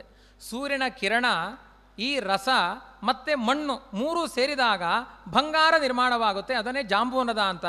ರುಕ್ಮಿಣಿಯನ್ನು ದೇವರು ಕೃಷ್ಣ ಅಲ್ಲಿ ತನಕ ಕರ್ಕೊಂಡು ಹೋಗಿ ನೆಕ್ಲೆಸ್ ಕೊಡಿಸ್ಕೊಂಡು ಕರ್ಕೊಂಡು ಬಂದ ಅಂತ ವಾದಿರಾಜರು ವರ್ಣನೆ ಮಾಡಿದ್ದಾರೆ. ಹಾಗಾಗಿ ಈ ಸಾಮಾನ್ಯ ಭೀಮಾ ಬ್ರದರ್ಸ್ ಜ್ಯುವೆಲರ್ಸ್ಗೆಲ್ಲ ದೇವರು ಹೋಗಲಿಲ್ಲ, ಅಲ್ಲಿಗೆ ಹೋಗಿ ಆ ನೆಕ್ಲೆಸ್ ಕೊಡಿಸ್ಕೊಂಡು ಬಂದ ಮಹಾನುಭಾವ ಕೃಷ್ಣ ಪರಮಾತ್ಮ. ಇದರಂತೆ ಪಶ್ಚಿಮ ದಿಕ್ಕಿನಲ್ಲಿ ಒಂದು ಕುಮುದ ಪರ್ವತ ಇದೆ. ಅದರಲ್ಲಿ ಶತವಲಶ ಅಂತ, ವಟವೃಕ್ಷದ ಹೆಸರು ಶತವಲಶ ಅಂತ. ಆ ಕುಮುದ ಪರ್ವತದಲ್ಲಿರುವಂತಹ ಒಂದು ಆ ವೃಕ್ಷ, ಅದರಲ್ಲಿ ಹಾಲು ಮೊಸರು ಕಡಗದ ವೃಕ್ಷ. ಇದು ಪಶ್ಚಿಮ ದಿಕ್ಕಲ್ಲಿ ಕಡಗದ ವೃಕ್ಷ ಇದೆ, ಕೋಟರ ಮರಗಳಿಂದ ಕೂಡಿದೆ. ಆ ಪಶ್ಚಿಮ ದಿಕ್ಕಲ್ಲಿರೋದು ಕಡಗದ ಮರ. ಆ ಕಡಗದ ಮರದಲ್ಲಿ ಮಧುಧಾರೆಗಳು ಬರುತ್ತಂತೆ. ಒಂದೊಂದು ಮಧುಧಾರೆಗಳು ಕೂಡ 35 ಅಡಿ ದಪ್ಪ ಅಂತ ಹೇಳಿದ್ದಾರೆ. ಇಂಥ 5 ಮಧುಧಾರೆ ಹರಿಯುತ್ತೆ ಅಂತ ಹೇಳಿದ್ದಾರೆ. 35 ಅಡಿ ದಪ್ಪದ 5 ಮಧುವಿನ ಧಾರೆಗಳು ನಿರಂತರ ಅಲ್ಲಿಂದ ಕೆಳಗಡೆ ಹರಿತಾ ಇದೆ. ಜೇನುತುಪ್ಪದ ಧಾರೆ 35 × 5 ಮಾಡ್ಕೊಳ್ಬೇಕು ನೀವು, ನನಗೀಗ ಗೊತ್ತಾಗ್ತಾ ಇಲ್ಲ. ಮುಂದೆ ಶತವಲಶ ಅಂತ ವಟವೃಕ್ಷ ಇದೆ. ಅಲ್ಲಿ ಹಾಲು ಮೊಸರು ಜೇನುತುಪ್ಪ ತುಪ್ಪ ಬೆಲ್ಲ ಅನ್ನ ವಸ್ತ್ರ ಬೆಡ್ಡಿಂಗು ಬೆಡ್ಶೀಟು ಮಂಚ ಎಲ್ಲ ಯೋಚನೆ ಮಾಡಿದ ತಕ್ಷಣ ಮರದಿಂದ ದಬ ದಬ ದಬ ಸುರಿತಾ ಇರುತ್ತಂತೆ. ಮಂಚಗಳು ಬರುತ್ತಂತೆ, ಒಳ್ಳೆಯ ಸುಖಾಸನಗಳು ಆಭರಣಗಳು ಇದೆಲ್ಲವೂ ಕೂಡ ಅಲ್ಲಿಂದ ಸೃಷ್ಟಿಯಾಗುತ್ತೆ.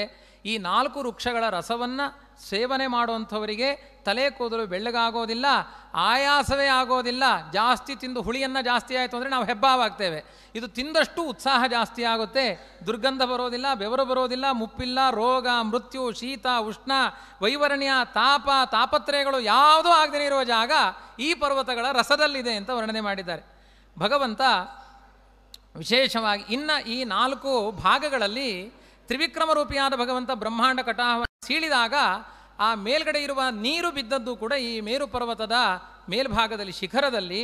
ಅದು 4 ಭಾಗವಾಗಿ ಚಕ್ಷು ಭದ್ರ ಸೀತಾ ಅಲಕನಂದ ಅಂತ 4 ದಿಕ್ಕುಗಳಲ್ಲಿ ಹರಿಯುತ್ತೆ. ನಮ್ಮ ಪಾಲಿಗೆ ಆ ಸೀತಾ ಅಲಕನಂದ ಅನ್ನುವ ಧಾರೆ ನಮ್ಮ ಪಾಲಿಗೆ ಸಿಗುತ್ತಾ ಇದೆ ಅಂತ ವರ್ಣನೆ ಮಾಡಿದ್ದಾರೆ.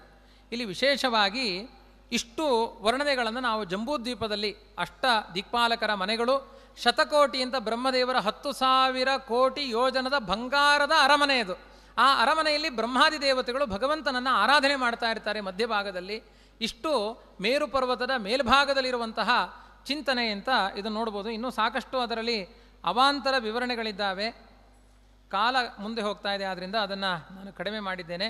ಇನ್ನು ಮುಂದೆ ಇಳಾವೃತ ವರ್ಷ ಸಹಿತವಾದ ನವವರ್ಷಗಳು ಮುಂದೆ ಹೋಗಿ ಜಂಬೂದ್ವೀಪ ನೋಡಿ, ಮಧ್ಯದಲ್ಲಿ ಮೇರು ಪರ್ವತ. ಇಳಾವೃತ ವರ್ಷ ಕಂಡ 34,000 ಯೋಜನೆ ಇದೆ.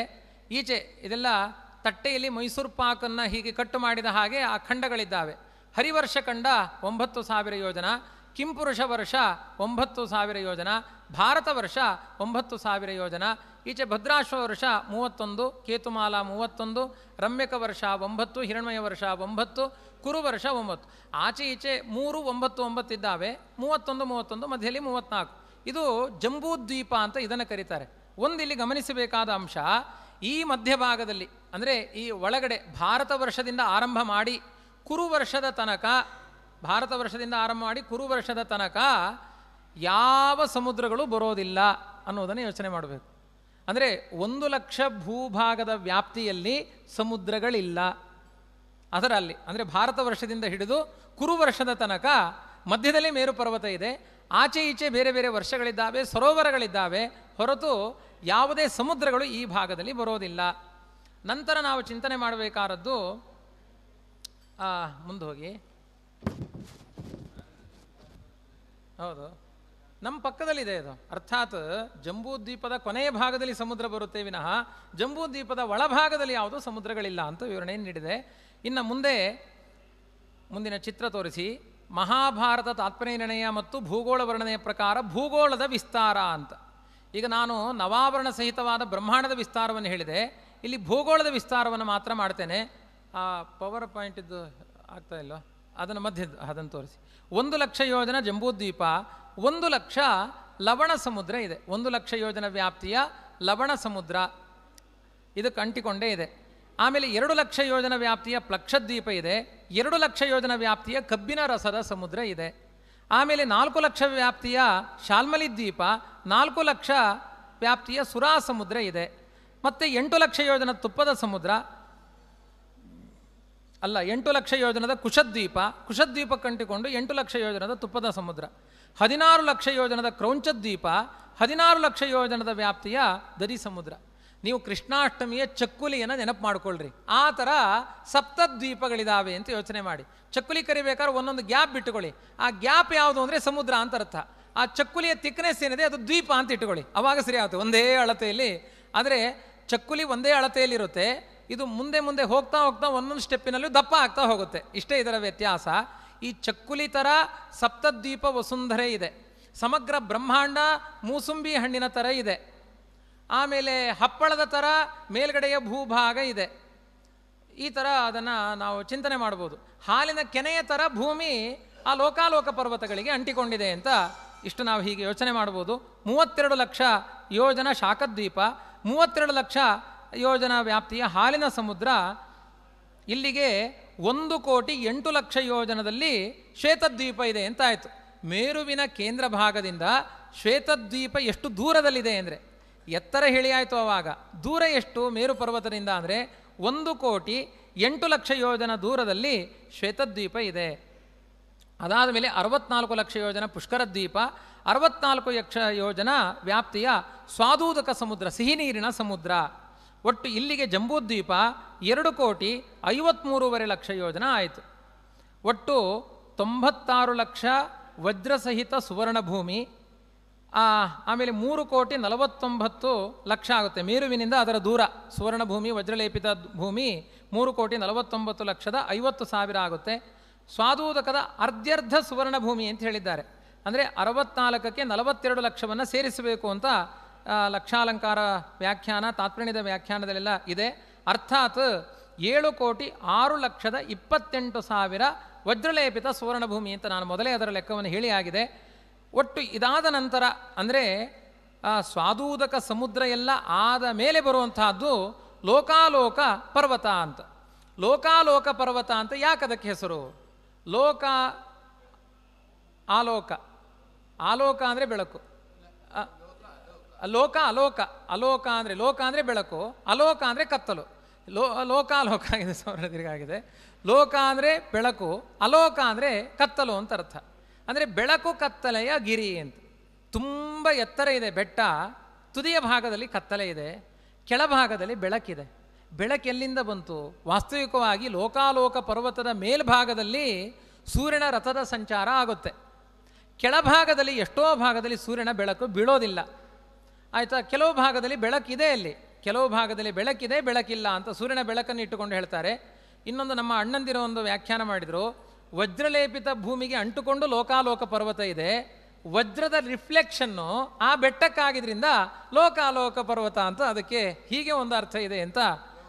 ಲೋಕಾಲೋಕ ಪರ್ವತದ ಈ ಬದಿಯಲ್ಲಿ ವಜ್ರಲೇಪ, ಆ ಬದಿಯಲ್ಲಿ ತಮಸ್ಸಿನ ಆವರಣ, ತಮಸ್ಸಿನ ಆವರಣ ಇರೋ ಕಡೆ ಬೆಳಕಿಲ್ಲ, ಅದರಿಂದ ಅಲೋಕ, ಈ ಕಡೆ ಬೆಳಕಿನ ಪ್ರತಿಫಲನ ಇರುತ್ತೆ. ಒಟ್ಟು ಲೋಕಾಲೋಕ ಪರ್ವತದ ಎತ್ತರ 50,50,000 ಯೋಜನ. ಅರ್ಥಾತ್ ಭೂಮಿಯಿಂದ ಸ್ವರ್ಗಲೋಕವನ್ನೂ ದಾಟಿಕೊಂಡು ಲೋಕಾಲೋಕ ಪರ್ವತ ಇದೆ ಅಂತ ಹೇಳಿದ ಹಾಗಾಯಿತು. ಭೂಮಿಯ ಈ ಬೆಟ್ಟ ಏನಿದೆ, ಆದ್ದರಿಂದ ನೋಡಿ, ಒಳಗಡೆಯ ಭೂಮಿಗೆ ದೊಡ್ಡ ಕಾಂಪೌಂಡ್ ಯಾವುದು ಅಂದರೆ ಲೋಕಾಲೋಕ ಪರ್ವತ. ಸ್ವರ್ಗವನ್ನು ದಾಟಿಕೊಂಡು ಹೋಗಿದೆ ಅದು ಲೋಕಾಲೋಕ ಪರ್ವತ ಅಂತ. 50,50,000 ಯೋಜನದ ಎತ್ತರದಲ್ಲಿ ಲೋಕಾಲೋಕ ಪರ್ವತ ಇದೆ. 6,90,00,000 ಅಂಧನ್ ತಮಸ್ಸು, ಅದನ್ನು ಇಟ್ಕೊಳ್ಬೇಕು. ಮುಂದೆ 13,98,00,000 ಘನೋದಕ. ಇಲ್ಲಿ ಕೊನೆಯದ್ದು 3 ಘನೋದಕ ಅಂತ ನಾವು ಒಟ್ಟಿಗೆ 28 ಕೋಟಿ ಅಂತ ಅವಾಗ ಹೇಳಿದ್ದೇವೆ. ಆ ಘನೋದಕದ 3 ಲಕ್ಷ ಯೋಜನೆ ಏನಿದೆ ಅದನ್ನು ಅನಂತ ಆಸನಕ್ಕೆ ಬಿಡಬೇಕು ಅನ್ನೋದು ಒಂದು ಲೆಕ್ಕವನ್ನು ಇಲ್ಲಿ ಇಟ್ಕೊಳ್ಬೇಕು. ಒಟ್ಟು ಇದು ಸಪ್ತದ್ವೀಪ ವಸುಂಧರ ಅಂತ ಸೇರಿಸಿಕೊಂಡು ಅದರ ಜೊತೆಗೆ ತಮೋಭಾಗ ಮತ್ತು ಲೋಕಾಲೋಕ ಪರ್ವತದಲ್ಲಿ ಸೇರಿಸಿಕೊಂಡ ಬ್ರಹ್ಮಾಂಡದ ಒಳಭಾಗದ ಇನ್ನೂ ವಿಸ್ತಾರವಾದ ವಿವರಣೆಯನ್ನು ಈ ಚಿತ್ರದಲ್ಲಿ ನಿರೂಪಣೆ ಮಾಡಿದ್ದೇನೆ. ಮುಂದೆ ಗುರುರಾಜು ಹೇಳಿದ ಬ್ರಹ್ಮಾಂಡದ ಲೆಕ್ಕ ಎಷ್ಟು ಅಂತ ಆ ಲೆಕ್ಕವನ್ನೆಲ್ಲ ನಾನು ಹೇಳಿಕೊಂಡು ಬಂದಿದ್ದೇನೆ, ಅದನ್ನು ಮತ್ತೆ ವಿವರಿಸೋದಿಲ್ಲ. ಮುಂದಿನ ಚಿತ್ರಕ್ಕೆ ಹೋಗೋಣ. ಇನ್ನು ಮುಂದೆ ನಾವು ಚಿಂತನೆ ಮಾಡಬೇಕಾದದ್ದು ಇದು ಸೂರ್ಯನ ರಥದ ಸಂಚಾರದ ಕ್ರಮ. ಈ ಸೂರ್ಯನ ರಥದ ಸಂಚಾರ ಹೇಗಾಗುತ್ತೆ ಅಂದರೆ 4 ಆಚೆ ಈಚೆ ಇಂದ್ರದೇವರ ಮನೆ ಇದೆ, ಮೇರು ಪರ್ವತ. ಮೇರು ಪರ್ವತದ ಪೂರ್ವ ಭಾಗದಲ್ಲಿ ಉದಯಾಚಲ, ಅದಾದ ಮೇಲೆ ದಕ್ಷಿಣ ಭಾಗದಲ್ಲಿ ಅಲ್ಲಿ ಉದಯವನ್ನು ಹೊಂದುತ್ತಾನಾದ್ದರಿಂದ ಉದಯಾಚಲ, ಅದು ಮಧ್ಯಾಹ್ನ ಕಾಲ ಈ ದಕ್ಷಿಣ ಭಾಗದಲ್ಲಿ, ಅಸ್ತಮಾನ ಕಾಲ ಈ ಪಶ್ಚಿಮ ಭಾಗದಲ್ಲಿ, ನಡುರಾತ್ರಿಯ ಕಾಲ ಉತ್ತರ ದಿಕ್ಕಿನಲ್ಲಿ ಆಗುತ್ತೆ. ಇಲ್ಲಿ ಪೂರ್ವ ದಿಕ್ಕಿನಲ್ಲಿ ಇಂದ್ರದೇವರ ಒಂದು ಮನೆ ಇದೆ, ಅದಕ್ಕೆ ದೇವದಾನಿ ಅಂತ ಹೆಸರನ್ನು ಕೊಟ್ಟಿದ್ದಾರೆ. ಆಮೇಲೆ ಯಮನ ಮನೆ ಸಂಯಮನಿ ಅಂತ ಕರೆಸಿಕೊಂಡಿದೆ. ಇದೆಲ್ಲ ಲೋಕಾಲೋಕ ಪರ್ವತದ ಹತ್ರ ಇರೋದು. ಈಗ ನೀವು ಮೇರು ಪರ್ವತದಲ್ಲಿರುವ ಅಷ್ಟದಿಕ್ಪಾಲಕರ ಮನೆಯನ್ನು ನೋಡಿದಿರಿ, ಇಲ್ಲಿ ಇಂದ್ರದೇವರ ಇನ್ನೊಂದು ಸ್ಟೇಷನ್ ಇದೆ. ಇದು ಇಂದ್ರದೇವರ ಮನೆ, ಅದಕ್ಕೆ ದೇವದಾನಿ ಅಂತ ಹೆಸರು. ಲೋಕಾಲೋಕ ಪರ್ವತ ಎತ್ತರದಲ್ಲೇ ಇದೆ, ಸ್ವರ್ಗಲೋಕದ ವ್ಯಾಪ್ತಿ ಇದೆ ಅಂತ ಅವಾಗ ಹೇಳಿದೆ. ಅದರ ಎತ್ತರದಲ್ಲಿ ಇಂದ್ರದೇವರ ಮನೆ ಇದೆ ಅಂತ ಹಾಗೆ ನಾವು ಚಿಂತನೆ ಮಾಡ್ಬೋದು. ಇದರ ಮೇಲ್ಭಾಗದಲ್ಲಿ ಸೂರ್ಯನ ರಥದ ಸಂಚಾರ ಆಗುತ್ತೆ. ಸೂರ್ಯನ ರಥದ ಸಂಚಾರ ಅಂತಂದರೆ ಅದು ಬಹಳ ದೊಡ್ಡ ವ್ಯಾಪ್ತಿಯಿಂದ ಕೂಡಿರುವಂತಹದ್ದು. ದಿನಕ್ಕೆ 9,51,00,000 ಯೋಜನ ವ್ಯಾಪ್ತಿಯಲ್ಲಿ ಸೂರ್ಯನ ರಥದ ಸಂಚಾರ ಆಗುತ್ತೆ. 9,51,00,000 ಯೋಜನ ವ್ಯಾಪ್ತಿಯಲ್ಲಿ, ಅಂದರೆ ಆ ನೀಲಿಯ ಭಾಗ ತೋರಿಸಿದೆಯಲ್ಲ, ಅದೊಂದು ರೈಲ್ವೆ ಟ್ರ್ಯಾಕ್ ಇದ್ದ ಹಾಗೆ ಸೂರ್ಯನ ರಥಕ್ಕೆ. ರಥದ ಚಕ್ರ, ವಾಸ್ತವಿಕವಾಗಿ ಈ ಚಿತ್ರ ತಪ್ಪಾಗಿದೆ. ಸೂರ್ಯನಿಗೆ ಅಭಿಮುಖವಾಗಿ ಅರುಣ ಕೂತಿದ್ದಾನೆ. ಅರುಣ ಯಾರು ಗರುಡನ ಸಹೋದರನಾದ ಅಣ್ಣನಾಗಿರುವಂತಹ ಅರುಣ, ಅವನು 500 ವರ್ಷ ಆ ದ್ವಿತೀಯ ಇವಳು ಯಾರೋ ಕದ್ರು ವಿನತಾದೇವಿಯ 500 ವರ್ಷ ಗರ್ಭದಲ್ಲಿ ಜನ್ಮವನ್ನು ತಾಳಿದವನು ಅರುಣ. ಅವನಿಗೆ ಕಾಲಿಲ್ಲ. ಅವಳು ಅವಸರ ಮಾಡಿ ಇನ್ನೂ 500 ವರ್ಷ ಆಯಿತು ನನ್ನ ಗರ್ಭ ಹೊರಗಡೆ ಬರಲಿಲ್ಲ ಅಂತ, ಮೊಟ್ಟೆ ಒಡಿಲಿಲ್ಲ ಅಂತ ದುಃಖದಿಂದ ಮೊಟ್ಟೆಯನ್ನು ಚಚ್ಚಿದ್ಲು. ಕಾಲು ಮಾತ್ರ ಬೆಳೆದಿರಲಿಲ್ಲ. ಆವಾಗ ಅವಳು ನೀನು ದಾಸಿಯಾಗುವಂಥ ಆ ಸಮಯದಲ್ಲಿ ಅರುಣ ಎಲ್ಲ ಶಾಪ ಕೊಟ್ಟ ಅಂತ ಆದಿಪರ್ವದಲ್ಲಿ ಬರುವಂತಹ ಕಥೆಗಳು. ಇನ್ನು ಮಗನ ಮೇಲೆ ನಿನಗೆ ಪ್ರೀತಿ ಇಲ್ಲ, ಕಾಲು ಬೆಳೆಯೋಕ್ಕಿಂತ ಮುಂಚೆ ಮೊಟ್ಟೆ ಒಡೆದಿ ಅಂತೆಲ್ಲ ಗಲಾಟೆ ಆಗುತ್ತೆ. ಕೊನೆಗೆ ಅವಳು ವರವನ್ನೆಲ್ಲ ಪಡೆದು ಆ ಅರುಣ ಸೂರ್ಯನಿಗೆ ಸಾರಥಿಯಾಗಿದ್ದಾನೆ. ಕಾಲಿಲ್ಲದ ಸಾರಥಿ ಸೂರ್ಯನಿಗೆ ಅಭಿಮುಖವಾಗಿ ಕೂತು ಪಾಠ ಕೇಳ್ತಾ ಇರ್ತಾನಂತೆ. ಅಂದರೆ ಸೂರ್ಯನಿಗೆ ಅಭಿಮುಖವಾಗಿ ಕೂತಿದ್ದಾನೆ, ಹಿನ್ಗಡೆಯಿಂದ ಹೀಗೆ ಹಗ್ಗ ಹಿಡ್ಕೊಂಡು ಎಳಿತಾ ಇದ್ದಾನೆ. ಛಂದೋಮಯವಾದ 7 ಕುದುರೆಗಳು ಆ ಟ್ರ್ಯಾಕಿನ ಮೇಲೆ ಹೋಗ್ತಾ ಇದೆ. ತಲೆ ಬಿಸಿ ಇಲ್ಲ, ಯಾಕೆಂದರೆ ಟ್ರ್ಯಾಕ್ ಕರೆಕ್ಟಾಗಿದ್ದರೆ ಆವಾಗ ಸರಿಯಾಗಿ ಹೋಗ್ತಾ ಇರುತ್ತೆ. ಆದ್ದರಿಂದ ಅದನ್ನೇನು ನೋಡೋ ಅಗತ್ಯ ಇಲ್ಲ. ಮತ್ತು ಇನ್ನೊಂದು ಬಂದು ಡ್ಯಾಶ್ ಹೊಡೆಯುತ್ತೆ ಎನ್ನುವ ಸಮಸ್ಯೆ ವಿಜ್ಞಾನಿಗಳಿರ್ಬೋದು, ನಮಗಂತೂ ಇಲ್ಲ. ಇಲ್ಲಿ ಒಂದು ಸೂರ್ಯನ ರಥದ ಸಂಚಾರ ಹೀಗೆ ಆಗ್ತಾ ಇರುತ್ತೆ. ಆದ್ದರಿಂದ ಅವನು ಪಾಠವನ್ನು ಕೇಳ್ಕೊಳ್ತಾ ಇರ್ತಾನೆ. ಈ ಸೂರ್ಯನ ರಥದ ಒಂದು ಪಟ್ಟಿಯನ್ನು ಹೇಳಿದ್ದಾರೆ. ಅದು ಆ ಸೂರ್ಯನ ರಥದ ಪಟ್ಟಿ, ರಥದ ಆಸನ ಎಷ್ಟು ಅಂದರೆ 36 ಲಕ್ಷ ಯೋಜನ ಎತ್ತರ ಅಂತೆ. ಸೂರ್ಯನ ಕೂತ್ಕೊಳ್ಳುವ ಹಿಂಬದಿಯ ಸ್ವಾಮಿಗಳ ಕೂತ ಚೇರಿನ ಹಿಂಭಾಗ ಇರುತ್ತಲ್ಲ, ಆ ಸೂರ್ಯನ ರಥದ ಹಿಂಭಾಗ ಎಷ್ಟು ಅಂದರೆ 36 ಲಕ್ಷ ಯೋಜನ ಎತ್ತರ, 9 ಲಕ್ಷ ಯೋಜನ 97,000 ಅಗಲ. 9,97,000 ಅಗಲ ಆಸನ, 36,000 ಯೋಜನ ಎತ್ತರ ಸೂರ್ಯನ ಸಿಂಹಾಸನದ ಹಿಂಬದಿ. ಹಾಗಾಗಿ ಅವರೇನು ನವಗ್ರಹಗಳನ್ನೆಲ್ಲ ಸೂರ್ಯನ ಒಳಗಡೆ ನಾವು ಸೇರಿಸಬಹುದು ಅಂತ ಹೇಳಿದರು. ಇದೇನು ನಮಗೆ ದೊಡ್ಡ ಸಂಗತಿ ಅಲ್ಲ. ಯಾಕೆ ಅಂದರೆ ಸೂರ್ಯನ ಆಸನವೇ ಇಷ್ಟು ಎತ್ತರ, 36 ಲಕ್ಷ ಯೋಜನ ಎತ್ತರದ ಕೂತ್ಕೊಳ್ಳುವ ಚೇರಿದೆ ಅಂತಂದರೆ ಆ ಸೂರ್ಯಮಂಡಲ ಎಷ್ಟು ದೊಡ್ಡದಿರಲಿಕ್ಕಿಲ್ಲ. ಹಾಗಾಗಿ ಇದು ಅಸಾಮಾನ್ಯವಾದದ್ದು ಸೂರ್ಯಮಂಡಲ ಅನ್ನುವುದನ್ನು ನಾವು ಚಿಂತನೆ ಮಾಡಬಹುದಾಗಿದೆ. ಇದರಲ್ಲಿ ಕ್ರಮವಾಗಿ ಸೂರ್ಯ ಸಂಚಾರ ಮಾಡ್ತಾನೆ. ಅಲ್ಲಿ ನೋಡಿ 4 ದಿಕ್ಕುಗಳನ್ನು ಕೊಟ್ಟಿದೆ. ಉದಯದಿಂದ ಮಧ್ಯಾಹ್ನ ಕಾಲಕ್ಕೆ ಅವನು ಬರಬೇಕಾದ್ರೆ 2,37,000 ಯೋಜನ ಕಿಲೋಮೀಟರ್ ಬರ್ತಾನಂತೆ. ಬೆಳಿಗ್ಗೆಯಿಂದ ಮಧ್ಯಾಹ್ನ ಕಾಲದ ಒಳಗಡೆ ಸೂರ್ಯ ಬರ್ತಾನೆ. ಅದಕ್ಕೆ 15 ಗಳಿಗೆ ಆಗುತ್ತೆ. ಆಮೇಲೆ ಅಲ್ಲಿಂದ ಇಲ್ಲಿಗೆ ಅಷ್ಟೇ ಸಮಯ, ಮತ್ತೆ ಅಲ್ಲಿಂದ ಅಲ್ಲಿಗೆ ಅಷ್ಟು ಸಮಯ, ಅಲ್ಲಿಂದ ಅಲ್ಲಿಗೆ ಅಷ್ಟು ಸಮಯ. ಒಟ್ಟು 9,51,000 ಯೋಜನವನ್ನು ದಿನಕ್ಕೆ ಸೂರ್ಯನು ಸಂಚಾರ ಮಾಡ್ತಾನೆ ಅಂತ ಇದರ ವ್ಯಾಪ್ತಿ. ಇಂದ್ರಪುರಿಗೆ ಬಂದಾಗ ಸೂರ್ಯೋದಯ ಆಗುತ್ತೆ, ಯಮನಪುರಿಗೆ ಬಂದಾಗ ಮಧ್ಯಾಹ್ನ ಕಾಲ ಆಗುತ್ತೆ, ವರುಣನ ಪಟ್ಟಣಕ್ಕೆ ಬಂದಾಗ ಅಸ್ತಮಾನ ಕಾಲ ಆಗುತ್ತೆ, ಸೋಮನಪುರಿಗೆ ಬಂದಾಗ ಅಂದರೆ ಚಂದ್ರನ ಪಟ್ಟಣಕ್ಕೆ ಬಂದಾಗ ನಡುರಾತ್ರಿ ಆಗುತ್ತೆ. ಇದಕ್ಕೆ ಸಂವತ್ಸರಾತ್ಮಕವಾದ ಒಂದೇ ಚಕ್ರ. ಈ ಸೂರ್ಯನ ರಥಕ್ಕೆ ಒಂದೇ ಚಕ್ರ ಇದೆ. 12 ಮಾಸಗಳೆಂಬ 12 ಅರಗಳಿದೆ. 6 ಋತುಸ್ವರೂಪವಾದ 6 ಹಲ್ಲುಗಳಿದ್ದಾವೆ ಅದಕ್ಕೆ, ಅರಗಳು. ಆಮೇಲೆ ಚಾತುರ್ಮಾಸ್ಯ ತ್ರಯಾತ್ಮಕವಾದ 3 ನಾಭಿಗಳಿದೆ. ಆಮೇಲೆ ಮಾನಸೋತ್ತರ ಪರ್ವತಕ್ಕೆ ಮೇಲಿಂದ ಕೆಳಗಡೆ, ಮೇರುವಿನಿಂದ ಮಾನಸೋತ್ತರವರೆಗೆ ಓರೆಯಾಗಿ ಈ ಚಕ್ರವನ್ನು ಬಿಟ್ಟಿದ್ದಾರೆ. ಅಂದರೆ ಚಕ್ರದ ಗತಿ ಒಂದೇ ಥರ ಇರೋದಿಲ್ಲ. ಬೆಟ್ಟ ಆದ್ದರಿಂದ ಇಳಿಜಾರು ಇದೆ, ಎತ್ತರ ಹತ್ತಬೇಕಾಗುತ್ತೆ, ಇಳಿಜಾರು ಹತ್ತಬೇಕಾಗುತ್ತೆ, ಸಮಾನವಾದ ಭಾಗಗಳಿದ್ದಾವೆ. ಹೀಗೆ ಸೂರ್ಯನ ಸಂಚಾರ ಕ್ರಮದಲ್ಲಿ ಆಗ್ತಾ ಹೋಗುತ್ತೆ. ಈ ರೀತಿಯಾಗಿ ಅವನು ಸೂರ್ಯ ಸಂಚಾರ ಮಾಡಬೇಕಾದ್ರೆ ಕಾಲಕ್ಕೆ ದೇವರನ್ನ ಧ್ಯಾನ ಮಾಡಲಿಕ್ಕೆ ತನ್ನ ರಥದ ಹಿಂಬದಿಯಲ್ಲಿ, ಅಂದರೆ ಆಸನ ಸ್ವಾಮಿಗಳ ಹಿಂಬದಿಯಲ್ಲಿ ಒಂದಷ್ಟು ಜನ ಮಠದ ಶಿಷ್ಯರು ಕೂತ ಹಾಗೆ ಸೂರ್ಯನ ರಥದ ಹಿಂಬದಿಯಲ್ಲಿ 60,000 ವಾಲಖಿಲ್ಯ ಅಂತ ಅಂಗುಷ್ಟ ಪರಿಮಿತಿಯ ಆ ಋಷಿಗಳು ಕೂತಿದ್ದಾರಂತೆ. ಅವರು ಏನು ಮಾಡ್ತಾರೆ ಅಂದರೆ, ಕೆಲವೊಮ್ಮೆ ಯಾರಿಗೋ ರೋಗ ಬಂದುಬಿಟ್ಟಿರುತ್ತೆ, ಪ್ರತಿದಿನ ತುಂಬ ಚೆನ್ನಾಗಿ ಸಂಧ್ಯಾವನೆ ಮಾಡ್ತಿರ್ತಾರೆ, 108 ಗಾಯತ್ರಿ ಸಕಾಲದಲ್ಲಿ. ಜ್ವರ ಬಂತು, ಆ ಸಮಯದಲ್ಲಿ ಜಪ ಮಾಡಲಿಕ್ಕೆ ಆಗೋದಿಲ್ಲ. ಆವಾಗ ತೇಷಾಂ ಕರ್ಮಾಣಿ ಕೊರುವಂತಿ, ಅವ್ರ ಜೊತೆಗೆ 60,000 ವಾಲಕಿಲ್ಯರ ಜೊತೆಗೆ 3,000 ಕೋಟಿ ಋಷಿಗಳಿದ್ದಾರಂತೆ.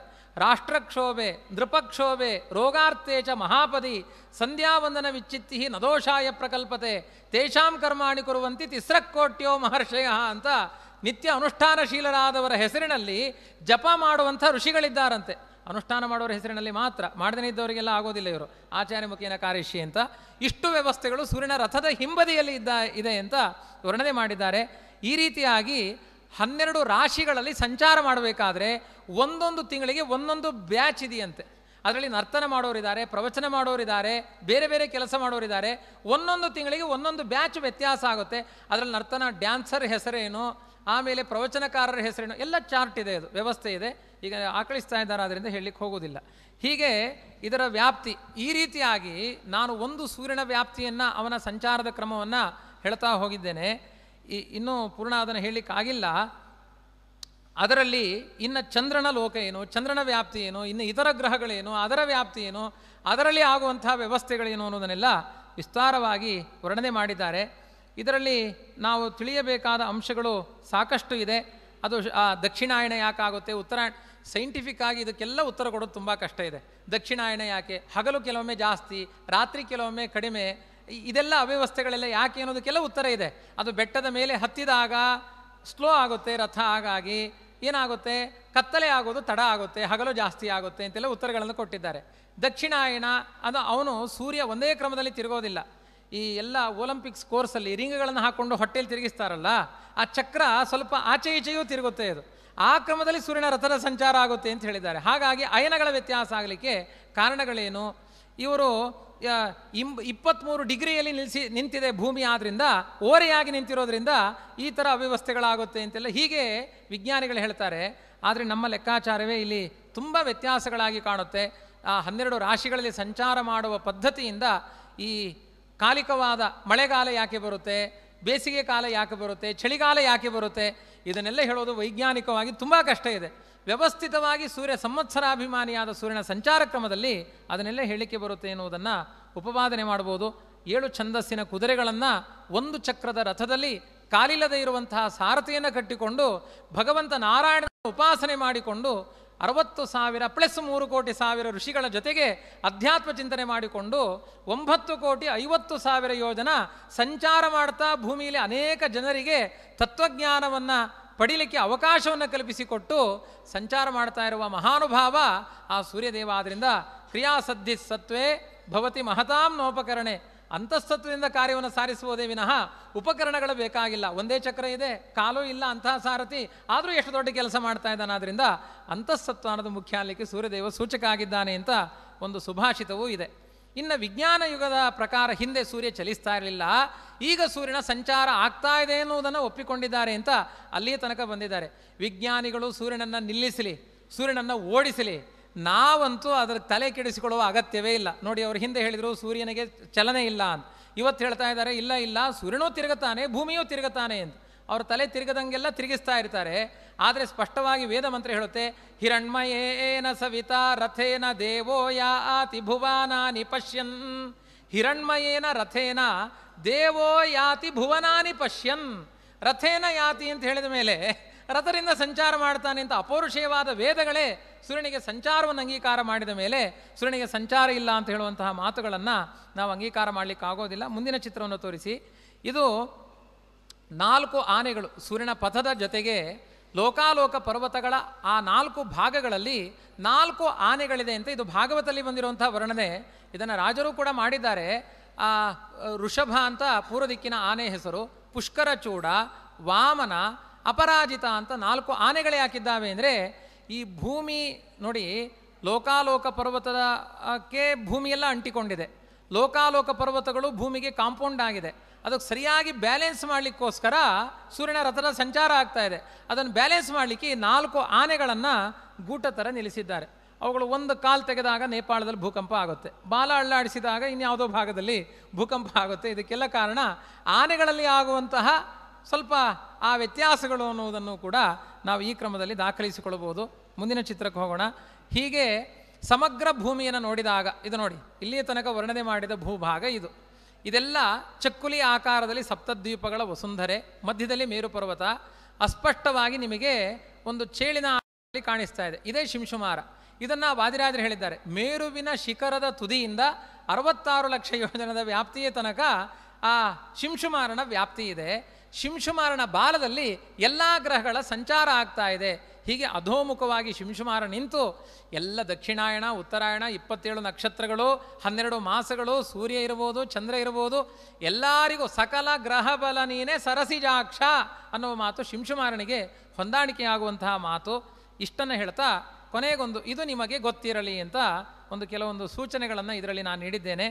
ಭೂಮಿಯು ಗೋಲಾಕಾರದಲ್ಲಿಲ್ಲ, ಕಮಲ ಪುಷ್ಪದ ಆಕಾರದಲ್ಲಿದೆ.